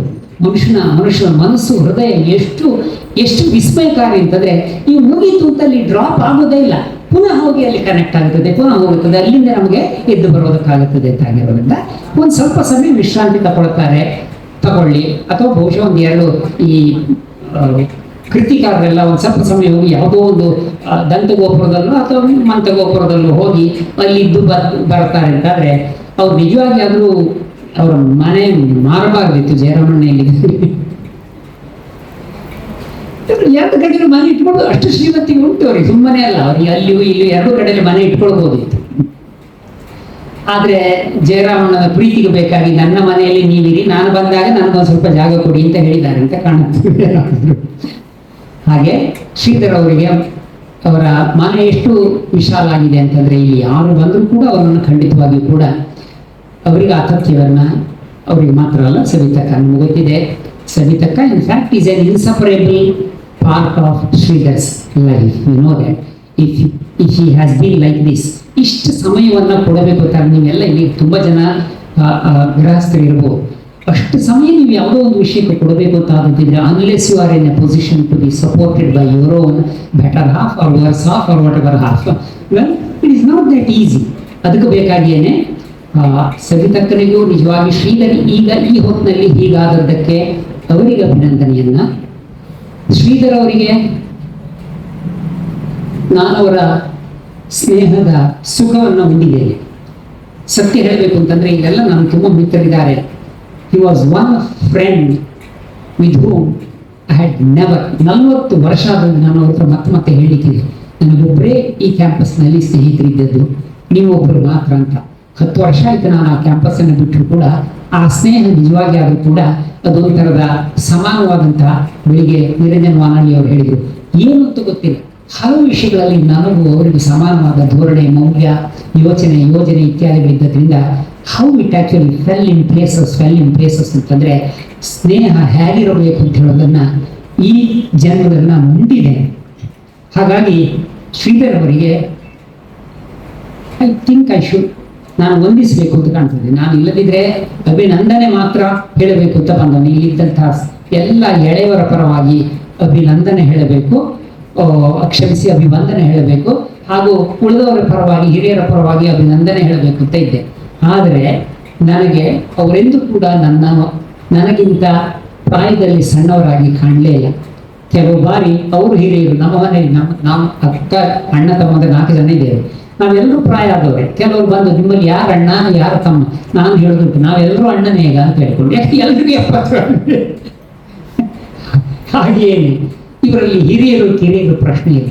Sridhar ಅವರ ಮೆಚೂರಿಟಿ ಆಗಲಿ, ಮ್ಯಾಗ್ನಾನಿಮಿಟಿ ಆಗಲಿ, ಅವರು ತುಂಬ ಉಪಕೃತನಾಗಿದ್ದೇನೆ. ನಮ್ಮ ಸಂಬಂಧ ಇನ್ನೂ ಖಂಡಿತವಾಗಿಯೂ ಹೀಗೆ ಬೆಳೀತದೆ. ನಿಮಗೆ ವಿಶೇಷವಾಗಿ ಇವತ್ತು ನನಗೆ ಗೊತ್ತಿದೆ, you have had to make a lot of sacrifices.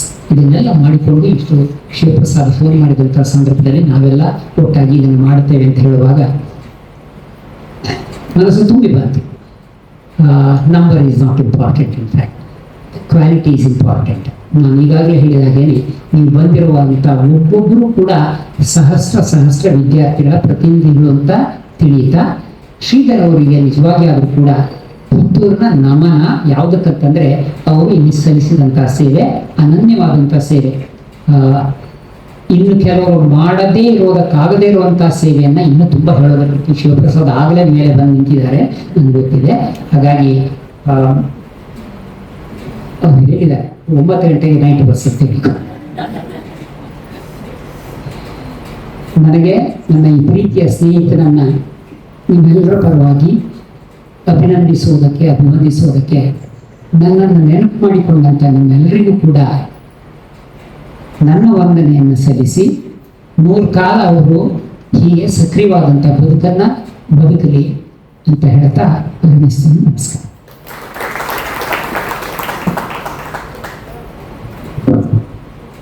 ಮಾತುಗಳಲ್ಲೇ ಒಂದು ಸಿನಿಮಾ ಏನೆಲ್ಲ ಅನುಭವಗಳನ್ನ ಕೊಡ್ಬೋದು ಅದೆಲ್ಲ ಅನುಭವಗಳನ್ನ ಕೊಟ್ಟಂತ ಮಾಧವ್ ಭಟ್ ಸರ್ಗೆ ಅತ್ಯಂತ ಪ್ರೀತಿಯ ಧನ್ಯವಾದಗಳು.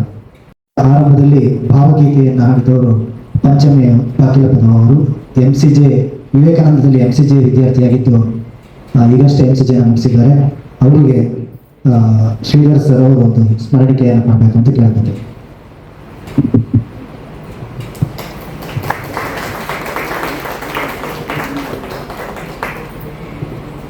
ಬೆಳಗಿನ ಕಾರ್ಯಕ್ರಮವನ್ನು ನಿರೂಪಣೆ ಮಾಡಿದವರು ನಮ್ಮೆಲ್ಲ ಬ್ಯುಸಿ ಕೆಲಸಗಳ ಮಧ್ಯೆಯೂ ಕೂಡ ಈ ಒಂದು ಕಾರಣಕ್ಕಾಗಿ ಬಂದಿರುವಂತಹ ಕಾರ್ಯಕ್ರಮ ಅಭಿವಂದನಾ ಕಾರ್ಯಕ್ರಮ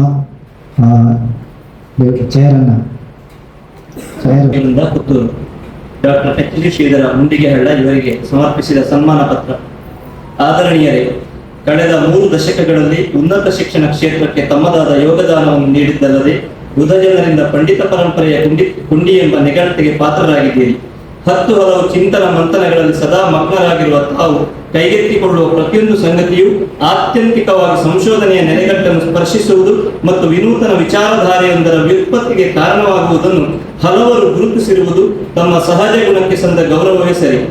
ಗುರುವಾಗಿ, ಸನ್ಮಿತ್ರನಾಗಿ, ಸಾಹಿತಿಯಾಗಿ, ಸಂಘಟಕನಾಗಿ ಹೀಗೆ ನಾನಾ ಮುಖದೊಂದಿಗೆ ಸಮಾಜದ ಅವಿಭಾಜ್ಯ ಅಂಗವಾಗಿದ್ದೀರಿ. ವಿದ್ಯಾರ್ಥಿಗಳ ನೆಚ್ಚಿನ ಮೇಷ್ಟ್ರಾಗಿದ್ದೀರಿ. ದಶಕಗಳ ಕಾಲ ಅಂತರಂಗದಲ್ಲಿ ಹುದುಗಿದ್ದ ಸೃಜನಶೀಲ ಸಾಹಿತ್ಯ ಪ್ರಕಾರಗಳಿಗೆ ಇತ್ತೀಚಿನ ವರ್ಷಗಳಲ್ಲಿ ರೂಪು ನೀಡಿ ಸಾಹಿತ್ಯ ಪರಂಪರೆಯಲ್ಲಿ ಗಮನಾರ್ಹ ಸ್ಥಾನವನ್ನು ಸಾಧಿಸಿರುವುದು ತಮ್ಮ ಪ್ರತಿಭಾ ಸಂಪನ್ನತೆಗೆ ಹಿಡಿದ ಕೈಗನ್ನಡಿ. 3 ದಶಕಗಳಿಗೂ ಮೀರಿದ ತಮ್ಮ ಬೋಧನಾ ಉತ್ಕೃಷ್ಟತೆ ಅಸಂಖ್ಯ ವಿದ್ಯಾರ್ಥಿಗಳ ಬಾಳಿಗೊಂದು ಉಜ್ವಲ ದೀವಿಗೆ ಎನಿಸಿದೆ. ಸಾಹಿತ್ಯ, ಪತ್ರಿಕೋದ್ಯಮ, ನಾಟಕ, ಛಾಯಾಚಿತ್ರಗ್ರಹಣ ಹೀಗೆ ತಾವು ಕೈಯಾಡಿಸಿದ ರಂಗಗಳು ಹಲವು. ದೂರದ ಸಾಗರದಿಂದ ಹತ್ತೂರ ಒಡೆಯ ಪುತ್ತೂರು ಶ್ರೀ ಮಹಾಲಿಂಗೇಶ್ವರನ ಸ್ವಕ್ಷೇತ್ರಕ್ಕೆ ಆಗಮಿಸಿ ಪುತ್ತೂರಿನವರೊಂದಿಗೆ ಬೆರೆತು ಕಲೆತು ಪುತ್ತೂರಿನವರೇ ಆಗಿ ಪುತ್ತೂರಿನವರಿಗೆಲ್ಲ ಆಪ್ತರಾಗಿ ಅನಿವಾರ್ಯರಾಗಿ ತಾವು ಏರಿದ ಎತ್ತರ, ವ್ಯಾಪಿಸಿದ ವಿಸ್ತಾರ ಅನೂಹ್ಯವಾದದ್ದು. ಶಿಷ್ಯಗಣದ ಭವಿಷ್ಯಕ್ಕಾಗಿ ಹಗಲಿರುಳು ಶ್ರಮಿಸಿದ, ಶಿಷ್ಯರನ್ನೆಲ್ಲ ಮಕ್ಕಳೋಪಾದಿಯಲ್ಲಿ ಕಂಡು ಸಂಭ್ರಮಿಸಿದ ತಮ್ಮ ಹೃದಯ ಸಿರಿಗೆ ತಲೆಬಾಗುತ್ತಾ ಶಿಷ್ಯ ವೃಂದದ ವತಿಯಿಂದ ದಿನಾಂಕ 7/6/2026 ಭಾನುವಾರ ಪುತ್ತೂರಿನ ಅನುರಾಗ ವಠಾರದಲ್ಲಿ ಆಯೋಜಿಸಲಾದ ಶ್ರೀಧರಾಭಿವಂದನ ಕಾರ್ಯಕ್ರಮದಲ್ಲಿ ತಮ್ಮನ್ನು ಆದರಪೂರ್ವಕವಾಗಿ ಗೌರವಿಸಿ ಸನ್ಮಾನಿಸಲಾಗಿದೆ. ಸ್ಥಳ ಪುತ್ತೂರು, ದಿನಾಂಕ 7/6/2026 ಭಾನುವಾರ. Peter Wilson sir, Vatsala madam ವೇದಿಕೆಗೆ ಬರಬೇಕು ಸನ್ಮಾನ ಮಾಡೋದಕ್ಕೋಸ್ಕರ.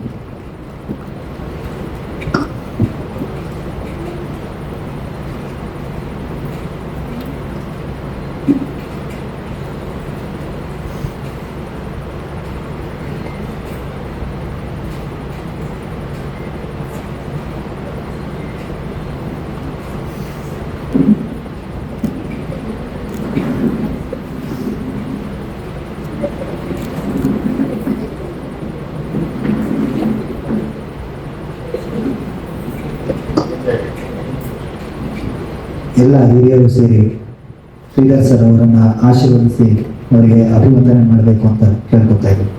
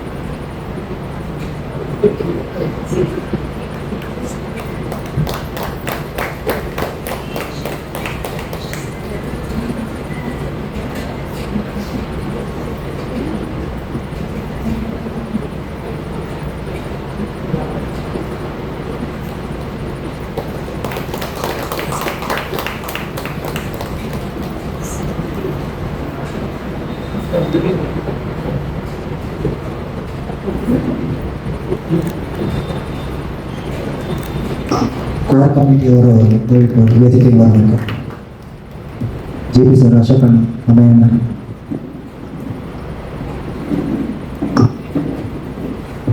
ಹರಿಕಾ ಸರ್.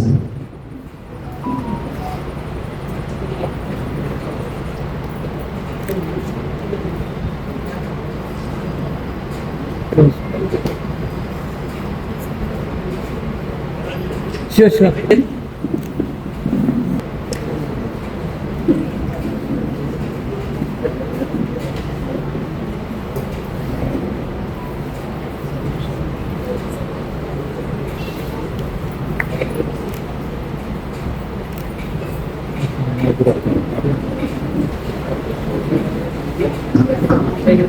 ಶ್ರೀಧರ್ ಸರ್ ಅವ್ರನ್ನ ಹೇಳಿ ನಾನು ಸರ್ ಅವ್ರು ಗೌರವಿಸ್ತಾ ಇದ್ದಾರೆ.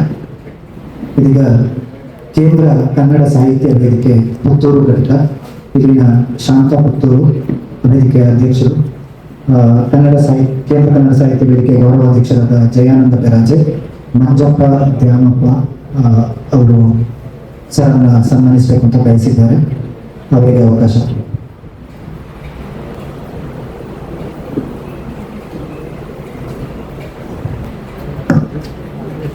ಸರ್ನ ಬಯಸುವಂಥವರಿಗೆ ಈಗ ಅವಕಾಶ ಇದೆ. ಇವರಿಗೂ ಗೌರವ ಅರ್ಪಣೆ ಮಾಡಬೇಕು.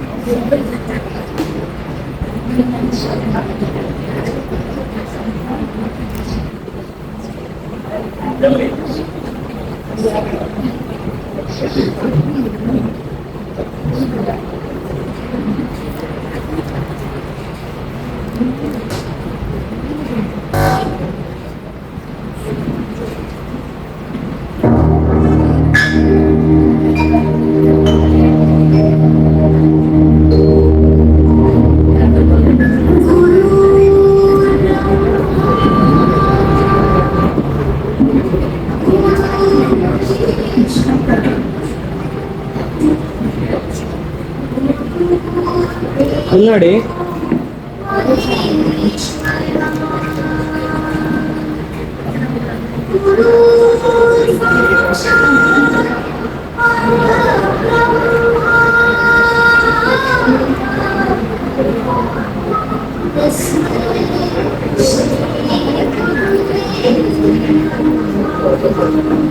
ಸರ್, ವರ್ಷದಲ್ಲಿ 1,000 ಜೂನಿಯರ್ಗೆ ಇನ್ಕ್ರಿಮೆಂಟ್ ಕಡಿಮೆ ಆದಾಗಲೂ ಬೇಜಾರು ಮಾಡುವಂಥ ಟೈಮ್ನಲ್ಲಿ ನಾವಿದ್ದೇವೆ.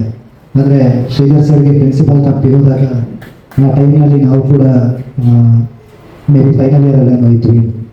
ಬಟ್ ಅವರು ಅದನ್ನು ನಮಗೆ ಯಾವತ್ತು ಆ ಸಂದರ್ಭದಲ್ಲಿ ಅವರು ಫೋಟೋಗ್ರಫಿ ಇನ್ನಿತರ ಜವಾಬ್ದಾರಿಗಳನ್ನ ಬಿಟ್ಟು ಬಿಡ್ಬೋದಿತ್ತು. ಆದರೆ ಅದು ಮತ್ತಷ್ಟು ಸ್ಪೀಡಪ್ ಮಾಡಿ ನಮ್ಮಲ್ಲಿ ವಿದ್ಯಾರ್ಥಿಗಳಲ್ಲಿ ಹೊಸ ಚಿಂತನೆಗಳನ್ನು ಈ ರೀತಿಯಾಗಿ ಅವರು ಬೆಳೆಸ್ತಾ ಇದ್ದಿದ್ದು ಕೂಡ ಅದೆಲ್ಲ ನಮಗೆ ಬಹಳಷ್ಟು ನೆನಪಾಗ್ತದೆ.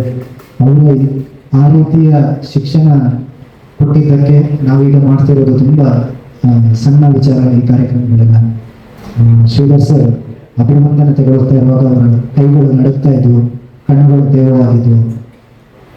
ತೇವವಾದ ಕಣ್ಣಿಂದ ನಿಮ್ಮನ್ನ ಕಳಿಸ್ಕೊಡೋದಕ್ಕೆ ಇಷ್ಟ ಆಗಿಲ್ಲ. ದಯವಿಟ್ಟು ಅತ್ಯುತ್ತಮವಾಗಿ ಒಂದೆರಡು ಶುಭ ನುಡಿಗಳನ್ನ ಆಡಿ ಆಶೀರ್ವದಿಸಬೇಕು ಅಂತ ನಿಮ್ಮ ಹತ್ರ ಕೇಳ್ಕೊತೀವಿ ಸರ್.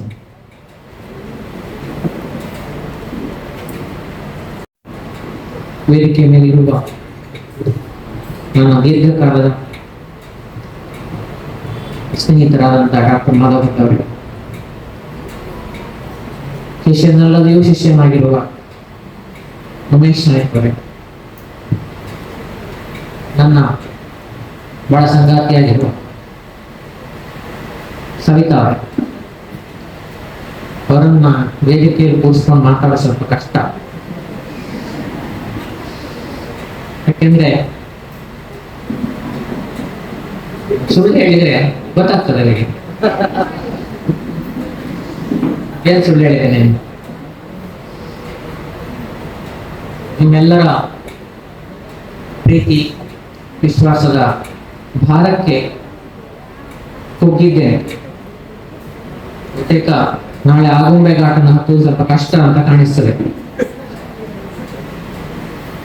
ಹಾಗಾಗಿ ಶೃಂಗೇರಿಯ ಮೂಲಕ ಊರಿಗೆ ಹೋಗುವಂತ ಆಲೋಚನೆ ಮಾಡ್ತಾ ಇದ್ದಾರೆ. ಬೆಳಗ್ಗೆ ಮಾತಾಡುವಾಗ ಬಂತು ಅನೇಕ ಸಂಗತಿಗಳು ಬಂದವು. ನನ್ನ ವ್ಯಕ್ತಿತ್ವದ ಬಗ್ಗೆ, ನನ್ನ ಸಾಹಿತ್ಯದ ಬಗ್ಗೆ, ನನ್ನ ಪಾಠದ ಬಗ್ಗೆ, ಹೀಗೆ ಅನೇಕ ಸಂಗತಿಗಳು ಬಂತು. ರಾಕೇಶ್ ಕುಮಾರ್ ಮಾತಾಡುವಾಗೂ ಬಂತು. ನನ್ನ ತಲೆಮಾರಿನ ಬಹುತೇಕ ಮಂದಿ ಮಾಧವಟ್ಟನ್ನು ಒಳಗೊಂಡಂತೆ ಇರ್ಬೋದು ಅಂತ ಅನ್ಕೊಂಡಿದ್ದೇನೆ. ಬಂಗಾರದ ಚಮಚವನ್ನು ಯಾರು ಬಾಯಿಲಿ ಇಟ್ಕೊಂಡು ಹುಡುಕಿ ನಾವು ಶಿಕ್ಷಣವನ್ನು ಪಡೆಯುವುದಕ್ಕೆ ಸ್ಟ್ರಗಲ್ ಮಾಡಿದ್ದೆ ಹೆಚ್ಚು. ತುಂಬಾ ಮನೆಯ ಹಿನ್ನೆಲೆ ಇರಬಹುದು, ಆರ್ಥಿಕ ಹಿನ್ನೆಲೆ ಇರಬಹುದು, ಸಾಂಸ್ಕೃತಿಕ ಹಿನ್ನೆಲೆ ಇರಬಹುದು, ಅದಕ್ಕೆಲ್ಲ ತುಂಬಾ ಸ್ಟ್ರಗಲ್ ಮಾಡಿದ್ದೆ ಹೆಚ್ಚು.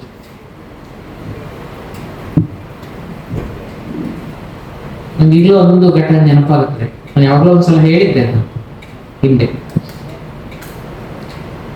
ನಾನು ಇವತ್ತು ಇಲ್ಲಿ ನಿಂತಿರುವುದಕ್ಕೆ ಕಾರಣ ಒಬ್ಬರು ನನ್ನನ್ನು ಬದುಕಿಸಿದ್ದು ಅಂತ.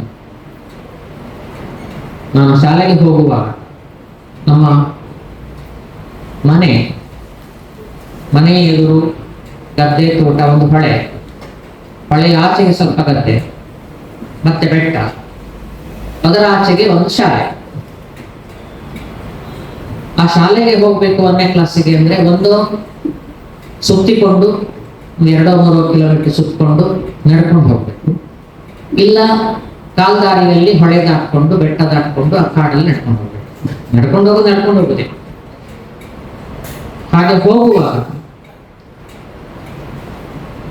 ಮಳೆಗಾಲದ ಒಂದು ದಿನ ನಮ್ಮ ಅಪ್ಪ ನನ್ನನ್ನು ಹೊಳೆ ದಾಟಿಸ್ತಾ ಇದ್ರು. ಯಾವಾಗಲೂ ಈಚೆಯಿಂದ ಹೋಗುವಾಗ, ಆಚೆಯಿಂದ ಬರುವಾಗ ನಾನು ಹೊಳೆ ಆಚೆ ನಿಂತು ಕೂ ಹೊಡಿಬೇಕು. ಗೊತ್ತಲ್ಲ ಹಳ್ಳಿಯಲ್ಲಿ ಕೂ ಹೊಡೆಯೋದು. ಅವ್ರು ಬಂದು ದಾಟ್ಸ್. ನಾನು 2-3 ಸಲ ಕೂ ಹೊಡೆದೆ. ಮಳೆ ಬರ್ತಿತ್ತು, ಕೇಳಲಿಲ್ಲ, ನನಗೆ ಬರ್ಲಿಲ್ಲ. ಹೊಳೆಯಲ್ಲಿ ನೀರು ಸ್ವಲ್ಪ ಇತ್ತು, ಹೆಚ್ಚಾಗಿ ಇರಲಿಲ್ಲ. ನನಗೂ ಖಂಡಿತ ಅಪ್ಪ ಹೇಗೂ ದಾಟಿಸಲ್ಲ, ನಂಗೆ ಆಗದೇನು ಅಂತ. ಯಾಕೆ ನಾನು ಹೊಳೆ ದಾಟಿದೆ, ಅರ್ಧ ಮಾತ್ರ. ಅಷ್ಟೊತ್ತಿಗೆ ನನ್ನ ಬ್ಯಾಲೆನ್ಸ್ ತಪ್ಪಿತು. ನೀವು ನಿಂತ ನೀರಿನಲ್ಲಿ ನಿಲ್ಲುವುದು ಸುಲಭ, ಹರಿವ ನೀರಿನಲ್ಲಿ ದಾಟುವುದು ಕಷ್ಟ. ನಿಮಗೆ ಕಾಲ ಅಡಿಯಲ್ಲಿ ಅದು ಜಾರ್ಕೊಂಡು ಹೋಗ್ತಾ ಇರುತ್ತೆ. ನಾನು ತೇಲಿ ಹೋದೆ, ಒಂದು 10-20 ಮಾರು ಹೆಚ್ಚು ಕಡಿಮೆ ತೇಳ್ಕೊಂಡು ಹೋಗಿದ್ದೇನೆ. ಅಷ್ಟೊತ್ತಿಗೆ ನಮ್ಮಲ್ಲೆಲ್ಲ ಸಂಜೆ ಹೊತ್ತಾದ್ರಿಂದಾಗಿ ಏನಾಗತ್ತೆ, ದನ ಮೇಯಿಸ್ಲಿಕ್ಕೆ ಹೋಗುವಲ್ಲ, ವಾಪಸ್ ಹೋಗುವ ಸಮಯ. ಆಚೆಯಿಂದ ಒಬ್ಬ ಬಂದ ದನ ದಾಟಿಸ್ಲಿಕ್ಕೆ. ಅವ ನನ್ನನ್ನು ಎತ್ತಿ ದನಕ್ಕೆ ಹಾಕಿದ. ಹಾಗೆ ಇವತ್ತು ನಾನು ಇಲ್ಲಿ ನಿಂತಿದ್ದೇನೆ. ಅಲ್ಲಿ ಮುಂದೆ ನಮ್ಮ ದೊಡ್ಡಮ್ಮವರು ನನ್ನನ್ನು ಕರ್ಕೊಂಡು ಹೋದ್ರು. ಇವ ಇಲ್ಲಿದ್ರೆ ಆಗ್ಲಿಕ್ಕಿಲ್ಲ, ಹೊಳೆಯಲ್ಲಿ ತೆಗಿ ಹೋಗ್ತಾನೆ ಅಂತ ಹೇಳಿ ಶಾಲೆ ಓದಲಿಕ್ಕೆ. ಬೇರೆ ಬೇರೆ ಕಡೆಯಲ್ಲಿ ಶಾಲೆ ಎಲ್ಲ ಓದಿ ಬೆಳಗ್ಗೆ ಹೇಳಿದ್ರು. ನಾನು ಸಾಗರದ ಲಾಲ್ ಬಹದ್ದೂರ್ ಶಾಸ್ತ್ರಿ ಕಾಲೇಜಿನಲ್ಲಿ, ಮೈಸೂರು ಯೂನಿವರ್ಸಿಟಿಯಲ್ಲಿ ಓದಿದ ಸಂಗತಿಗಳೆಲ್ಲ ಬೆಳಗ್ಗೆ ಬಂದು ಪುತ್ತೂರಿಗೆ ಬಂದದ್ದು ಒಂದು ಆಕಸ್ಮಿಕವೇ. ನನಗೆ ಒಂದು ಅಭ್ಯಾಸ ಇದೆ, ಒಂದು ಪೇಪರ್ ಪೀಸ್ ಸಿಕ್ಕಿದ್ರು ಸಹ ನಾನು ಓದದೆ ಆಚೆ ಬಿಸಾಡುವುದಿಲ್ಲ. ನಾನು ಕಸದೊಟ್ಟಿಗೆ ಓದಿಯ ಆ ತುಂಡು ಪೇಪರ್ನಲ್ಲಿ ಏನಿದೆ ಗೊತ್ತಿಲ್ಲ, ನೋಡ್ಬೇಕಷ್ಟೇ. ಆ ಕಾಲದಲ್ಲಿ ನಿಮ್ಗೆ ಗೊತ್ತಿದೆ, ಈಗಿನ ಹಾಗೆ ನಿರ್ಮಲ, ರಿನ್ನು ಇದೆಲ್ಲ ಬಂದಿರ್ಲಿಲ್ಲ. ನಂಜಿ ಬಾರ್ ಸೋಪು, ಈ ಬಾರ್ಗಳು ಬರ್ತಾ ಇತ್ತು, ಉದ್ದು 555 ಬಾರ್ ಬರ್ತಾ ಇತ್ತು. ಹಾಗೆ ಆ ಥರದ ಒಂದು ಸೋಪಿನ ಬಾರನ್ನು ನಾನು ಕಟ್ಟಿಕೊಂಡು ಹೋಗಿದ್ದೆ ಮನೆಗೆ. ಅದರಲ್ಲಿ ಇತ್ತು ವಿವೇಕಾನಂದ ಕಾಲೇಜಿನ ಜಾಹೀರಾತು. ಅದನ್ನು ನಾನು ಓದಿದೆ. ಅವಾಗ ಖಂಡಿತು ಯಾಕೊಂದು ಅರ್ಜಿ ಹಾಕಬಾರದು, ಪುತ್ತೂರಲ್ಲಿ ಬರ್ತದೆ ಅಂತ ಗೊತ್ತಿಲ್ಲ ನನಗೆ, ಬಂದ ಮೇಲೆ ಅದು ಮತ್ತೆ ನೋಡುವ. ಹಾಗೆ ಸೋಪ್ ಕಟ್ಕೊಂಡು ಬಂದಂತ ಪೇಪರ್ ಬಾರ್ನಲ್ಲಿ ಜಾಹೀರಾತನ್ನು ನೋಡಿ ನಾನು ಅರ್ಜಿ ಹಾಕಿದ್ದೆ. ಆ ಜಾಹೀರಾತು ಕಾಣದೇ ಇದ್ದಿದ್ದರೆ ನಾನು ಇಲ್ಲಿ ನಿಲ್ತಿರ್ಲಿಲ್ಲ, ಇವತ್ತು ಇಲ್ಲಿ ಬರ್ತಿರ್ಲಿಲ್ಲ. ಆಮೇಲೆ ಸಂದರ್ಶನಕ್ಕೆ ಬಂದೆ. ನಾನು ಬೆಳಗ್ಗೆ ಹೇಳಿದೆ, ಆಗಲೇ 4 ರಿಸರ್ಚ್ ಪೇಪರ್ ಪಬ್ಲಿಷ್ ಆಗಿತ್ತು. ಅದು ಇಂಪ್ರೆಸ್ ಆಗಿರ್ಬೋದು, ಯಾಕೆಂದ್ರೆ ಅಮೃತ ಸೋಮೇಶ್ವರಿಗೂ ಆ ಕಾಲಕ್ಕೆ ಸಂಶೋಧನೆಯಲ್ಲಿ ತುಂಬಾ ಆಸಕ್ತಿ ಇತ್ತು ಅವರಿಗೆ. MS ಹೇಗೂ ಇತ್ತು. ಹಾಗೆ ಮತ್ತೆ ಉಳಿದ ಇಬ್ರು ಮಹಾನುಭಾವರು ಜಯಲಾಚಾರ್ಯ ಮತ್ತು ರಾಮ್ ಭಟ್ರು, ಏನು ಇಂಪ್ರೆಸ್ ಆಯ್ತು ಗೊತ್ತಿಲ್ಲ. 28ನೇ ತಾರೀಕು ನನಗೆ ಆದೇಶ ನಾನು ಅಂದ್ಕೊಂಡಿದ್ದೆ ಇಷ್ಟು ದೂರದ ಊರಿಗೆ ನಮ್ಮನ್ನೆಲ್ಲ ಯಾಕೆ ಕರೀತಾರೆ ಅಂತ. ಇಲ್ಲಿದ್ದವರು ಹಾಗೆ ಹೇಳಿದ್ರು, ನಿಮ್ಗೆಲ್ಲ ಸಿಗಲ್ಲ ಇಲ್ಲಿ, ನೀವು ಹೋಗಿ. ಹಾಗೆ ನಾನು ಊರಿಗೆ ಹೋಗಿದ್ದೆ. 28ನೇ ತಾರೀಕು ಕಾಗದ ಮನೆಗೆ ಬಂತು. ಜುಲೈ 1ನೇ ತಾರೀಕಿಗೆ ಬಂದು ವರದಿ ಮಾಡಿ. ಆ ಕಾಗದವು ಸಕಾಲಕ್ಕೆ ಸಿಕ್ಕದೆ ಹೋಗಿದ್ದರೆ ನಾ ಇವತ್ತಿಗೆ ಇರ್ತಿರ್ಲಿಲ್ಲ. ಯಾಕೆಂದ್ರೆ ನಾನು ಆ ಕಾಲಕ್ಕೆ ನಾವು ಊರಿಂದ ಹೊರಟು ಇಲ್ಲಿಗೆ ಬಂದು ತಲುಪಿದ ಮೇಲೆ ನಾನು ಪುತ್ತೂರು ತಲುಪಿದ್ದೇನೆ ಅಂತ ಒಂದು ಪೋಸ್ಟ್ ಕಾರ್ಡ್ ಆದ್ರೆ 1 ವಾರದ ಬಿಟ್ಟು ಹೋಗುದು ಮನೆಗೆ. 1 ವಾರ ಬೇಕಿತ್ತು ಹೋಗ್ಲಿಕ್ಕೆ. ಹಾಗಾಗಿ ಆ ಕಾಗದವು ಸಕಾಲದಲ್ಲಿ ತಲುಪದೇ ಇದ್ದಿದ್ದರೆ ನಾ ಇಲ್ಲಿ ಇರ್ತಿರ್ಲಿಲ್ಲ. ಆಮೇಲೆ 87ನೇ ಇಸ್ವಿಯಲ್ಲಿ ನಾನು ಕರ್ತವ್ಯಕ್ಕೆ ಹಾಜರಾದೆ. ಅದಾಗಿ 3 ವರ್ಷಕ್ಕೆ ನಮ್ಮಲ್ಲಿ ಬೆಳ್ಳಿ ಹಬ್ಬ ಬಂತು. ಆ ಹೊತ್ತಿನಲ್ಲಿ ನಾವು ರಾಮಭಟ್ರ ನಾಮದೇವ್ ಪ್ರಭುಗಳ ಕಾರ್ನಲ್ಲಿ ತುಂಬಾ ಕಡೆಗೆ ಕಲೆಕ್ಷನ್ಗೆ ಹೋಗ್ತಾ ಇದ್ದೆ. ನಾಮದೇವ್ ಪ್ರಭುಗಳೊಟ್ಟಿಗೆ ಅಂದ್ರೆ ಈ ಹಿರಿಯರ ಸಹವಾಸದ ಸುಖ ಸಿಗುದಿದೆಯಲ್ಲ, ಅದೊಂಥರ ಸುಖ. ಹಿರಿಯರ ಜೊತೆಯಲ್ಲಿ ಒಡನಾಟ ಮಾಡುವಂಥದ್ದು. ಇಲ್ಲಿನ ಭಾಷೆ, ಇಲ್ಲಿನ ಸಂಸ್ಕೃತಿ, ಇಲ್ಲಿ ಆಹಾರ ಎಲ್ಲವೂ ಹೊಸ್ತು. ಒಂದ್ ರೀತಿ ನಮ್ಮಲ್ಲೆಲ್ಲ ಈ ಮುಳುಗಡೆ ಪ್ರದೇಶಕ್ಕೆ ಹೋಗುದು ಅಂದ್ರೆ ಅಂಡಮಾನಿಗೆ ಹೋಗುದು ಅಂತ ಲೆಕ್ಕ. ಶರಾವತಿ ಬ್ಯಾಕ್ವಾಟರ್ಗೆ ಹೋಗುದು ಅಂದ್ರೆ ಯಾಕೆ ಲೋನ್ ಈಗ ಸೇತುವೆ ಆಗಿದೆ, ಸಿಗಂದೂರು ಸೇತುವೆ ಆಗಿದೆ. ಆ ಕಾಲಕ್ಕೆ ಲೋನ್ ದಾಟಿ ಹೋಗ್ಬೇಕಿತ್ತು. ಇರುವುದು ಒಂದೇ ಲೋನ್, ನಾವು ಆಚೆ ನಿಂತರೆ ಈಚೆಗಿಲ್ಲ, ಈಚೆ ನಿಂತರೆ ಆಚೆಗಿಲ್ಲ, ಆ ಪರಿಸ್ಥಿತಿ. ಹಾಗೆ ಆ ತರದಲ್ಲಿ ಒಂಥರ ಅಂಡಮಾನಿಗೆ ಬಂದಾಗ ಆಗಿತ್ತು ನನಗೆ. ನಾನು ಬಂದಾಗ ಹಾಸ್ಟೆಲ್ಗೆ MS ಕೇಳಿದ್ರು, ಹಾಸ್ಟೆಲ್ ಎಲ್ಲ ಸೀಟ್ ಉಂಟ ಕೇಳು ಅಂತ ಕೇಳಿದೆ. ಯಾವಿಲ್ಲ, ಹಾಸ್ಟೆಲ್ ಅವಕಾಶ ಇಲ್ಲ, ಖಾಲಿ ಇಲ್ಲ. ಹಾಗೆ ನಾನು ಹೇಳಿದೆ ಬೆಳಗ್ಗೆ ಮಂಜಲ್ ಪಟ್ಟಲ್ಲಿ ಪ್ರೂವ್ ಮಾಡ್ಕೊಂಡಿದ್ದೆ. ಆಮೇಲೆ ಹಾಸ್ಟೆಲಿಗೆ ಬಂದದ್ದು ನನಗೆ ಲಾಭವಾಯಿತು, ನಷ್ಟವಾಯಿತು. ಮಾಧವರನ್ನ ಹೇಳಿ ಲಾಭ ಯಾಕೆ ಅಂದ್ರೆ, ಇವತ್ತು ಅನೇಕ ಊರುಗಳಿಗೆ ಹೋದ್ರೆ ಅಲ್ಲಿ ನಮ್ಮ ವಿದ್ಯಾರ್ಥಿಗಳು ಇರ್ತಾರೆ. ನನ್ಗೆ ಗೊತ್ತಿರೋದಿಲ್ಲ, ಅವ್ರಿಗೆ ಗೊತ್ತಿರುತ್ತೆ. ನಾನು ಸ್ಟೂಡೆಂಟ್ ಆಗಿದೆ ಸರ್, ಹಾಸ್ಟೆಲ್ ಇದ್ದೆ ಅಂತ ಹೇಳ್ತಾರೆ. ನಷ್ಟ ಯಾಕೆ ಅಂದ್ರೆ ಅವ್ರು ಹೇಳಿದ ಕಾರಣಕ್ಕೆ. ವಿದ್ಯಾರ್ಥಿಗಳು ಬ್ಯಾಟರಿ ಕೆಲಸ ಮಾಡ್ತಾರೆ. ನಾನು ಹಾಸ್ಟೆಲ್ಗೆ ಹೋದ ಆರಂಭದಲ್ಲಿ ನಮ್ಮ ಕಾಲೇಜ್ ಗೇಟ್ ರಾತ್ರಿ 9 ಗಂಟೆ ಕ್ಲೋಸ್ ಆಗ್ತಿತ್ತು. ರಾತ್ರಿ 9 ಗಂಟೆ, 6 ಗಂಟೆ ಪ್ರೇಯರ್ ಆಗುದು. ಮಕ್ಕಳು ಓದ್ಲಿಕ್ಕೆ ಹೋಗ್ಬೇಕು 6 ಗಂಟೆಗೆ. ಸಂಧ್ಯೆ ಗೊತ್ತಿದ್ದಾಳೆ ಸಾಕ್ಷಿ, ನಾನು ಸುಳ್ಳು ಹೇಳಿ ಗೊತ್ತಾ, ನಾನು ಇಲ್ಲಿ ಎಲ್ಲರೂ ಸಾಕ್ಷಿಗಳಿದ್ದಾರೆ ಅಂತ ನಾನು ಹೇಳ್ತಾ ಇದ್ದೀನಿ. 6 ಗಂಟೆ ಪ್ರೇಯರು, ಗೇಟ್ 9 ಗಂಟೆ ಕ್ಲೋಸ್ ಆಗುದು. ನಮ್ಗೆ ಒಳ್ಳೆ ಕಥೆ ಆಯ್ತಲ್ವಾ, ಇದು ಯಾಕಿಗೆ? ಆ ಟೈಮಲ್ಲಿ ಯಾರ್ಯಾರು ಬರುದು ಬೈಕಿನಲ್ಲಿ. ಒಬ್ಬ ಹೇಳಿದ್ರಲ್ಲ, ನೀವು 5 ಗಂಟೆಯ ನಂತರ ಕಾಲೇಜಿನಲ್ಲಿ ನಮ್ಮಂತ 1-2 ಜೀವಾತ್ಮಗಳು ಮತ್ತೆ ಉಳಿದಂತೆ ಕೆಲವು ಪ್ರೇತಾತ್ಮಗಳು ಓಡಾಡೋದು ಅಷ್ಟೇ, ಯಾರಿಲ್ಲ. ನಂಗೆ ಒಂದ್ಸಲ ರಾಮಚಂದ್ರ ಶೆಣರು ನೆನಪುಂಟಿಲ್ಲ. ಸಂಜೆ 6:30 ಅಷ್ಟೊತ್ತಿಗೆ ಬಂದರು.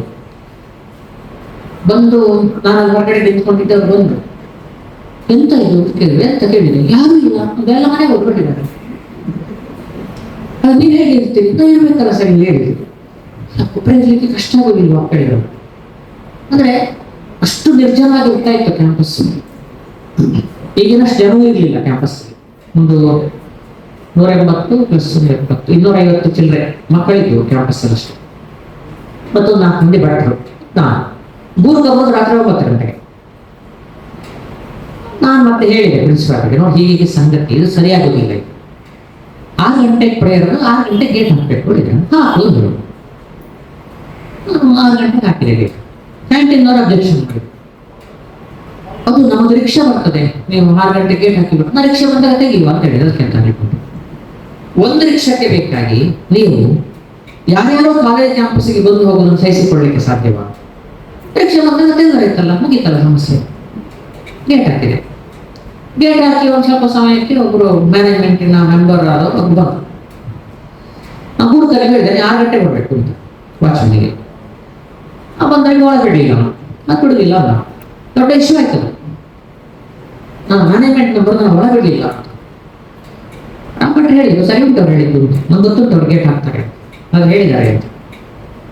ಅಂದ್ರೆ ರಾಮಭಟ್ರು ಹೋಗಿದ್ದಾರೆ 6 ಗಂಟೆಗೆ, 6:15 ಬಂದಿದ್ದಾರೆ. ಅವ್ರು ಇರಲಿಲ್ಲ, ನನಗೆ ಗೊತ್ತಿಲ್ಲ ಯಾರಂತವ್ರು, ಅವರಿಗೆ ತಗೊಂಡು ನನಗೆ ಗೊತ್ತಿಲ್ಲ. ಕಡೆಗೆ ಅವ್ರು ಹೇಳಿದ್ರು ರಾಮಭಟ್ರು ಬಂದಿದ್ದಾರೆ ಅಂತ ಹೇಳೋರಿಗೆ ಹೇಳಿ ಕಳಿಸಿದ್ರು, ಕಾರು ಗೇಟಲ್ಲಿ ನಿಲ್ಲಿಸ್ಕೊಂಡು. ಮತ್ತೆ ನಾನು ಹೋಗಿ ಹೇಳಿದೆ ಗೇಟ್ ತೆಗಿ, ಅವ್ರು ನಮ್ಮ ಮ್ಯಾನೇಜ್ಮೆಂಟ್ ಅವ್ರು ಹೇಳಿದ್ದೆ ಬಂದರು. ಮತ್ತು ಅವ್ರು ಹೇಳಿದ್ರು ಸರಿ ಮಾಡಿದ್ದಾರೆ ಅಂತ, ಒಂದು ಕೆಲಸ ಕರೆಕ್ಟ್ ಮಾಡಿದ್ದಾನೆ ಅಂತ, ಸಿಟ್ಟು ಮಾಡಲಿಲ್ಲ. ಅಂದ್ರೆ ನಾವು ಮಾಡುವ ಕೆಲಸ ಸರಿಯಾಗಿದ್ರೆ ಉಳಿದವರು ಬಸವಣ್ಣ ಹೇಳ್ತಾನ ಹೌದೌದು ಏನಬೇಕು ಅಂತ, ಶಿವಲಿಂಗವೂ ಹೌದೌದು ಏನಬೇಕು, ಕರೆಕ್ಟ್ ಇದೆ ಹೇಳಿದ್ದು. ಅಲ್ಲಿಂದ ಕ್ಯಾಂಪಸ್ ಅನ್ನು ಸುಧಾರಣೆ ಆಯ್ತು. 1ನೇ ಸುಧಾರಣೆ. 2ನೇದೇನು, ಮೊಮೆಂಟ್ ರಿಜಿಸ್ಟರ್ ಇರಲಿಲ್ಲ. ಮೊಮೆಂಟ್ ರಿಜಿಸ್ಟರ್ ಅಂದ್ರೆ ಮಕ್ಕಳು ಮನೆಗೆ ಹೋಗುದು ಬರುದು, ಎಲ್ಲಿ ಹೋಗ್ತಾರೆ ಗೊತ್ತಾಗ್ಬೇಕಲ್ಲ ನಮ್ಗೆ. ಅದೊಂದು ಯಾವುದೋ ಒಂದು ದರ್ಜರಲ್ಲಿ ಒಟ್ಟು ಬರ್ದು ಹೋಗುದಿಲ್ಲ, ಎಲ್ಲಿ ಹೋಗ್ತಾವೋ ಯಾತ ಮಾಡ್ತಾವೋ ದೇವರಿಗೆ ಗೊತ್ತು. ಆ ಬರುವುದು ಯಾರೋ ಏನೋ ಅದು ದೇವರಿಗೆ ಗೊತ್ತು. ಭೇಟಿಯಾಗಲಿಕ್ಕೆ ಬರೋರು ಅದೊಂದು ರಿಜಿಸ್ಟರ್ ಮಾಡಿದೆ. ಅದಕ್ಕೂ ಕೆಲವರು ತಕರಾರು ಇತ್ತು, ಅದು ಯಾಕೆ ಬೇಕು, ಇಷ್ಟವಾಗೋದಿಲ್ವ ಅಂತ. ನೆನ್ಪಿಟ್ಕೊಳ್ಳಿ, ಇವತ್ತಿಗೂ ಅದೇ ರಿಜಿಸ್ಟರ್ ಚಾಲ್ತಿಯಲ್ಲಿದೆ ಹಾಸ್ಟೆಲಲ್ಲಿ.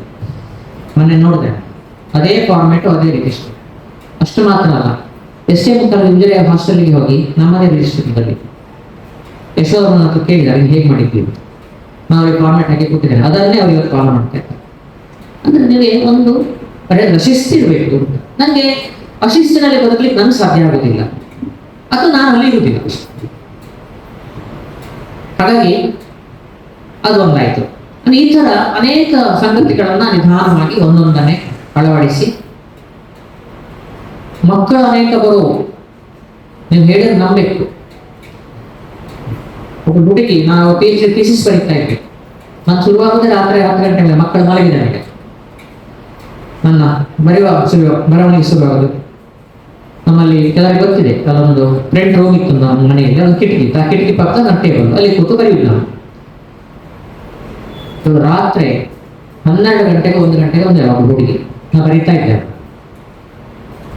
ಬಂದವಳು ಹೇಳುದು, ಸರ್ ನಂಗೆ ಆತ್ಮಹತ್ಯೆ ಮಾಡ್ಕೋಬೇಕು ಅಂತ ಅನಿಸ್ತಾ ಇದೆ ಅಂತ. ರಾತ್ರಿ 1 ಗಂಟೆಗೆ ಬಂದು ಕೋಲಾರದ ಹುಡುಗಿ, 2nd PUC ಓದ್ತಾ ಇದ್ದವು. ನೀವು ಎಂತ ಮಾಡ್ತೀರಿ ಅವಳು? ಬಾ ಒಳಗೆ ಕೂತು ಅಂತ ಹೇಳಿದೆ. ನೀವು ಲೆಕ್ಕ ಹಾಕೊಳ್ಳಿ, ನನಗಿನ್ನು ಮದುವೆ ಆಗಿಲ್ಲ, ಸತ್ಯ ಹೇಳ್ತೇನೆ. ರಾತ್ರಿ 1 ಗಂಟೆಗೆ ಒಬ್ಬ ಹುಡುಗಿಯನ್ನು ನನ್ನ ಆಫೀಸಲ್ಲಿ ಕೂರಿಸಿಕೊಂಡು ನಾನು ಮಾತಾಡ್ತಾ ಇದ್ದೆ. ನೋಡಿದವರಿಗೆ ನಾನು ಹಾಗೆ ಬಿಟ್ರೆ ಅವ್ರು ಎಂತ ಮಾಡ್ತಾರೆ ಗೊತ್ತಿಲ್ಲ. ಕೇಳಿದೆ, ಮನೆಯಿಂದ ಬಂದದ್ದ ಅಂತ ಕೇಳಿದೆ. ಹೌದು, ಮನೆಯಿಂದ. ಅವಳು ಮಲತಾಯಿ ಮಕ್ಕಳು, ಅವಳಿಗೆ ಅಮ್ಮ ಇರಲಿಲ್ಲ. ಅವಳು ಡಾಕ್ಟರ್ ಆಗ್ಬೇಕು ಅಂತ ನಮ್ಮಲ್ಲಿ ಬಂದವಳು, 2nd PUC ಓದ್ತಾ ಇದ್ದಳು. ಮತ್ತೆ ಅವಳನ್ನು ಕೂರಿಸ್ಕೊಂಡು ಅವಳಿಗೆ ಸಮಾಧಾನ ಮಾಡಿ ಅವಳನ್ನು ಕಳಿಸುವಾಗ ರಾತ್ರಿ 3 ಗಂಟೆ ಆಗಿದೆ. ಆಮೇಲೆ ಮಣಿಪುರದ ಒಂದು 4 ಮಂದಿ ಹೆಣ್ಮಕ್ಳಿಗೆ, ಒಬ್ಬಳಿಗೆ ಅಪೆಂಡಿಸೈಟಿಸ್, ಚೇತನ ಆಸ್ಪತ್ರೆಗೆ ಕರ್ಕೊಂಡು ಹೋದ್ರೆ ಹೇಳಿದ್ರು ಇವತ್ತೇ ಆಪರೇಷನ್ ಮಾಡಬೇಕು ಅಂತ. ಅದು ಬಸ್ ಆದ್ರೆ ಪ್ರಾಬ್ಲಮ್ ಅಂತ ಡಾಕ್ಟರ್ ಇದ್ದಾರೆ, ಹೇಳಿದ್ದಾರೆ.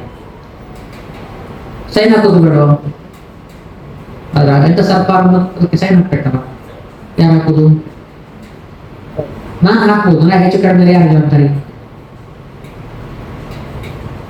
ಕಡೆಗೆ ರಾಮಭಟ್ರು ಕೇಳಿ ಫೋನ್ ಮಾಡಿದೆ, ಎಂತ ಮಾಡಿಸ್ತಾರೆ ಅಂತ. ಸೈನ್ ಹಾಕು, ನಾನಿದ್ದೇನೆ ಎಂದರು. ಸೈನ್ ಹಾಕಿದೆ. ರಾತ್ರಿ ಆಸ್ಪತ್ರೆಯಲ್ಲೇ ಮಲಗಿದ್ದೆ. ತಿಂಗಳಿಗೆ ಕನಿಷ್ಠ ಪಕ್ಷ 2-3 ದಿನ ನಾನು ಆಸ್ಪತ್ರೆ ಬೆಂಚಲ್ಲಿ ಮಲಗುತ್ತಾ ಇದ್ದೆ. ಯಾಕೆ ನಿಮ್ಮ ಮಕ್ಕಳಿಗೆ ಜ್ವರ ಶುರುವಾಗೋದೇ ರಾತ್ರಿ 10 ಗಂಟೆ ಮೇಲೆ. ಅಂದ್ರೆ ಈ ಥರದ ಒಂದು ಬದುಕಿದೆಯಲ್ಲ, ತುಂಬಾ ರಿಸ್ಕ್ ಇದೆ. ಅನೇಕ ಮಂದಿ ಬಂದು ಹೇಳೋರು, ಸರ್ ನಾನು ನಿಮ್ಮ ಹತ್ರ ಮಾತಾಡಬೇಕು, ಎಷ್ಟೊತ್ತಿಗೆ ಬರಲಿ. ಅವ್ರು ನನ್ನ ಹತ್ರ ಬಂದು ಮಾತಾಡಿದ್ದು ಬೇರೆ ಯಾರಿಗೂ ಗೊತ್ತಾಗಬಾರದು. ಅದಕ್ಕೆ ನಾನೇನ್ ಮಾಡ್ಬೇಕು, ನಾನು ಸ್ಲಿಪ್ ಕಳಿಸೋದು, ಇಂಥವ್ರನ್ನ ಒಮ್ಮೆ ಕಳಿಸಿದ್ದೀನಿ ಅಂತ. ಅಲ್ಲಿಂದ ಬರೋದು. ನಮ್ಮ ಕೆಳಗಿನ ಹಾಸ್ಟೆಲ್ ಮೇಲಿನ ಹಾಸ್ಟೆಲ್ ಅಂತ ಅವಾಗ ಇದ್ದದ್ದು. ಕೆಳಗಿನ ಹಾಸ್ಟೆಲ್ಗೆ ಫೋನ್ ಸಂಪರ್ಕ ಇಲ್ಲ. ಅಲ್ಲಿ ನಾವು ಯಾರು ಕರಿಬೇಕು ಅಂದ್ರೆ ನಾನು ಹೋಗಿ ಹಿಂದ್ಗಡೆ ಬಾಗಿಲು ತಟ್ಟಿ ಆ ಪಕ್ಕದ ರೂಮಿನವರಿಗೆ ನಾನು ಬಂದದ್ದು ಅಂತ ಅವಳಿಗೆ ಖಚಿತ ಆದ ಮೇಲೆ ಅವಳು ಹೋಗಿ ವಾರ್ಡನ್ನ ಕರೆದು ಅವ್ರು ಬಂದು ಬಾಗಿಲು ತೆಗಿಬೇಕು. ಆಮೇಲೆ ಅಲ್ಲಿದ್ದವ್ರು ಯಾರೋ ಒಬ್ಬರನ್ನ ನಾನು ಅಕಸ್ಮಾತ್ ಊರಿಂದ ಬಂದು ಕೆಲವೊಮ್ಮೆ ಬಂದಿರ್ತಾರೆ, ಮನೆಗೆ ತಿಳ್ಕೊಂಡಿರ್ತಾರೆ, ಅಪರಾಧದಲ್ಲಿ ಬರ್ತಾರೆ ಅಂತ ಅವರನ್ನ ಕರ್ಕೊಂಡು ಕಳಿಸ್ಬೇಕು. ಈಗಿನಷ್ಟು ಯಾವ ಸೌಲಭ್ಯವೂ ಇರಲಿಲ್ಲ. ರಾತ್ರಿ ಹುಷಾರಿಲ್ಲ ಅಂದ್ರೆ ಕರ್ಮಳದಲ್ಲಿ ಒಬ್ಬ ಡ್ರೈವರ್ ಇದ್ದ ಶ್ರೀಧರ ಅಂತ, ಇವತ್ತು ಚರ್ಮರಿ ಮಾಡ್ತಾ ಇದ್ದಾನೆ. ಅವನ ಮನೆಗೆ ಹೋಗುದು ನಾನು ಬ್ಯಾಟ್ರಿ ತಗೊಂಡು ಟಾರ್ಚ್ ಇಟ್ಕೊಂಡು. ಕರ್ಮಳದ ಅಷ್ಟು ನಾಯಿಗಳು ನನ್ನ ಹಿಂದೆ ಬರ್ತಿದ್ವು. ನಾನು ಎಂತ ಮಾಡೋದು, ಬೇರೆ ದಾರಿ ಇರಲಿಲ್ಲ. ಹಾಗೆ ಒಬ್ಬಳು ಹುಡುಗಿ ಎಕ್ಸಾಮ್ ಮುಗಿಸಿ ಓಡಿ ಹೋಗುದು ಅಂತ ತೀರ್ಮಾನ ಮಾಡಿದ್ರು. ನಂಗೆ ಗೊತ್ತಾಯ್ತು. ಅವ್ರ ಅಪ್ಪನಿಗೆ ಹೇಳಿ ಕರೆದೆ, ಅವರಪ್ಪ ಬಂದ್ರು. ಅಪ್ಪ ಸಿಗ್ಲಿಲ್ಲ, ಫೋನಿಗೆ ಸಕಲೇಶ್ಪುರದ ದೊಡ್ಡ ರೈಸ್ಲಿ ಉಂಟು ಇವತ್ತು ಅಂತ.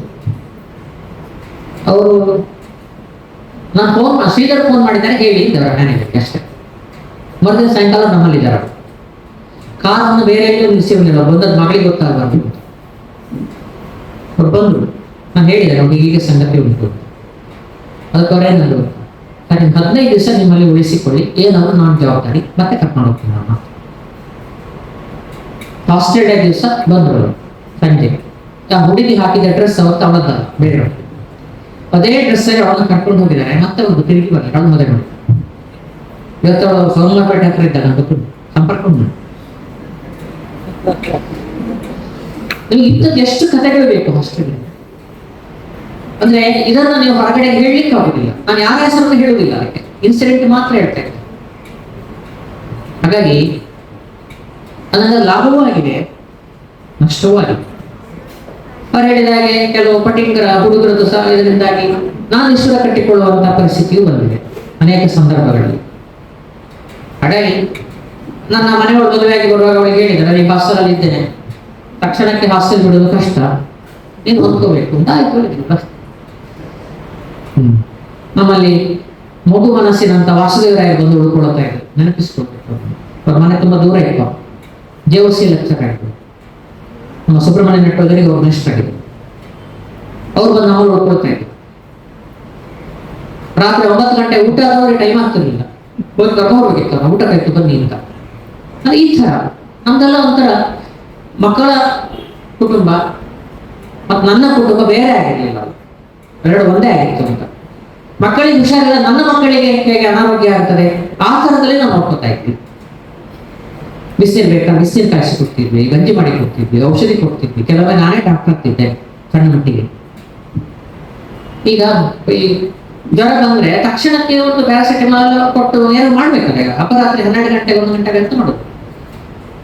ಕೆಲವೊಮ್ಮೆ ಆಸ್ಪತ್ರೆ ಕರ್ಕೊಂಡೋಗಿದ್ರೆ ಧನ್ವಂತರಿ ಆಸ್ಪತ್ರೆಗೆ ಫೋನ್ ಮಾಡಿ ಪೇಷಂಟ್ ಕರ್ಕೊಂಡ್ ಬರ್ತಾನೆ, ಡಾಕ್ಟರ್ ಮನೆಗೆ ಫೋನ್ ಮಾಡಿ ಅವ್ರು ನಾನು ಹೋಗುವಾಗ ಅವ್ರು ಬಂದಿದ್ದು, ಈ ತರ.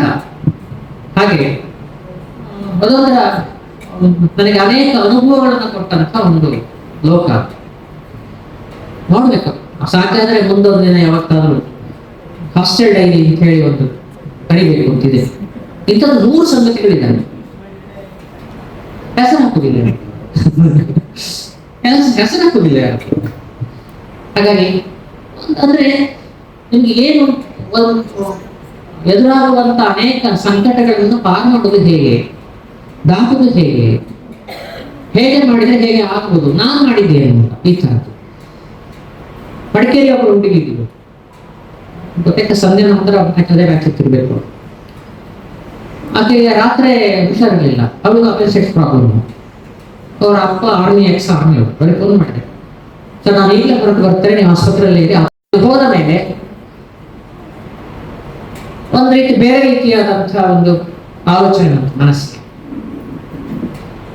ಅದೇ ಹೊತ್ತಿಗೆ ಇಂದಿರಮ್ಮ ಬಂದರು ನಮ್ಮ ವಿಭಾಗಕ್ಕೆ ಬಂದು ಸೇರಿಕೊಂಡು ಮೈಸೂರಿಂದ. ಹಾಗೆ ನಮ್ಮ ಇನ್ನೊಂದು ಕುಟುಂಬ ಆಯ್ತದೆ. ಅಮೃತ ರಿಟೈರ್ಡ್ ಆದ ಅಷ್ಟೊತ್ತಿಗೆ ಅವರು 93ನೇ ಇಸ್ವಿಯಲ್ಲಿ ರಿಟೈರ್ಡ್ ಆದ. ಅಮೃತ 92ಕ್ಕೆ MSF ರಿಟೈರ್ಡ್ ಆದ, 93ಕ್ಕೆ ಅಮೃತ ರಿಟೈರ್ಡ್ ಆದ. ನಿವೃತ್ತಿಯ ಬಳಿಕ ನಾನೀಗ ನಿವೃತ್ತಿ ಆದ ಬಳಿಕ ಮನಮೋಹನ್ ರವರು ಕನ್ನಡ ಡಿಪಾರ್ಟ್ಮೆಂಟ್ ಅನ್ನು ಮುಂದುವರಿಸ್ತಾ ಇದ್ದಾರೆ. ಅವರು ನಮ್ಮ ಕಾಲೇಜಿನ ವಿದ್ಯಾರ್ಥಿಗಳು, ನನ್ನ ಸ್ಟೂಡೆಂಟ್. ಅದೊಂದು ರೀತಿ ಅದರ ಎಡೆಯಲ್ಲಿ ಕುಂಬ್ಳೆ ಅವರು ಬಂದು ಹೋದ್ರು. ಒಂದು 5 ವರ್ಷ ಅವರಿದ್ರು. ಐದಲ್ಲ, ಒಂದು ಫಸ್ಟ್ ನ್ಯಾಕಿಗೆ ನಾವು ಒಟ್ಟಿಗೆ ಕೆಲಸ ಮಾಡಿದ್ದೇವೆ.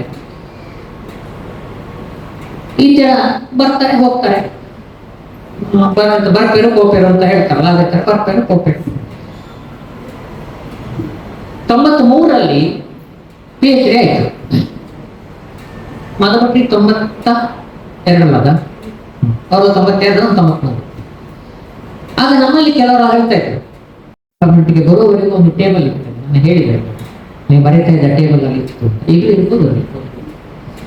ಅವರು ಪ್ರತಿದಿನ ಸಂಜೆ ಬಂದು ಅದೊಂದು 3 ಕಡೆ ಟೇಬಲ್, ಪರಕಟ ಟೇಬಲ್ ಅಂತ ಹೇಳಿದ್ರು. ಹಾಗೆ ಅದು ಅಲ್ಲಾಡ್ತಿರ್ತೇವೆ. ಆ ಟೇಬಲ್ ಅಲ್ಲಿ ಕೂತು ಇವರು ಮಹೇಶ, ರಾಮಚಂದ್ರ, ಇನ್ನೊಬ್ಬರು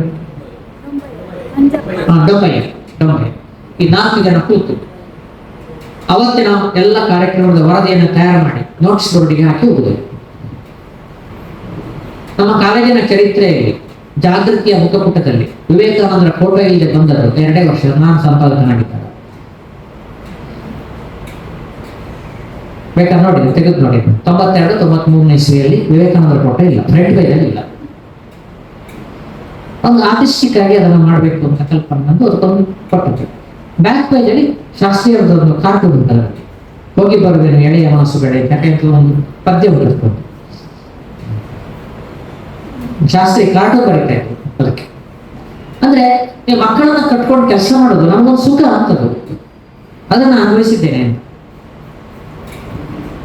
ಮತ್ತೆ ನಾವು ನಿವೃತ್ತಿಯ ನಂತರ ಸಾಗರಕ್ಕೆ ಹೋಗಿ ನೆಲೆಸಬೇಕು ಹೇಳುವಂತದ್ದು ಬಹಳ ಹಿಂದಿನ ಹಳೆಯ ಪ್ಲಾನ್. ಇವತ್ತು ಹೇಳ್ತೇನೆ, ನಾನು ಬರುವಾಗಲೇ ಆಲೋಚನೆ ಮಾಡಿದ್ದೆ, ನಾನು ಮತ್ತೆ ವಾಪಸ್ ಸಾಗರಕ್ಕೆ ಹೋಗ್ಬೇಕು ನೆಲೆಸಲಿಕ್ಕೆ ರಿಟೈರ್ಡ್ ಆದ್ಮೇಲೆ. ಹಾಗಾಗಿ ನನಗೆ ತುಂಬಾ ಆಫರ್ ಇತ್ತು, ಇಲ್ಲಿಯ ಹುಡುಗಿಯನ್ನು ಮದುವೆ ಆಗಿ.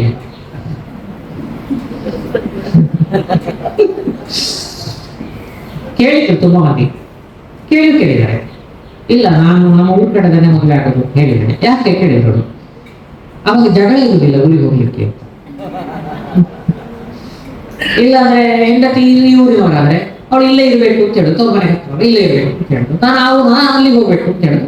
ಮತ್ತೆ ರಾಮಾಯಣ ಶುರುವಾಗುತ್ತೆ. ಅದಕ್ಕಿಂತ ಇಬ್ರು ಆಚಾರ ತಲೆಬಿಸಿಯಲ್ಲ ಗಟ್ಟು ಕಟ್ಟು ಹೋಗುದೇ ಅಂತ. ಯಾಕಂದ್ರೆ ಮತ್ತೊಂದು ಲಾಂಗ್ ಬ್ಯಾಕ್ ಅದನ್ನ ಪ್ಲಾನ್ ಮಾಡಿದ್ದೇವೆ, ಊರಿಗೆ ಹೋಗ್ಬೇಕು ಅಂತ. ಅದೇ ಪ್ರಕಾರ ಊರು ಹೋಗಿದ್ದೇವೆ, ಅಲ್ಲಿದ್ದೇವೆ. ನೀವೆಲ್ಲ ಬನ್ನಿ, ನಾವು ಇಲ್ಲೇ ಇದ್ರೆ ಇಲ್ಲಿ ಮನೆಗೆ ಬರ್ತೀರಿ, ಆ ಊರು ನೋಡುದು ಯಾವಾಗ ನೀವು ಅಲ್ಲೇ.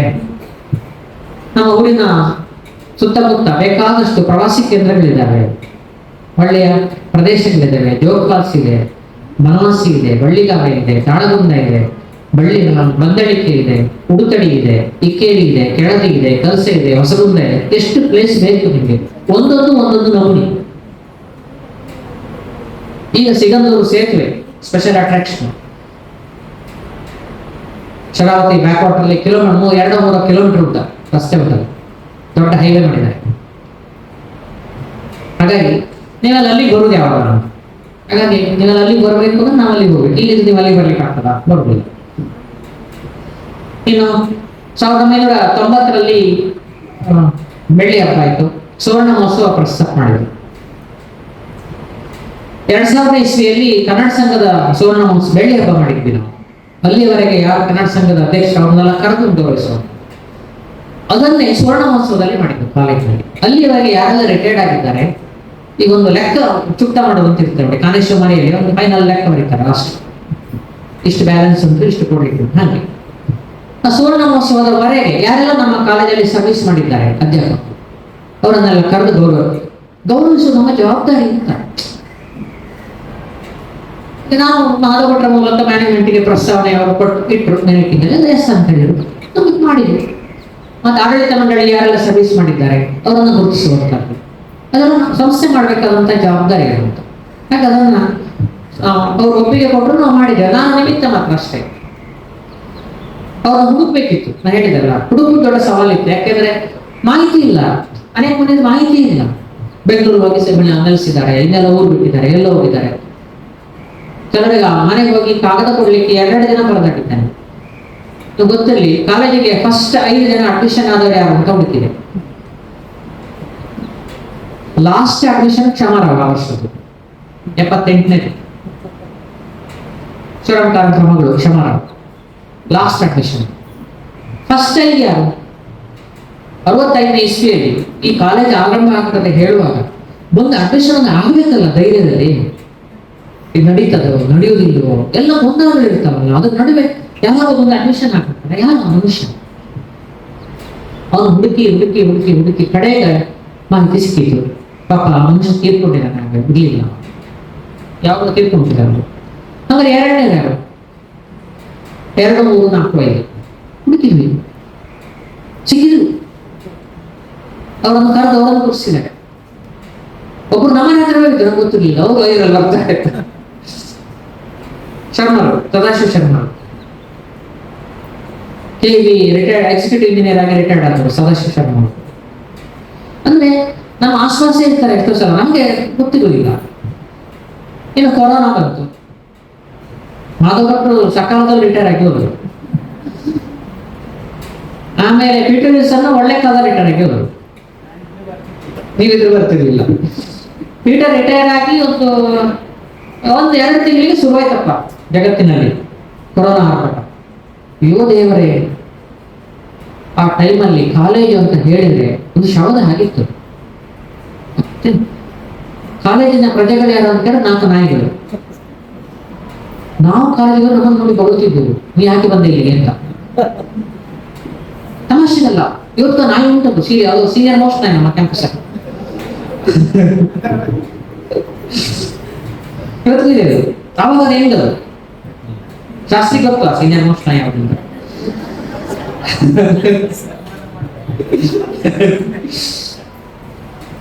ನೀವು ಯಾಕೆ ಬಂದಂತ ಕೊಡಿಸಿತ್ತು.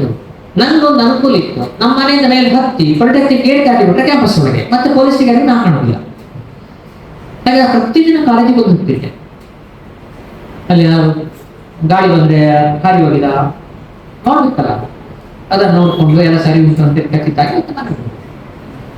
ಹಾಗಾಗಿ ಆ ಹೊತ್ತಲ್ಲಿ ಮತ್ತೆ ಅನಿಸಿಕೆ ಶುರುವಾಯಿತು. ನಾನು ಬೆಳಗ್ಗೆ ಹೇಳಿದಾಗ ಕಾದಂಬರಿ ಯಾಕೆ ಬರೀಬಾರ್ದು ಅಂತ ಬರಲಿಕ್ಕೆ ಶುರು ಮಾಡಿದೆ. ದಿನಕ್ಕೆ ಒಂದು ವಾರಕ್ಕೆ 30 ಪುಟ ಬರೀತಿದ್ದೆ. ಅಲ್ಲ ಗಣೇಶ, ಹೆಚ್ಚು ಕಡಿಮೆ 30 ಪುಟ ಬರುತ್ತೆ. ಯಾಕಂದ್ರೆ ಗಣೇಶನಿಗೆ ಯಾಕೆ ಹೇಳಿದ್ದಂದ್ರೆ, ನಾನು ಬರೆದದ್ದನ್ನ ಫಸ್ಟ್ ಕಳಿಸ್ತಿದ್ದು ಗಣೇಶನಿಗೆ, ಆಮೇಲೆ ಗೀತಾ ಮೇಡಮ್ಗೆ, ಇನ್ನೊಬ್ಬರು 2 ಕಳಿಸ್ತಿದ್ರು. ಅವರು 3 ಜನ ಫಸ್ಟ್ ರೀಡರ್ಸ್. ಅವ್ರು ಸಲಹೆ ಕೊಡೋರು, ಹಂಗಲ್ಲ ಹಿಂಗೆ, ಹಿಂಗಲ್ಲ ಹಾಗೆ ಅಂತ. ಕೆಲವು ಅಳವಡಿಸಿಕೊಂಡು ಮತ್ತೆ ಪುನಃ ಪರಿಷ್ಕಾರ ಮಾಡಿ ನಾನು ಡೈರೆಕ್ಟ್ ಟೈಪ್ ಮಾಡ್ತಿದ್ದೆ, ಬರೀತಿರಲಿಲ್ಲ. ಅವ್ರು ಹೇಳಿದ್ರಲ್ಲ, ಡೈರೆಕ್ಟ್ ಟೈಪೇ ಮಾಡಿದ್ರು. ಇವತ್ತಿಗೂ ಅಷ್ಟೇ ಒಂದು ಸಣ್ಣ ನೋಟ್ಸ್ ಇಟ್ಕೊಳ್ತೇನೆ, ಅಂದ್ರೆ ಪಾಯಿಂಟ್ಸ್ ಹಾಕಿ ಇಟ್ಕೊಂಡಿರ್ತೇನೆ. ಅದನ್ನ ಇಟ್ಕೊಂಡು ಮತ್ತೆ ಎಸ್ಟಾಬ್ಲಿಷ್ ಮಾಡ್ಕೊಂಡು ಅಂದ್ರೆ ಅದು ತುಂಬಾ ಫಾಸ್ಟ್ ಆಗ್ತದೆ. ಬರವಣಿಗೆ ಕೆಲಸ ಒಂದು ಎಕ್ಸ್ಟ್ರಾ ಉಳಿತದೆಯಲ್ಲ, ಟೈಮ್ ಉಳಿತದೆ ನನಗೆ. ಹಾಗೆ ಅದು ಬರುತ್ತೆ. ಅದೊಂದು 570 ಪುಟ ಆಯಿತು. ಅದನ್ನು ಬಿಡುಗಡೆ ಆಗುವಾಗಲೂ ಭಯಂಕರ ಧಾರಾಕಾರ ಮಳೆ, ಬಿಟ್ರೆ ಮಾತಾಡಿದ್ದವರು ಬಿಡುಗಡೆ ಆಗುವಾಗ, ನಂಗೆ ನೆನಪಿದೆ. ಆಮೇಲೆ 2ನೇ ಬರಿಬೇಕು ಅಂತ ಅನಿಸಿತು, ಅದಕ್ಕೆ ಡಿಫ್ರೆಂಟ್ ಆಗಿರ್ಬೇಕು ಅಂತ. ಹಾಗೆ ಚಪಡ ಕಾದಂಬರಿ ಹಾರಿಸ್ಕೊಂಡಾಯ್ತು. ನಾನು ನನ್ನ ರಿಸರ್ಚ್ ಟೈಮಲ್ಲಿ ಎಲ್ಲ ಕಡೆ ಹೋಗಿದ್ದೇವೆ. ಅವನು ಬರೆದ ಶಿಲಾಶಾಸನ ಎಲ್ಲಿದೆ ಆ ಪ್ಲೇಸಿಗೆಲ್ಲ ಹೋಗಿದ್ದೆ ನಾನು. ಹಾಗೆ ನಂತರ ಲೊಕೇಶನ್ ಗೊತ್ತು, ಕರೆಕ್ಟಾಗಿ ಗೊತ್ತು ನನಗೆ. ಆ ಪ್ರಾದೇಶಿಕ ಪರಿಸರ, ಶಾಸನ ಎಲ್ಲ ಗೊತ್ತು ನನಗೆ. ಹಾಗಾಗಿ ಅದೊಂದು ಆರಿಸ್ಕೊಂಡ್ರೆ ಡಿಫ್ರೆಂಟ್ ಆಗ್ಬೋದು ಅಂತ ಅನಿಸಿತು. ಬರ್ದಾಯ್ತು. ಅದೊಂದು 300 ಪುಟದ ಹತ್ರ ಆಯ್ತು ಹೆಚ್ಚು ಕಡಿಮೆ. ಆಮೇಲೆ ಅನಿಸಿತು ಬಯಲು ಬರಿಬೇಕು ಅಂತ. ಅದನ್ನ ಬರ್ಸಿದ್ದು ನನ್ನ ಹತ್ರ ಮಲ್ಲೇಪುರಂ ಸಾಕಿ ವೆಂಕಟೇಶ್. ಅವ್ರು ಒಂದ್ಸಲ ನಮ್ಮ ಊರಿಗೆ ಬಂದಿದ್ರು. ಅವ್ರು ಮತ್ತೆ ಹೇಳಿದ್ರು, ನಾನು ಒಂದ್ಸಲ ನಿಮ್ಮ ಊರಿಗೆ ಬರ್ತೇನೆ, ಅಲ್ಲಮಕ್ಕಳು ಓಡಾಡಿದ ಜಾಗ ನಾನು ತಿರುಗಾಡಿಸ್ಬೇಕು ನೀವು ಅಂತ. ನೀವು ಯಾವಾಗ ಸಾಗರದಲ್ಲಿ ಬರ್ತೀರಾ ನಾನು ಊರಿಗೆ ಬರ್ತೇನೆ ಅಂತ ಹೇಳಿದ್ವಿ. ಅವ್ರು ನಮ್ಮದು ಒಂದಿನ ಹೋದೆವು, ಎಲ್ಲ ಕಡೆ ಕರ್ಕೊಂಡು ಹೋದೆ. ಬನವಾಸಿಯ ಟೆಂಪಲಿನ ಹಿಂಭಾಗದಲ್ಲಿ ಅಂತ ಹೇಳಿದ್ರು, ನನಗೆ ನೀನು ಅಲ್ಲಮ್ಮನ ಬಗ್ಗೆ ಕಾದಂಬರಿ ಬರೆದುಕೊಡ್ಬೇಕು ಅಂತ. ಅದಕ್ಕೆ ಅಷ್ಟೇ ಸರ ಹೇಳಿದಲ್ಲ, ಚಪಡಕ್ಕೆ ಬರೆದವನಿಗೆ ಅಲಮನ್ ಬರೀಲಿಕ್ಕೆ ಆಗುದಿಲ್ಲ ಹೇಳಿದ್ರು. ಇದೇ ವಾಕ್ಯ ಅವರು ಹೇಳಿದ್ದು. ಆಯ್ತು ನೋಡುವ ಹೇಳಿ, ನಿಮಗೆ ಅಲಮ ಪ್ರಭುವನ್ನು ಹಿಡಿಯುವುದು ಕಷ್ಟ, ಸಿಗುವುದಿಲ್ಲ ಪುಣ್ಯಾತ್ಮ ಕೈಗೆ. ಯಾಕೆಂದರೆ ಅನುಭವಿಕ ಜಗತ್ತು ಒಂದು ಬೇರೆ, ಆ ವಚನಗಳ ಅರ್ಥವೂ ಬೇರೆ ಆಗ್ತಾ ಹೋಗ್ತದೆ. ಹಾಗೆ ಅದಕ್ಕೆ ಬೇಕಾಗಿ ಒಂದಷ್ಟು ಅವನ ಇಡೀ ಸಂಪುಟದ ಎಲ್ಲ ವಚನಗಳನ್ನ ಓದಿ ನನಗೆ ಯಾವ ವಚನ ಬೇಕು, ನಾನು ಡಿಫರೆಂಟ್ ಆಗಿ ಮಾಡಬೇಕು ಅಂದ್ರೆ ಏನೋ ಬೇರೆ ನಮಗೆ ಮಾಡಬೇಕು. ಹಾಗೆ ಆ ಥರದಲ್ಲಿ ಅದನ್ನು ಬರಲಾಯಿತು. ಇನ್ನೀಗ ನಮ್ಮ ಸತ್ತು ಕಾದಂಬರಿ ಬರ್ತದೆ. ಅದು ಎಷ್ಟು ಪುಟ ಆಗ್ತದೆ ಅಂತ ಗೊತ್ತಿಲ್ಲ ನನಗೆ, ಬರದಾಗಿದೆ, ನಾನು ಪೇಜಿಗೆ ಹಾಕಿಲ್ಲ, ಹಾಕಿ ಅದು 305 ಪುಟ ಆಗ್ತದೆ. ಹಾಗೆ ಒಂದು ಸಂಶೋಧನಾ ಲೇಖನಗಳ ಸಂಕಲನ ಬರ್ತದೆ. ಇನ್ನೊಂದು ಬರೀತಾ ಇದ್ದೇನೆ ಈಗ, ಇನ್ನೊಂದು 3-4 ಪುಸ್ತಕ ಬರೆಯಬೇಕು ಕೆಲವೆಲ್ಲ ಉಂಟು. ನನಗೆ ಪುರ್ಸೋದಿಲ್ಲ, ಒಟ್ಟು ಬಿಡುವಿಲ್ಲ. ಅಂದ್ರೆ ಈ ಬರವಣಿಗೆ ಹೇಳುವುದು ನಿಮಗೆ ಬಿಡುಗಡೆಯ ದಾರಿ ಅಂತ. ಇಡೀ ಶಿಖಂಡಿ ನಾಟಕ ಬರಲಿ, ಕೊರೋನಾ ಟೈಮಲ್ಲಿ ಶಿಖಂಡಿ ನಾಟಕ ಬಂದಿತ್ತು, ಬಿಡುಗಡೆ ಯಾವಾಗಲಾಯ್ತು ಕೊರೋನಾದಲ್ಲಿ. ಬಿಡುಗಡೆಗೆ ಯಾರಿಲ್ಲ, ನಾನು ದುರ್ಗಾ ಪ್ರವೀಣ ಇಬ್ಬರೇ. ನಮ್ಮ ಮನೆಯಲ್ಲಿ ಬಿಡುಗಡೆ, ಪ್ರೇಕ್ಷಕರು ನಾವಿಬ್ಬರೇ, ನಮ್ಮೂರಿಗೆ. ಅದು ಹಾಗೆ ನಾನು ತುಂಬಾ ಸಮಯದಿಂದ ಕಾಡ್ತಾ ಇತ್ತು. ಈ ಉತ್ತರ ಪೌರುಷ ಗೊತ್ತಿರಲಿ, ಉತ್ತರ ಹೇಳಿ ಅಲ್ಲ ಆಯ್ತಾ, ಉತ್ತರ ಪೌರುಷ ಉತ್ತರ ಹೇಳಿ ಅಲ್ಲ ಅಂತ ಯಾರು ಹೇಳಿ ಹೇಳಿ ಅವ್ನು ಯುದ್ಧ ಮಾಡ್ತಾನ, ಯುದ್ಧ ಮಾಡೋದಲ್ಲ. ಆದ್ರೆ ಅರ್ಜುನನಷ್ಟು ಪರಾಕ್ರಮಿ ಅಲ್ಲ. ಅವನ ಲೆವೆಲ್ಗೆ ಅವನು ಗಟ್ಟಿಮುಟ್ಟಾಗಿದ್ದಾನ, ಪರಾಕ್ರಮಿ ಅವನ ಲೆವೆಲ್ ಇದೆಯಲ್ಲ ಅವನಲ್ಲಿ. ಹಾಗಾಗಿ ನಾವು ಹೇಳ್ತಾನೆ, ಮಹಾಭಾರತದಲ್ಲಿ ಒಂದು ಮಾತೆ ಬರ್ತದೆ, ನಿನ್ನೆ ಯುದ್ಧದಲ್ಲಿ ನನ್ನ ಸಾರಥಿ ಸತ್ತೋದ, ಇವತ್ತು ಸಾರಥಿ ಇಲ್ಲ ಅಂತ ಹೇಳಿದ್ರು. ಅಂದ್ರೆ ಯುದ್ಧಕ್ಕೆ ಹೋಗಿದ್ದಾನೆ ಅಂತ ಆಯ್ತಲ್ಲ, ಯುದ್ಧವನ್ನು ಸಾರಥಿ ಸತ್ತೋಗಿದ್ದಾನೆ. ನೆನಪಿಸಿಕೊಳ್ಳಿ, ಅವನಿಗೆ ಸಾರಥ್ಯವನ್ನ ಕೊಟ್ಟ ಅರ್ಜುನ, ಹೇಗೆ ಚೆಂದ ಮಾಡಿದಾತ. ಇಡೀ ಕುರುಕ್ಷೇತ್ರ ಯುದ್ಧದಲ್ಲಿ ಇದು ಉತ್ತರನ ಪ್ರಸಂಗ ಬರ್ತದೆ, ಅಲ್ಲಿ ಸಾರಥ್ಯವನ್ನು ಮಾಡಿದ ಉತ್ತರ ಅರ್ಜುನ ಯುದ್ಧ ಮಾಡಿದ್ದಾನೆ, ಎಷ್ಟು ಚಂದ ಮಾಡಿದಾತ ಸಾರಥ್ಯವನ್ನು. ಅವಕಾಶ ಕೊಟ್ಟರು ಮಾಡ್ತಾರೆ ಜನ, ನೀವು ಕೊಡ್ಬೇಕಲ್ಲ. ಶಿಖಂಡಿಯೂ ಹಾಗೆ ಮಹಾಭಾರತದ ಯುದ್ಧದ ಕೊನೆಯ ದಿನದ ಕೊನೆಯ ಕ್ಷಣದವರೆಗೂ ಇದ್ದ, ಕೊನೆಯ ಕ್ಷಣದವರೆಗೂ ಇದ್ದ. ಅವನು ಸತ್ತದ್ದು ಕೊನೆಯ ದಿನವೇ, ಅಶ್ವತ್ಥಾಮನಿಂದ ಸಾಯಿದ. ಒಂದು ಅಷ್ಟು ಸಮಯ 18 ದಿನಗಳ ಕಾಲ ಆತ ಮಹಾಭಾರತ ಯುದ್ಧದಲ್ಲಿ ಬಡದಾಡಿದಾನಲ್ಲ, ಅವನಲ್ಲಿ ಹೇಗೆ ಶಿಖಂಡಿ ಅಂತ ಹೇಳುದು? ಮಹಾಭಾರತದಲ್ಲಿ ಅವನನ್ನು ಹಾಗೆ ಹೇಳುವುದಿಲ್ಲ, ನಾವು ತಪ್ಪು ಕಲ್ಪನೆ ಮಾಡುದು. ಹಾಗೆ ನಾನು ಖಂಡಿತ ಈ ಮನುಷ್ಯನಲ್ಲಿ ಇರುವಂತಹ ಕ್ಷಾತ್ರ ತೇಜಸ್ಸು, ಆ ಮನುಷ್ಯನಲ್ಲಿರುವಂತಹ ತಾಯಿಯ ಗುಣ, ಮಾತೃತ್ವದ ಗುಣ, ಸ್ತ್ರೀಯ ಗುಣ, ನಾನು ಡೈಲಾಮ್ ಉಂಟು ನನಗೆ, ಆ ಸಂಘರ್ಷವನ್ನು ಹೇಳಬೇಕು. ಅದನ್ನು ಓದಿದ ಒಂದು ಸೈಕಾಲಜಿಸ್ಟು ಎಷ್ಟು ಚಂದ ಇದ್ದಾರೆ, ಸೈಕಾಲಜಿಗೆ ಒಳ್ಳೆ ಟಾಪಿಕ್ ಇದು ಅಂತ ಲೆಕ್ಕ ಬರ್ತಾರೆ ನೋಡುದು. ಶಿಖಂಡಿ ನಾಟಕದಲ್ಲಿ ಮನೋವಿಜ್ಞಾನ ಅಂತ, ಅದ ಮನೋವಿಜ್ಞಾನದ ಆಸ್ಪೆಕ್ಟ್ ಅವರಲ್ಲಿ ಹೇಗಿದೆ ಅಂತ ಒಂದು ಆರ್ಟಿಕಲ್ ಬರ್ತಿದೆ. ಈ ತರ ನನಗೆ ಒಂದೊಂದು ಥಾಟ್ಸ್ ಬರುವಾಗ ಅದನ್ನು ಸ್ವಲ್ಪ ಆಕಾರಕ್ಕೆ ತಂದು ಅದನ್ನು ಬರವಣಿಗೆಗೆ ಇಳಿಸ್ಕೊಂಡು, ಹಾಗೆ ಮಾಡುವಾಗ ಗೊತ್ತಲ್ಲ, ನಮ್ಮ ಜಗತ್ತು ಬೇರೆ ಆಗಿರ್ತದೆ, ಮನೆಯವರ ಸಪೋರ್ಟ್ ಇಲ್ಲದೆ ಆಗೋದಿಲ್ಲ.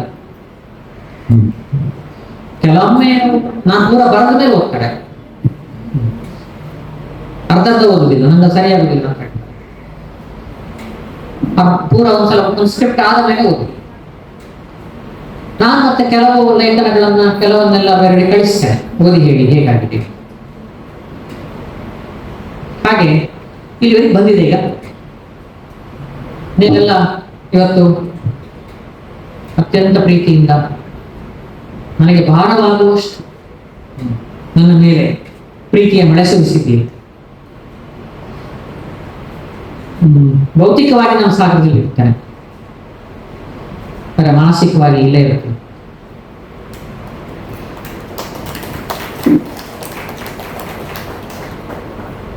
ಭಾವನಾತ್ಮಕವಾಗಿ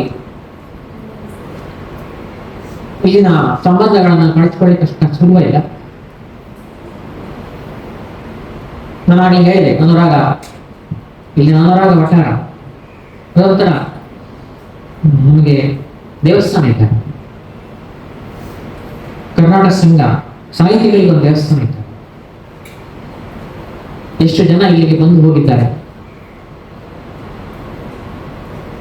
ಅಂತ ಕೆಲಸವನ್ನ ಮಾಡೋದಕ್ಕೆ ನನಗೂ ಒಂದು 10 ವರ್ಷ ಅವಕಾಶ ಸಿಕ್ಕಿತ್ತು. ನಾವು ಒಟ್ಟಿಗೆ ಮಾಡಿದ್ದೇವೆ. ಮಾಧವ ಭಟ್ರು ಮತ್ತು ನನ್ನದು ಅದು ಬಾಂಧವ್ಯ ಬೇರೆ, ಅದು ಲೆವೆಲ್ ಬೇರೆ. ಅದನ್ನ ನೀವು ಸರಳವಾದ ತಕ್ಕಡಿಯಲ್ಲಿ ಇಟ್ಟುಕೊಳ್ಳುವುದು ಕಷ್ಟ. ನಾನು ಅವರು ಫೈನಾನ್ಸ್ ಸಂಯೋಜಕರಲ್ಲ, ಎಂತ ಹೇಳೋದಕ್ಕೆ ಫೈನಾನ್ಸ್ಗೆ ಲಲಿತ ಕಲಾ ಸಂಘಕ್ಕೆ ಅವರು ಜವಾಬ್ದಾರರಾಗಿದ್ದರು. ನಾನು ಅವರೊಟ್ಟಿಗಿದ್ದಾಗ ಅಲ್ಲಿಂದ ನಮ್ಮ ಒಡನಾಟ ನಿಜವಾಗ ಆರಂಭ ಆಗುತ್ತೆ. ಅದಕ್ಕಿಂತ ಮೊದಲು ಅವರ ಮಗನ ಬರ್ತ್ಡೇಗೆ ನಮ್ಮನ್ನ ಕರೆದಿದ್ರು. ಅದು 88ನೇ ಇಸ್ವಿ ಅಂತ, 89 ಅವಾಗ ಅವ್ರ ಮನೆಗೆ ಹೋಗಿದ್ದೆ ಫಸ್ಟ್ ಟೈಮ್. ಆಮೇಲೆ ನಾವು ಒಟ್ಟಿಗೆ ಫೈನಾನ್ಸ್ ಅಲ್ಲಿ ಇದ್ವಿ. ಆಗ ನಮಗೆ ಕಂಡಿತ್ತು ಈ ಮಕ್ಕಳಿಗೆ ಹೀಗೆಲ್ಲ ಮಾಡ್ರೆ ಆಗ್ಲಿಕ್ಕಿಲ್ಲ ಇದು ಅಂತ. ಹಾಗೆ ಒಂದು ನಾಟಕ ತರಬೇತಿ ಮಾಡಿಸಿದೆವು, ನೃತ್ಯ ತರಬೇತಿ ಮಾಡಿಸಿದೆವು. ಆ ಮಕ್ಕಳಿಂದ ಎಳುವೇರು ದಯ್ಯರು ನಮ್ಮದು ಹಿಟ್ ಶೋ ಅಂತ ಹೇಳ್ತಾರೆ ಹಂಗೆ ಅಂತ ಉಡುಪಿಯ ರಾಜಾಂಗಣದಲ್ಲೂ ಅದನ್ನು ಪ್ರದರ್ಶನ ಮಾಡಿ ಬಂದೆವು. ಅದರಲ್ಲಿ ಪಾತ್ರ ವಹಿಸಿದ ನಮ್ಮ ಸಂಧ್ಯನ ಕ್ಲಾಸ್ಮೇಟ್ ಇದ್ರು ಕೃಪಾ. ಅಂದ್ರೆ ಆ ಥರ ಶಶಿಧರ್ ಕೋಟೆಯವರು ಹಾಡ್ತಿದ್ರು. ಅದಕ್ಕೆ ಸೀತಾ ಕೋಟೆಯವರು ಅದಕ್ಕೆ ಕೊರಿಯೋಗ್ರಫಿ ಮಾಡ್ತಿದ್ರು ಮತ್ತು ಇದು ಕೊಡ್ತಾ ಇದ್ರು. ತುಂಬಾ ಆ ಕಾಲಕ್ಕೆ ಅದು ತುಂಬಾ ಜನಪ್ರಿಯ ಆಯ್ತು. ಆಮೇಲೆ ಅದರಲ್ಲಿ ಪರವಾನಗಿ ಪಾತ್ರ ಮಾಡ್ತಾ ಇದ್ವಿ. ಶೈಲಜಾ ಬಂದು ಒಂದು 10 ನಿಮಿಷದಲ್ಲಿ ಬಂದು ಹೋಗಿ ಇಡೀ ಸ್ಟೇಜ್ ಹುಡಿ ಮಾಡಿ ಹೋಗೋರು. ಇಡೀ ಸ್ಟೇಜ್ ಒಂದು ಸಲಕ್ಕೆ ಚಿತ್ರಾನ್ನ ಅಂತಾರಲ್ಲ ಹಂಗೆ 10 ನಿಮಿಷ ಬರೋದು. ಆಮೇಲೆ ದೈವದ ಭೂತದ ಇದನ್ನು ಮಾಡ್ತಾ ಇದ್ವಿ. ಸಾಯಿ ಪ್ರೀತಿ ಏನು ಅದ್ಭುತ ಕಲಾವಿದರಲ್ಲ, ಮಾಡ್ರೆ ಆಗ್ತಾರೆ ಅಂತ. ಪರಮಾಚಾರ ಹುಲಿಯನ್ನೆಲ್ಲ ನಾಟಕ ಮಾಡಿಸಿದ್ರು. ಅದ್ರಲ್ಲಿ ಹಾಕಿದ್ದೇನೆ ನಮ್ಮ ಪುಸ್ತಕದಲ್ಲಿ ಒಂದು ಫೋಟೋ ಇದೆ. ಅದು ಸ್ವಲ್ಪ ಬ್ಲರ್ ಆಗಿದೆ ಯಾಕೆಂದ್ರೆ ಹಳೆಯ ಫೋಟೋ ಅದು. ಅದರಲ್ಲಿ ಏನೋ ನಾಟಕದ ಬಗ್ಗೆ ಅಭಿನಯದ ಬಗ್ಗೆ ಗಂಧ ಗಾಳಿ ಇಲ್ಲದ ಒಬ್ಬಳು ಹುಡುಗಿಯನ್ನು ಆಯ್ಕೆ ಮಾಡಿ ಯೂನಿವರ್ಸಿಟಿ ಕಾಂಪಿಟೇಷನ್ ಇತ್ತು ಅದರಲ್ಲಿ ಬೆಸ್ಟ್ ಆಕ್ಟರ್ ನಮ್ಮ ಹುಡುಗಿ ವೀಣಾ ಅಂತ. ಅವಳ ಮಗಳು ಮತ್ತೆ ಉಜಿರೆಯಲ್ಲಿ ಇದು ಮಾಡಿತ್ತು ಪ್ರಜ್ಞಾ ಹೆಬ್ಬ. ಏನೂ ಗೊತ್ತಿಲ್ಲ ಅವಳು ನಾಟಕ ಅಂದ್ರೆ, ಅಂತವಳನ್ನ ಬೆಸ್ಟ್ ಆಕ್ಟ್ ಮಾಡಿತ್ತು. ಅಂದ್ರೆ ನೀವು ನಿಮ್ಮನ್ನ ಕಲೆಗೆ ಒಪ್ಪಿಸಿಕೊಂಡರೆ ನೀವು ಕಲ್ಲನ್ನ ಕೆತ್ತಬಹುದು, ಕೆತ್ತಲಿಕ್ಕೆ ರಾಮ ನೀವು ಒಟ್ಟಿಕೊಳ್ಬೇಕಲ್ಲ. ಹಾಗೆ ಆ ಥರದ ಮನೆ ಇತ್ತು, ನಾಟಕ ಇತ್ತು. ಅದೇ ಬ್ರಹ್ಮಚಾರದ ಮನೆ ನಾಟಕ ಇತ್ತು, ಜೋಕುಮಾರ ಸ್ವಾಮಿ ಇತ್ತು. ಅಲ್ಲೂ ಹಾಗೆ ಹಂಪಿ ವಿಶ್ವವಿದ್ಯಾಲಯದ ಏನೂ ಗೊತ್ತಿಲ್ಲದೆ ಹೋದಂತ ಮಕ್ಕಳನ್ನ ಇಟ್ಕೊಂಡು ಅವರು ಜೋಕುಮಾರ ಸ್ವಾಮಿ ಅದ್ಭುತವಾಗಿ ಪ್ರದರ್ಶನ ಮಾಡಿದ್ರು. ಆ ಮಕ್ಕಳಿಗೆ ಎಂತೂ ಗೊತ್ತಿಲ್ಲ, ನಾಟಕದ ಬಗ್ಗೆ ಗಂಧಗಳೇ ಗೊತ್ತಿಲ್ಲ. ಅಂದ್ರೆ ನಿಮಗೆ ಒಬ್ಬ ಒಳ್ಳೆಯ ಡೈರೆಕ್ಟರಿಗೆ ಒಂದು ಸ್ಕ್ರಿಪ್ಟ್ ಸಿಕ್ಕಿದೆ. ನಾನು ಶಿಖಂಡಿ ನಾಟಕ ಮಾಡಿದ್ದು ಸಾಗರದಲ್ಲಿ. ಅವರು 3-4 ದಿನ ಹೌಸ್ಫುಲ್ ಆಗಿತ್ತು ಶೋ. ಶಿಖಂಡಿ ನಾಟಕ ಫಸ್ಟ್ ಡೇ ನಾನು ಹೋಗಿದ್ದೆ, ಸ್ಟ್ಯಾಂಡಿಂಗ್ ಎಲ್ಲ ನಾಟಕಕ್ಕೆ. ನಾನು ರಿಸಲ್ಟ್ ಮತ್ತೆ ಬರ್ದಿದ್ದೇವೆ, ನನಗೆ ಲೆಟರ್ ಬರ್ತಿದ್ದಾರೆ, ಬಹಳ ಅದ್ಭುತವಾಗಿದೆ ನಿಮ್ಮ ನಾಟಕ ಅಂತ. ಲೋಕಲ್ ಪೇಪರಿಗೆ ಅವ್ರು ಬರೆದಿದ್ರು, ಕಾಲಂ ಬರೋದು ಲೋಕಲ್ ಪೇಪರಿಗೆ, ಶಿಖಂಡಿ ನಾಟಕ ಎಷ್ಟು ಚೆನ್ನಾಗಿದೆ ಅಂತ ನಾಟಿಸೋದು. ಅಂದ್ರೆ ಈ ಥರ ನಿಮಗೆ ಮಕ್ಕಳನ್ನ ನಾವು ಟ್ರೈನ್ ಮಾಡಿದ್ರೆ ಆಗ್ತದೆ ಅಂತ. ಹಾಗಾಗಿ ಮಾಧವಪುರ ಜೊತೆಯಲ್ಲಿ ಕೆಲಸ ಮಾಡುವ ಅವಕಾಶ ಸಿಕ್ಕಿತ್ತಲ್ಲ, ಅದು ಬೇರೆ ನಮಗೆ. ಅದು ಫೈನಾನ್ಸ್ ಆಗಿರ್ಬೋದು, ಶೈಕ್ಷಣಿಕವಾಗಿರ್ಬೋದು. ನ್ಯಾಷನಲ್ ಸೆಮಿನಾರ್ ಮಾಡಿದ್ವಿ ಲ್ಯಾಂಗ್ವೇಜ್ ಇಂದ UGC ಓದಿರ್ಬೋದು, ನ್ಯಾಕ್ವಿಸಿಟ್ ಇರ್ಬೋದು, ಸುವರ್ಣ ಮಹೋತ್ಸವ ಇರ್ಬೋದು. ಎಷ್ಟು ನಿಮಗೆ ನಾನು ನೆನಪಿಸಿಕೊಂಡ ತುಂಬಾ ಸಂಗತಿಗಳಿದೆ, ಎಲ್ಲ ಹೇಳಿಕ್ಕೆ ಆಗುದಿಲ್ಲ. ಮತ್ತೆ ರಾತ್ರಿ 9 ಗಂಟೆಗೆ ಬಸ್ ಟಿಕೆಟ್ ಮಾಡಿದ್ರೆ ಹಾಗಾಗಿ ಎಲ್ಲ ಒಂದ್ ಕಡೆ ನಾನು ನಿಲ್ಲಿಸ್ಬಿಟ್ಟು ಮತ್ತೆ ಆಗ ಹೇಳಿದೆ ನಾನು ಗುರಿಮಜಲು ರಾಮಭಟ್ರು ಸತ್ವರಾಜ ಪುಸ್ತಕ ಇವತ್ತು ನನ್ನ ರೆಕಾರ್ಡಿಂಗ್ ಇದೆ. ಇಡೀ ಬುಕ್ಕಿನ ವಾಯ್ಸ್ ರೆಕಾರ್ಡಿಂಗ್ ಉಂಟು ಇವತ್ತು ನನ್ನ ಹತ್ರ. ಇಡೀ ಬುಕ್ಕಿಂಗ್ ಇದೆ ವಾಯ್ಸ್ ರೆಕಾರ್ಡಿಂಗ್. ಯಾರು ತಕರಾರು ಮಾಡಿದ್ರೆ ನಾನು ಅವರದ್ದೇ ಸಾಲ ಮಾಡಿ ಮಾತು ಕೇಳಿ ತೋರಿಸ್ತೇನೆ. ಪ್ರಿಸರ್ವ್ ಮಾಡಿಟ್ಟಿದ್ದೆ ನಾನು ರೆಕಾರ್ಡಿಂಗ್. ಅಂದ್ರೆ ನನಗೆ ಈ ತರ ಕೆಲಸ ಮಾಡುವುದಕ್ಕೆ ವಿಫಲವಾದಂತಹ ಅವಕಾಶಗಳು ಸಿಕ್ಕಿದ್ವು ನನಗೆ, ನಾನು ಬಳಸಿಕೊಂಡೆ. ಕೆಲವರಿಗೆ ಅವಕಾಶ ಸಿಕ್ಕಿದ್ರು ಬಳಸಿಕೊಳ್ಳುವುದಿಲ್ಲ, ನಾನು ನೋಡುವುದಕ್ಕೆ. ಕಾಲೇಜಿನಲ್ಲಿ ಅನೇಕ ಅವಕಾಶಗಳು ಸಿಕ್ಕಿದ್ವು, ಯಾಕೆ ಒದಗಿ ಬಂತು. ನಾ ಹೇಳಿದಲ್ಲ, 3ನೇ ನ್ಯಾಕ್ ಆಗುವಾಗ 1 ತಿಂಗಳು ನಮ್ಗೆ ಅವಕಾಶ ಬಂತು, IPS ಕೋಆರ್ಡಿನೇಟರ್ ಆಗುವಂತ ಬಳಸ್ಕೊಂಡಿದ್ದು ಮಾಡಿದ್ವಿ. ಪೀಟರು ನಾನೆಲ್ಲ ಸೇರಿ ಅದನ್ನು ಹೇಗೆ ದಾಟಿಸಿದೆ ಗೊತ್ತು. ಧೋನಿಯಲ್ಲಿ ಅವಕಾಶ ಸಿಕ್ಕಿತ್ತು, ಅವ್ರು ಸಪೋರ್ಟ್ ಕೊಟ್ಟು ನಾವು ಕೆಲಸ ಮಾಡಿದೆವು, ಅಥವಾ ನಾವು ಕೆಲಸ ಮಾಡಿದೆವು. ಒಟ್ಟು ಈಗ ಸಂಸ್ಥೆಯಿಂದ ನಾವೆಲ್ಲ ಒಟ್ಟು ಸೇರಿ ಕೆಲಸ ಮಾಡ್ಬೇಕಲ್ಲ, ನಾನು ಬೇರೆ ಅಂತ ಹೋಗ್ಲಿಕ್ಕೆ ಆಗ್ತದ? ಆಗುದಿಲ್ಲ. ಯಾಕೆಂದ್ರೆ ನಮಗೆ ಅನ್ನ ಕೊಡುತ್ತದೆ, ನಮಗೆ ಬದುಕು ಕೊಡುತ್ತದೆ ಸಂಸ್ಥೆ. ನಾನಿರ್ತೇನೆ ಎಲ್ಲ ಗೊತ್ತಿಲ್ಲ, ಸಂಸ್ಥೆ ಇರ್ತದೆ. ನಾವು ಮಾಡಿದ ಕೆಲಸ ಎಲ್ಲ ಒಂದ್ ಕಡೆಗೆ 4 ಜನಕ್ಕೆ ಉಳಿತದೆ. ಹಾಗಾಗಿ ನಾವು ಅದನ್ನ ನಮ್ಮ ಕೈಯಲ್ಲಿ ಎಷ್ಟು ಕೂಡುತ್ತದೆ, ಎಷ್ಟು ಪ್ರಾಮಾಣಿಕವಾಗಿ, ಎಷ್ಟು ಶ್ರದ್ಧೆಯಿಂದ ಮಾಡಲಿಕ್ಕೆ ಸಾಕು ಅಷ್ಟು ಶ್ರದ್ಧೆಯಿಂದ ಮಾಡ್ತೀವಿ. ನಮ್ಮ ಅಪ್ಪ ಅಮ್ಮ ನಮ್ಮನ್ನು ಹೇಳ್ಕೊಟ್ಟಿದ್ದಾರೆ, ಮಾಡುವ ಕೆಲಸವನ್ನು ಶ್ರದ್ಧೆಯಿಂದ ಮಾಡುವುದು ಅಷ್ಟೇ. ಆ ಶ್ರದ್ಧೆಯನ್ನು ಇವತ್ತು ಉಳಿಸ್ಕೊಂಡಿದ್ದೇನೆ ನಾನು. ಹಾಗಾಗಿ GK ಶೆಣೆಯವರೊಬ್ಬರನ್ನ ಬಿಟ್ಟು ಅವ್ರು ನೋಡಿದ್ದಾರೆ, ಅವರು ಡೇಸ್ ಡಾಕ್ಟರ್ ಪ್ರಿನ್ಸಿಪಾಲ್ ಆಗಿದ್ದಾಗ ಒಂದು ಕರೆದಿದ್ರು, ಒಂದು ಕಾರ್ಯಕ್ರಮವನ್ನು ಕರೆದಿದ್ರು. ಸುವರ್ಣ ಮಹೋತ್ಸವಕ್ಕೆ ಆಗುವಾಗ GK ಶೆಣೆಯವರ ಫ್ಯಾಮಿಲಿಯವರಿಗೆ ಕಾಗದ ಕಳಿಸಬೇಕು ಅಂತ ಎಷ್ಟು ಒದ್ದಾಡಿದೆ ನಾನು. ಅವ್ರು ಇನ್ವೈಟ್ ಮಾಡಬೇಕು. ಕಡೆಗೆ ಅವರ ಮಗಳ ಗಂಡ ಬಂದರು, ಹುಡುಕಿದ್ರು, ಅವರು ಮಂಗಳೂರಲ್ಲಿದ್ರು, ಬಂದರು. ಅವರಿಗೊಂದು ಫಸ್ಟ್ ಪ್ರಿನ್ಸಿಪಾಲ್ ಕಾಲೇಜಿನವರಿಗೆ ಅವರಿಗೆ ಒಂದು ಗೌರವ ಸಲ್ಲಿಸಿದ ಸುವರ್ಣ ಮಹೋತ್ಸವ ಕಂಪ್ಲೀಟ್ ಆಗ್ತಲ್ಲ, ಅವರಿಲ್ಲದೆ ಇರ್ಬೋದು, ಕುಟುಂಬದಲ್ಲಿ ಇರ್ತಾರಲ್ಲ ಅದಕ್ಕೆ. ಹಾಗಾಗಿ ಅಂತ ಅವಕಾಶಗಳು ಬೇಕಾದಷ್ಟು ಬಂದಿದ್ದಾರೆ ನನಗೆ, ನಾನೆಲ್ಲ ಬಳಸ್ಕೊಂಡಿದ್ದೇನೆ. ನನ್ನ ಸ್ವಾರ್ಥಕ್ಕಾಗಿ ಬಳಸಿದ್ದಲ್ಲ, ಇಷ್ಟಾಗಿ ನಾನು ಮಾಡಿದ ಕೆಲಸ ಸಂಸ್ಥೆಗೆ ಒಳ್ಳೆಯದಾಗಲಿ ಅಂತ ಮಾಡಿದ್ದೆ. 4 ಜನಕ್ಕೆ ಅದರಿಂದ ಪ್ರಚಾರ ಬರ್ತದೆ, ಸಂಸ್ಥೆಗೆ ಒಳ್ಳೆಯದಾಗ್ತದೆ, ಸಂಸ್ಥೆಗೆ ಹೆಸರು ಬರ್ತದೆ ಮಾಡಿದ್ದೇನೆ. ಹಾಗಾಗಿ GK ಶೆಣೆಯವ್ರನ್ನ ಬಿಟ್ಟು ಮತ್ತೆಲ್ಲ ಪ್ರಿನ್ಸಿಪಾಲ್ಗಳೊಟ್ಟಿಗೆ ಇವತ್ತಿಗೆ ಯಾರಿದ್ದಾರೆ ಅವರ ಜೊತೆವರೆಗೂ ಸಹ ಕೆಲಸ ಮಾಡಿದ್ದೇನೆ. ಇನ್ನು ಮುಂದಿಲ್ಲ, ಇಲ್ಲೇ ಇದ್ದಾರೆ, ಅವರೊಟ್ಟಿಗೂ ಕೆಲಸ ಮಾಡಿದ್ದೇನೆ. ಅವರು ನಮ್ಮ ಅಧ್ಯಕ್ಷರಾಗಿದ್ದರು, ಆಗಲೂ ಕೆಲಸ ಮಾಡಿದ್ದಾರೆ. ಹಾಗಾಗಿ ನನಗೆ ಈ ಸಂಸ್ಥೆಯಲ್ಲಿ ಈ ಮನುಷ್ಯನಿಗೆ ಕೆಲಸ ಕೊಟ್ಟರೆ ನೀವು ನಿಯಂತ್ರಣದಿಂದ ದುಡ್ದಾನು ಅಂತ ಅವತ್ತು ಆಲೋಚನೆ ಮಾಡಿದ್ರಲ್ಲ, ನನ್ನ ಸಂದರ್ಶನ ಮಾಡಿದರು, ಅವರಿಗೆ ನನ್ನ ಅನಂತವನ್ನು. ಯಾಕೆಂದ್ರೆ ಅದು GL ಆಚಾರ್ಯರು, ಉರಿಮಜಲ ರಾಮಭಟ್ರು, MS ಅಪ್ಪ ಮತ್ತು ಅಮೃತಸ್ವಾಮೀಶ್ವರ 4 ಜನ ಸಂದರ್ಶನಕ್ಕಿದ್ದದ್ದು. ನಾನು ಆ ನಿಯಂತ್ರಣ ಮತ್ತು ಆ ಪ್ರಾಮಾಣಿಕತೆಯನ್ನ, ಆ ನಿಷ್ಠೆಯನ್ನ ಉಳಿಸ್ಕೊಂಡಿದ್ದೇನೆ ಅಂತ ನನ್ನ ಭಾವನೆ. ಕಂಡವರಿಗೆ ಹೇಳಬೇಕು ನಾವು ಉಳಿಸ್ಕೊಂಡಿದ್ದಾನ ಇಲ್ಲ ಅಂತ, ಜಗತ್ತಿಗೆ ಬಿಟ್ಟಂತ ನಾನೆಂತ ಹೇಳಲಿಕ್ಕಾಗಲ್ಲ. ಅವರ ನಂಬಿಕೆಯನ್ನು ನಾನು ಉಳಿಸ್ಕೊಂಡಿದ್ದೇನೆ. ಇವತ್ತು ಅಮೃತರು ಇಲ್ಲ, GL ಆಚಾರ್ಯರು ಇಲ್ಲ, ಉರಿಮಜಲ ರಾಮಭಟ್ರು ಇಲ್ಲ, ನನಗೆ ಸಂದರ್ಶನ ಮಾಡಿದ 4 ಮಂದಿ ಗೊತ್ತಿಲ್ಲ. ಆದರೆ ನಾನು ನನ್ನ ಮೇಲೆ ವಿಶ್ವಾಸ ಇಟ್ಟಂತ ಅವರ ವಿಶ್ವಾಸನ ಉಳಿಸ್ಕೊಂಡಿದ್ದೇನೆ ಹೇಳುವಂತ ಆತ್ಮವಿಶ್ವಾಸ ನನಗಿದೆ. ಅಟ್ ಸಾಕು ಅಂತ ಅನ್ಕೊಂಡಿದ್ದೇನೆ ನಾನು ಊರಿಗೆ ಹೋಗುವುದು.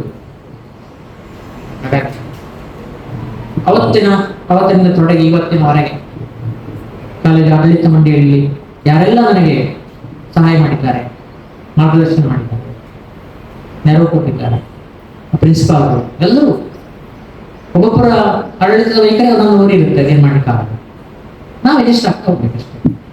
ಮಾಧವರ ಆಡಳಿತ ವೈಖರಿ ಇದ್ದಾಗೆ ಬಿಟ್ಟು ಬಿಸಿಲಿಕ್ಕಾಗತ್ತ, ನಮೂನೆಗಳು ಬೇರೆ ಇರುತ್ತವೆ. ಅವರೊಟ್ಟಿಗೆ ಕೆಲಸ ಮಾಡುವ ನಾವು ಎಜೆಸ್ಟ್ ಆಗ್ತಾ ಹೋಗ್ಬೇಕಷ್ಟೇ. ನಾವು ಮನೆಯಲ್ಲಿ ಊಟಕ್ಕೆ ಎಜೆಸ್ಟ್ ಆಗೋದಿಲ್ಲ. ಬೇರೆ ಬೇರೆ ಜನ ಬೇರೆ ಬೇರೆ ಅಡಿಗೆ ಬರುತ್ತೆ. ಇವತ್ತು ಮಾವಿನ ಹಣ್ಣಿನ ದೂರ ಇತ್ತು, ಸಾಸಿವೆ ಇತ್ತು, ಸಾಂಬಾರು ಇತ್ತು, ನಾವು ಎಜೆಸ್ಟ್ ಆಗ್ತಾ ಹೋಗ್ತೇವೆ. ಹಾಗೆ ನಾವು ಎಜೆಸ್ಟ್ ಆಗ್ತಾ ಹೋಗ್ಬೇಕಷ್ಟೇ. ಹಾಗೆ ಉರಿಮಜಲು ರಾಮಭಟ್ರಿಂದ ತೊಡಗಿ ಅವತ್ತಿನಿಂದ ಇವತ್ತಿನವರೆಗೆ ಆಡಳಿತ ಯಾರೆಲ್ಲ ಕೆಲಸ ಮಾಡಿದ್ದಾರೆ ಅವರೆಲ್ಲರಿಗೆ, ಅದೆಲ್ಲ ಪ್ರಾಂಶುಪಾಲರಿಗೆ, ನನ್ನ ಸಹೋದ್ಯೋಗಿಗಳಿಗೆ, ಕಚೇರಿ ಸಿಬ್ಬಂದಿಗಳಿಗೆ, ಯಾಕೆಂದ್ರೆ ಬಹಳ ದೊಡ್ಡ ಜವಾಬ್ದಾರಿ ಕಚೇರಿ ಸಿಬ್ಬಂದಿಗಳು. ಸಣ್ಣ ಮಿಸ್ಟೇಕ್ ಮಾಡಿದ್ರು ಮತ್ತೆ ರಿಪೇರಿ ಮಾಡಲಿಕ್ಕೆ ತುಂಬಾ ಕಷ್ಟ ಆಗ್ತದೆ ಅವರಿಗೆ. ಅದಕ್ಕಿಂತ ಹೆಚ್ಚಾಗಿ ಇಷ್ಟು ವರ್ಷ ನಾನು ಪಾಠ ಮಾಡುವಲ್ಲಿ ನಾವು ವಿದ್ಯಾರ್ಥಿಗಳಿದ್ದಾರಲ್ಲ ಅವರೆಲ್ಲ ನನ್ನ ಪ್ರೀತಿ ವಿದ್ಯಾರ್ಥಿಗಳು. ಎಲ್ಲರೂ ಬಾರದೇ ಇರೋದು, ಎಲ್ಲರೂ ಬಾರದಲ್ಲಿ ಸಾಕಾಗೋದಿಲ್ಲ ಜಾಗ ಆಯ್ತು. ನಾನು ಹೇಳಿದ ಗಿನ್ನೆಸ್ ರೆಕಾರ್ಡ್ ಆಗುತ್ತೆ ಅಂತ, ನೆಕ್ಸ್ಟ್ ರೆಕಾರ್ಡ್ ನಂದೇ. ಯಾಕೆಂದ್ರೆ 100% ಇಂಗ್ಲಿಷಿಗೆ ಹೋಗ್ತಾರೆ ಮಕ್ಕಳು, 80% ಕನ್ನಡಕ್ಕೆ ಬರ್ತಾರೆ, ಇನ್ನು 20% ಸಂಸ್ಕೃತ ಮತ್ತು ಹಿಂದಿ ಶೇರ್ ಆಗುತ್ತೆ. ಆಗ ನೆಕ್ಸ್ಟ್ ಗಿನ್ನೆಸ್ ರೆಕಾರ್ಡ್ ನಂದೇ. ಪಿಟೂರಿಸರಿಗೂ ರೆಕಾರ್ಡ್ ಮಾಡ್ಲಿಕ್ಕೆ ಆಗುದಿಲ್ಲ, ಇವರಿಗೂ ಏವಿನರಿಗೂ ಆಗುದಿಲ್ಲ. ಯಾಕೆಂದ್ರೆ ಅವ್ರದ್ದು ಒಂದೊಂದು ವಿಭಾಗ ನಮ್ಗೆ ಅಂದ್ರೆ ಎಲ್ಲರಿಗೂ ನಾವೆಲ್ಲರಿಗೂ ಸಲ್ಲುವವರು. ಅಲ್ಲ ಸರ್. ಹಾಗಾಗಿ ಎಲ್ಲ ನನ್ನ ಪ್ರೀತಿಯ ವಿದ್ಯಾರ್ಥಿಗಳಿಗೆ, ಇವತ್ತು ಬಂದವರಿಗೆ, ಬಾರದೇ ಇರುವವರಿಗೆ, ಮತ್ತಿನ್ಯಾವತ್ತೋ ಕೇಳುವವರಿಗೆ, ಈಗ ಕೇಳುತ್ತಿರುವವರಿಗೆ ಎಲ್ಲರಿಗೂ ನಾನು ಈ ಸಂದರ್ಭದಲ್ಲಿ ನನ್ನ ಅನಂತ ವಂದನೆಗಳನ್ನು ಸಲ್ಲಿಸ್ತೇನೆ. ನೀವೆಲ್ಲ ಈ ಥರದ ಒಂದು ಕಾರ್ಯಕ್ರಮವನ್ನು ಅತ್ಯಂತ ಶ್ರಮದಿಂದ ಮಾಡಿದ್ದೆ. ಯಾಕೆಂದ್ರೆ ಇಂಥ ಒಂದು ಕಾರ್ಯಕ್ರಮ ಸಂಘಟಿಸಲು ಸುಲಭ ಅಲ್ಲ, ನನಗೆ ಗೊತ್ತಿದೆ. ಯಾವ ಹುಚ್ಚು ಪ್ರೀತಿಯೋ ಯಾವ ವಿಶ್ವಾಸವೋ ಗೊತ್ತಿಲ್ಲ ನನಗೆ, ಅಂತ ಮಾಡಿದ್ದೀರಿ. ಇಂಥ ಒಂದು ಕಾರ್ಯಕ್ರಮ ಆಗುತ್ತದೆ ನಾನಂತೂ ಖಂಡಿತ ಭಾವಿಸಿರಲಿಲ್ಲ, ಆಗಬೇಕು ಅಂತಲೂ ಬಯಸಿರಲಿಲ್ಲ. ಆಗಿದೆ, ಅದು ನಮ್ಮ ಯೋಗದಲ್ಲಿ ಅದು ಬರೆದಿದೆ ಅಂತ ಕಾಣುತ್ತೆ, ಅದು ಆಗಿದೆ. ಅದರಿಂದ ನನ್ನ ಮನಸ್ಸು ತುಂಬಿ ಬಂದಿದೆ. ನಾನು ಹೇಳಿದೆ, ಆಗಬೇಕಾದ ಕಷ್ಟ ಉಂಟು ನನಗೆ ನಾಳೆ ಅಂತ. ಹಾಗಾಗಿ ನನ್ನ ಮನಸ್ಸು ತುಂಬಿ ಬಂದಿದೆ. ಬದುಕಿನ ಉದ್ದಕ್ಕೂ ಈ ದಿನ ಮತ್ತು ಈ ಸಂದರ್ಭ ನೆನಪಿರುತ್ತೆ. ಯಾಕೆಂದ್ರೆ ನನಗೆ ಮರೆತು ಹೋದವರೆಲ್ಲ ಬಂದಿದ್ದಾರೆ. ಹೆಸರು ಮರ್ತು ಹೋಗಿರುತ್ತೆ, ನೆಕ್ಸ್ಟಿಗೆ ಗೊತ್ತಲ್ಲ ನನಗೆ, ಅಲ್ಲ ಸರ್. ಮುಖ ನೆನಪಿರುತ್ತೆ, ಮತ್ತೆ ಅವರು ಆಕೃತಿ ಬದಲಾಗಿರುತ್ತೆ ಅವ್ರದ್ದು. ನಾವು ಹೆಚ್ಚು ಕಡಿಮೆ ಹಾಗೆ ಇರ್ತೇವೆ, ಆದ್ರೆ ವಿದ್ಯಾರ್ಥಿಗಳದ್ದು ಆಕೃತಿ ಬದಲಾಗ್ತಾ ಹೋಗುತ್ತೆ. ಯಾಕಂದ್ರೆ ಅವರಿಗೆ ಬೆಳೆಯುವ ವಯಸ್ಸದು, ಬೆಳೀತಾ ಹೋಗ್ತಾರೆ, ಅವರು ಮಾತಾ ಹೋಗ್ತಾರೆ. ಹಾಗಾಗಿ ನೀವು ಬಂದು ಮಾತನಾಡಿಸಿದ್ರೆ ನಮಗೆ ತುಂಬಾ ಸಂತೋಷ ಆಗುತ್ತೆ. ನಾನಿನ್ನು ವಿದ್ಯಾರ್ಥಿಯಾಗಿದ್ದೆ ಅಂತ ಹೇಳಿದ್ರೆ ಸಾಕು, ಒಂದು ಕೃತಜ್ಞತೆಯ ಭಾವ ಬರುತ್ತೆ. ಹಾಗೆ ಬದುಕಿನ ಉದ್ದಕ್ಕೂ ಈ ಘಟನೆ ಮತ್ತು ಈ ದಿನ, ಈ ಸಂದರ್ಭ ಎಲ್ಲವೂ ನನ್ನ ನೆನಪಲ್ಲಿರುತ್ತೆ. ನಿಮಗೆಲ್ಲರಿಗೆ ಮತ್ತೊಮ್ಮೆ ವಂದನೆಗಳನ್ನು ಸಲ್ಲಿಸ್ತೇನೆ. ನೀವೆಲ್ಲರೂ ಸಾಗರಕ್ಕೆ ಬನ್ನಿ. ಮನೆಗೆ ಬಂದವರು ಕೆಲವರು ಇದ್ದಾರೆ, ಮತ್ತೊಮ್ಮೆ ಬನ್ನಿ. ಮನೆ ಬಂದಾಗ ಅದು ಸರಿಯಾಗಲಿಲ್ಲ ಅದು. ಯಾಕೆ ನಾವು ಮನೆ ಗೃಹ ಪ್ರವೇಶದ ಒತ್ತಡದಲ್ಲಿ, ಗಲಾಟೆಯಲ್ಲಿ ಅಲ್ಲಿ ಇಲ್ಲೆಲ್ಲ ಇದ್ದೆವು. ಹಾಗೆ ನಿಮ್ಮನ್ನೆಲ್ಲ ಸತ್ಕರಿಸುವುದಕ್ಕೆ ನಮಗೆ ಸಾಧ್ಯ ಆಗಲಿಲ್ಲ. ಶಾಸ್ತ್ರಿ ಮಾವಿನಕಾಯಿ ತಂಬಳಿ ಬೇರೆ ದಿನ ಮಾಡ್ತೇವೆ ಬನ್ನಿ. ಶಾಸ್ತ್ರಿಗೆ ಮಾವಿನಕಾಯಿ ತಂಬಳಿ ತುಂಬಾ ಇಷ್ಟ, ಅದನ್ನು ಬೇರೆ ದಿನ ಮಾಡ್ತೇವೆ ಬನ್ನಿ. ಹಾಗೆ ನೀವೆಲ್ಲ ಸಾಗರಕ್ಕೆ ಬನ್ನಿ. 38 ವರ್ಷದಲ್ಲಿ ನೂರಾರು ನೆನಪುಗಳಿದ್ದಾವೆ, ಸಾವಿರಾರು ನೆನಪುಗಳಿದ್ದಾವೆ. ಆ ಎಲ್ಲ ನೆನಪುಗಳನ್ನು ಬಚ್ಚಿಟ್ಕೊಂಡು ಎದೆಯಲ್ಲಿ ನೆನೆಯಬೇಕಾದವರನ್ನು ನೆನಪಿಸಿಕೊಳ್ತಾ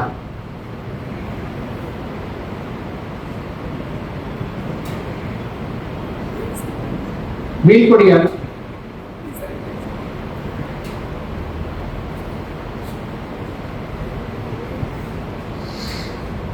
ಮತ್ತೆ ಮತ್ತೆ ಬರ್ತಾರೆ.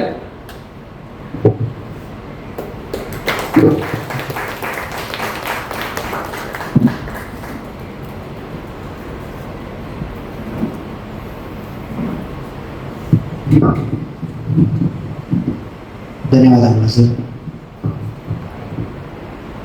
ಹೆಚ್ಚು ಮಾತನಾಡಲು ನಮ್ಮಲ್ಲೂ ಮಾತುಗಳಿಲ್ಲ. ನಿಮ್ಮ ಭಾವುಕ ಮಾತುಗಳು ನಮಗೂ ಅರ್ಥವಾಗುತ್ತವೆ. ಖಂಡಿತವಾಗ್ಲೂ ನಿಮ್ಮ ಜೊತೆ ಯಾವತ್ತೂ ಇರ್ತೇವೆ. ಮುಂದೆ ಯಾವುದೇ ಕಾರ್ಯಕ್ರಮಗಳಿದ್ರೂ ನಮ್ಮನ್ನು ನೆನಪಿಸ್ಕೊಳ್ಳಿ, ಖಂಡಿತವಾಗ್ಲೂ ನಾವು ಬರ್ತೀವಿ ಸರ್. ಇದೀಗ ಕಾರ್ಯಕ್ರಮದ ಮುಂದಿನ ಭಾಗವಾಗಿ ಕೇಳ್ಕೊತೀವಿ.